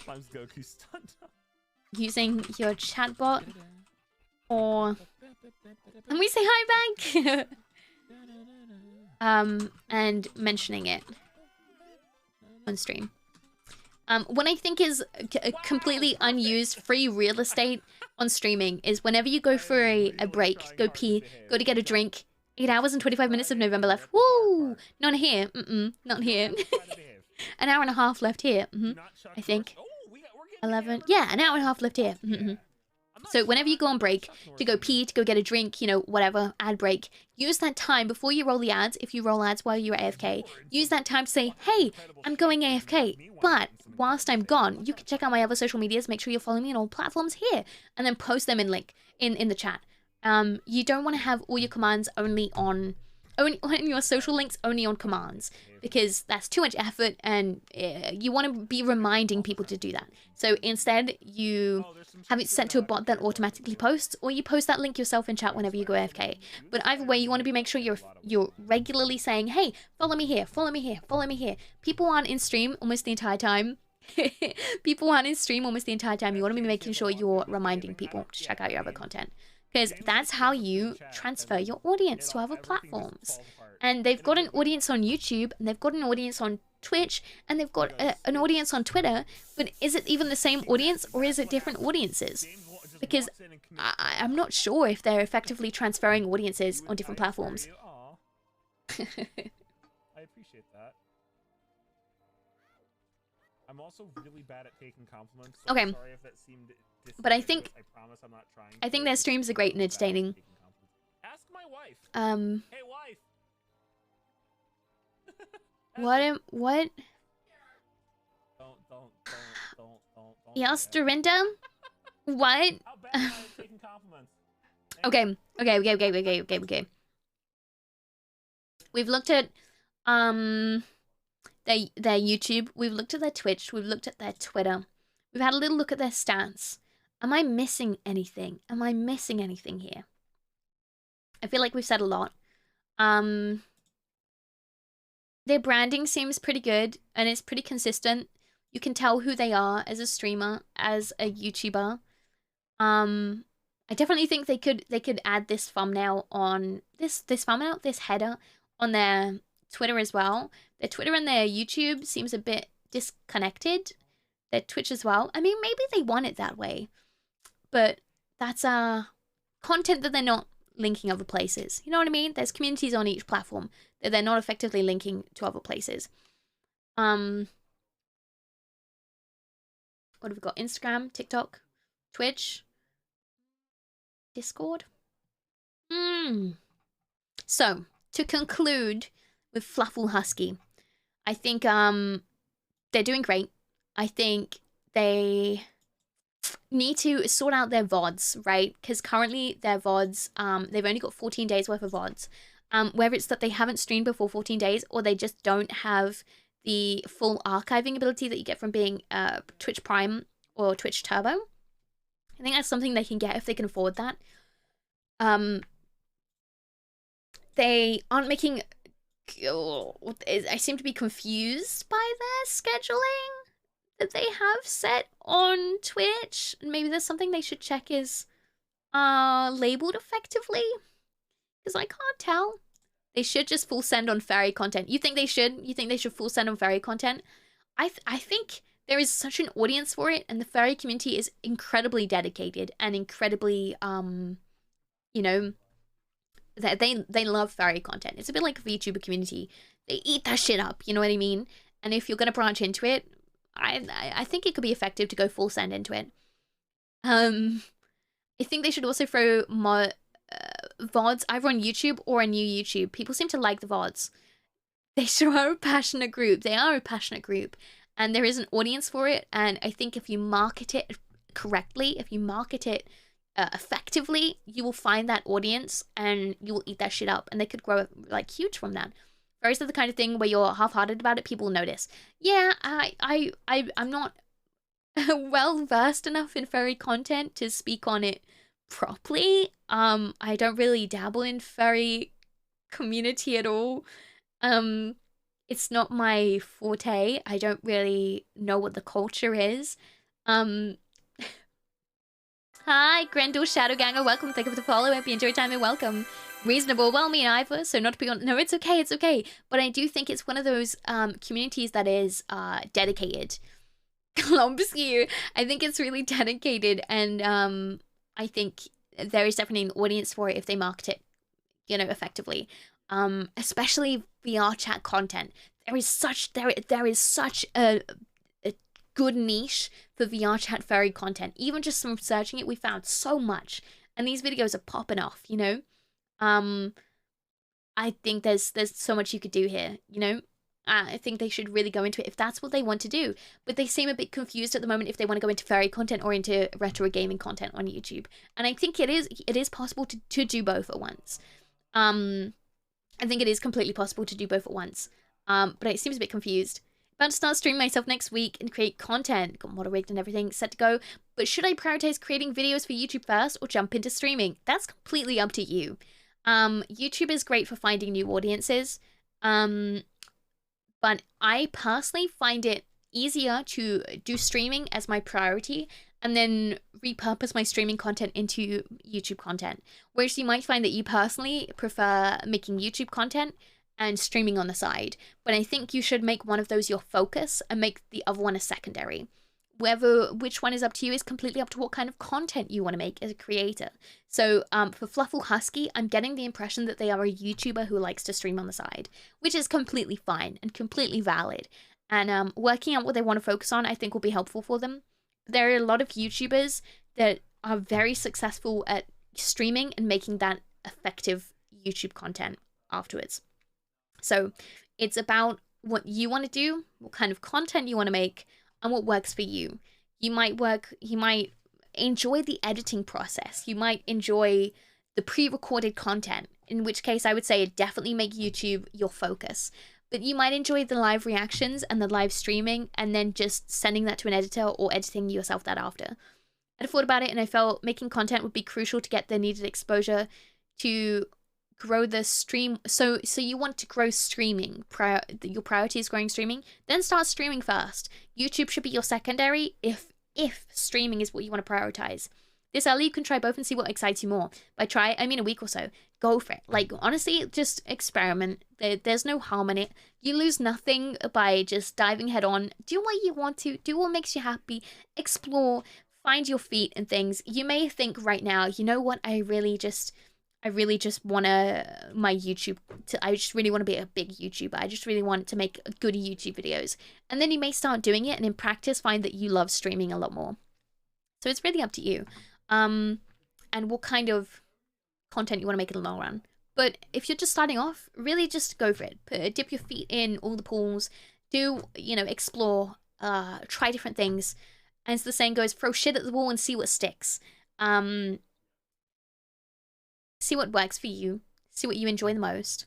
You're literally not losing anything. Just go for it. Just go for it. Actually make. Yeah, exactly, right? So many people that applied for this. I've said this like 3 times today. So many people that have applied for my coaching courses aren't actively making content. And the best thing I can say to you is just make content. Like, it doesn't matter if it's shit. It doesn't matter if it's terrible. It doesn't matter if it's scuffed. Just make content. Like, just go live. Just stream. You'll only get better by practice. And if you're streaming and you genuinely want to improve your streams, rewatch your own content. And you know what? I can tell that FluffleHusky does this because they're not only repurposing their streaming content into YouTube content, which is great, and shows to me they're actually rewatching their content and effectively repurposing it for YouTube. But you know that their streams are actually great. Do you have any tips or tutorials for us VTubers on overlays? Okay, so I have a content creator resource pack that you can download for free here on my Ko-Fi. Thank you. You want me to watch me cringe? I know, but you only get less cringe by rewatching your content and improving it, Shan. That's the truth. And it does get less cringy the more you go, I promise. I have a free content creator resource pack that you can download for free on my Ko-Fi. It's a 14-page PDF document with a whole bunch of resources and tips. There is everything you need in there, honestly, everything you need. I highly recommend it for beginner streamers and content creators. It goes over all platforms, or most platforms. It goes over Twitter, YouTube, Twitch, and Discord on all the things you can do on those platforms and all the things you should be effectively putting into use. I watch me all the time. Little mirrors everywhere. God, I'm the best. But I mean, you know what I mean. Like rewatching your Twitch content, rewatch your YouTube content. See what you like, see what is working, see what you don't like, and make those improvements. Honestly, you guys have got this. I believe in you. I believe in you. But I think FluffleHusky's onto something here. And I think they obviously are passionate about what they're doing. And they're exploring with different forms of content and trying different things. And I think there is improvements to be made. I think the thumbnails are giving me a bit old school YouTube vibes. And they need to have a look at what's working now and update those. And gear themselves more towards modern videos and what's working now. I know you know this, but it's extremely cool that you're helping creators like this. Thank you, Fuzz! I'm doing my best. I'm doing my best. I hope that it helps. I hope that it helps someone. Even if it doesn't help the creator we're looking at on stream, I hope at least that something we talk about on stream can be helpful to anyone else watching. Any examples on how modern thumbnails should be these days? Okay, so when it comes to thumbnails, you've just missed this. We just went over a whole thumbnail discussion. But when it comes to thumbnails these days, you need to be thinking about the kind of videos you want to make. Think about the video you are currently making. So let's say, I'm going to use this example again because it's an easy example, right? Let's say I want to make FNAF gameplay content. I want to make a video of me playing FNAF. I'm going to look at, you know, because FluffleHusky is making furry VR chat content. In fact, let's use this as an example, right? This is FluffleHusky's VR chat horror game furry content, right? So the first thing I did was Googled VR chat furry and see what videos are out there at the moment that are working. Be careful of the trap of asking friends. Personal friends have an obvious bias. Unless you're lucky and have that one invested cruel friend that will be completely honest. That's exactly why FluffleHusky came to me. FluffleHusky asked for a completely honest, fresh pair of eyes look on their content and what they can do to improve. You have to look at your own stuff. No one will know what you like, you will. Yeah. So I Googled VR chat furry to see what is going on at the moment. What is recent? A month ago. Clickbaity, not even clickbaity, but attention-grabbing title. You know, look at that thumbnail. It's bright. It's colorful. It's obviously what's interesting at the moment. Here's another one, 8 months ago. What about more recent stuff? 5 months ago. You see what I mean? These thumbnails, they're clear, they're bright, they're attention-grabbing. You can see what's working. You can see what's working. 4.7k views 5 months ago. 7 million, but that was 3 years ago, so I wouldn't take this as an example. This is too old, I would say. This is too old. People might still be watching it, but it's a very old video. A year ago, even that's a little bit outdated. You want to look at what's new, what's fresh, what's working, what's got views. If you even look at things posted really recently, where is it? Sort by... what's uploaded this week? 3 days ago. Here you go. VR chat furry content. You laugh, you spin the well. 10k views in the last week. 10k views in the last week. This was uploaded 3 days ago. This is a great example. What's working here? You laugh, you spin the well of punishments. That's an attention-grabbing title. I laughed 10 times. How many times did you laugh? Join on Twitch. You see? Effective description. It's really simple. It's really simple. And it tells you, you're my bottom. You see, that's a clickbaity. That's a little clickbaity thumbnail. But I guarantee you that's in the video. Probably. Whereas if you have a look at FluffleHusky, you've kind of got a hand drawn. It's a little bit dark. It doesn't have any attention, like any attention-grabbing text on the thumbnail. It's not really fitting the formula of what's working at the moment. So they need to reevaluate how they're making their thumbnails. And also the titles, Siren Head VR Chat, FluffleHusky featuring Jonichu and Stocky Frog. It's like, it's an informative, honest title. But you could put that in the description and instead put, I was murdered, or like, murdered 10 times in, Siren Head, you know, something really attention-grabbing. Focus attention visually, have a pic with main singular. Yeah, exactly, right? The art is good, and oh yeah, it's gorgeous art. These are gorgeous thumbnails. But I feel like these are thumbnails that would have worked, like, a couple of years ago, and maybe less relevant these days. And unfortunately, that's how you have to do it. But it doesn't function as an attention-grabbing thumbnail. Yeah, exactly. So yeah, I think that's what it comes down to when you do thumbnails. You really need to research. What is Siren Head? I died. So I guess my point is, whatever video you're making, you need to research what's working for that style of content at the time. So when I post my VTuber content, especially my, I started making VTuber tutorial content. I had a look at what tutorial content on the similar topics is working at the moment, and I styled it similarly, because you want to make sure you're fitting in and seeing what works for those videos and replicating it in your own way. It's really just about seeing what works and then recreating it for yourself. It's just the way it is, unfortunately. You want to make sure you're keeping up with what everyone else is doing, so you don't miss 2012 internet. That said, don't be afraid to break slightly. Exactly, yeah, completely. You got to make your own content. But if you're struggling to get those initial clicks, if you're struggling to build that initial audience, you want to make sure you're fitting the formula of what people like. Because at the end of the day, these videos that are doing well because people were brought to it. Their attention was grabbed. They decided they liked it enough to click on it and give it their time of day. If you're not fitting that formula, you are going to find it harder for people to click on your content. Can't lie, Chief. All the VTuber shit I've seen on TikTok has just been first traps. That's on you, bro. That's on you. TikTok is a whole nother ballgame. We're talking about YouTube at the moment and thumbnails. TikTok is a whole nother ballgame. Bro, no.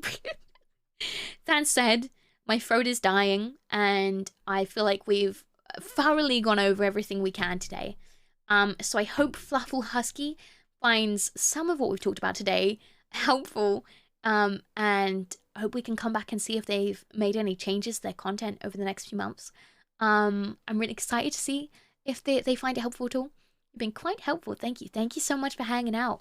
If you are interested in joining my content creator coaching, hold on. I'll go over here, see? If you are interested in my content creator coaching, you can follow the Google Forms link down below in the description or in chat if you're watching live. Thank you again for watching. This video will be available on Twitch as a highlight video and on YouTube as a highlight VOD. You can watch whenever. Please feel free to come back to it. And, if you missed anything, make your notes. I hope it's helpful to someone. I don't promise any growth or anything. I'm exhausted. My throat hurts. If you would like to apply, links in chat. And also, there's my free content creator resource pack. 14-page PDF document, completely free on my Ko-Fi. Please have a look. I hope you find it helpful. Go drink some water. I'm gonna go drink some water. I'm gonna go get some rest my throat. However, we are gonna do a raid someone. And again, thank you so much for your support. I hope you enjoyed it. I'm planning on doing this maybe bi-weekly, maybe more regularly. We'll see. But if you're interested in my other content, I am a variety gremlin streamer, high energy, chaotic vibes. We do wild stuff, quite quite chaotic, quite out there. I think you'll enjoy my other streams. You should come check me out. I stream 5 days a week, every Monday, Wednesday, Friday, Saturday, Sunday at 6 p.m. UK time. That's 6 p.m. GMT or 1 p.m. EST. You can see my schedule in chat now. Boom. And you can follow me on my other social media. You can follow me on Twitter. I post memes, shit posts, and other stuff there. I also post a whole bunch of stuff on YouTube, including tutorials, highlight videos, and other stuff. You can go check out my YouTube. Good content there. And you can join us on Discord for hanging out. Good fun times. All right. Thank you so much for hanging out, my friends. It's cool that you're doing it all. You always say you're you're evil or whatever, but you're such a lovely and lovable, wonderful person. Thank you, Cal. You're so sweet. You're honestly so sweet. I appreciate you so much. I hope you guys have enjoyed today. I'm thoroughly exhausted. My throat really hurts. But thank you so much for hanging out. We could raid this Poggy's person, or we could raid we could raid this person, or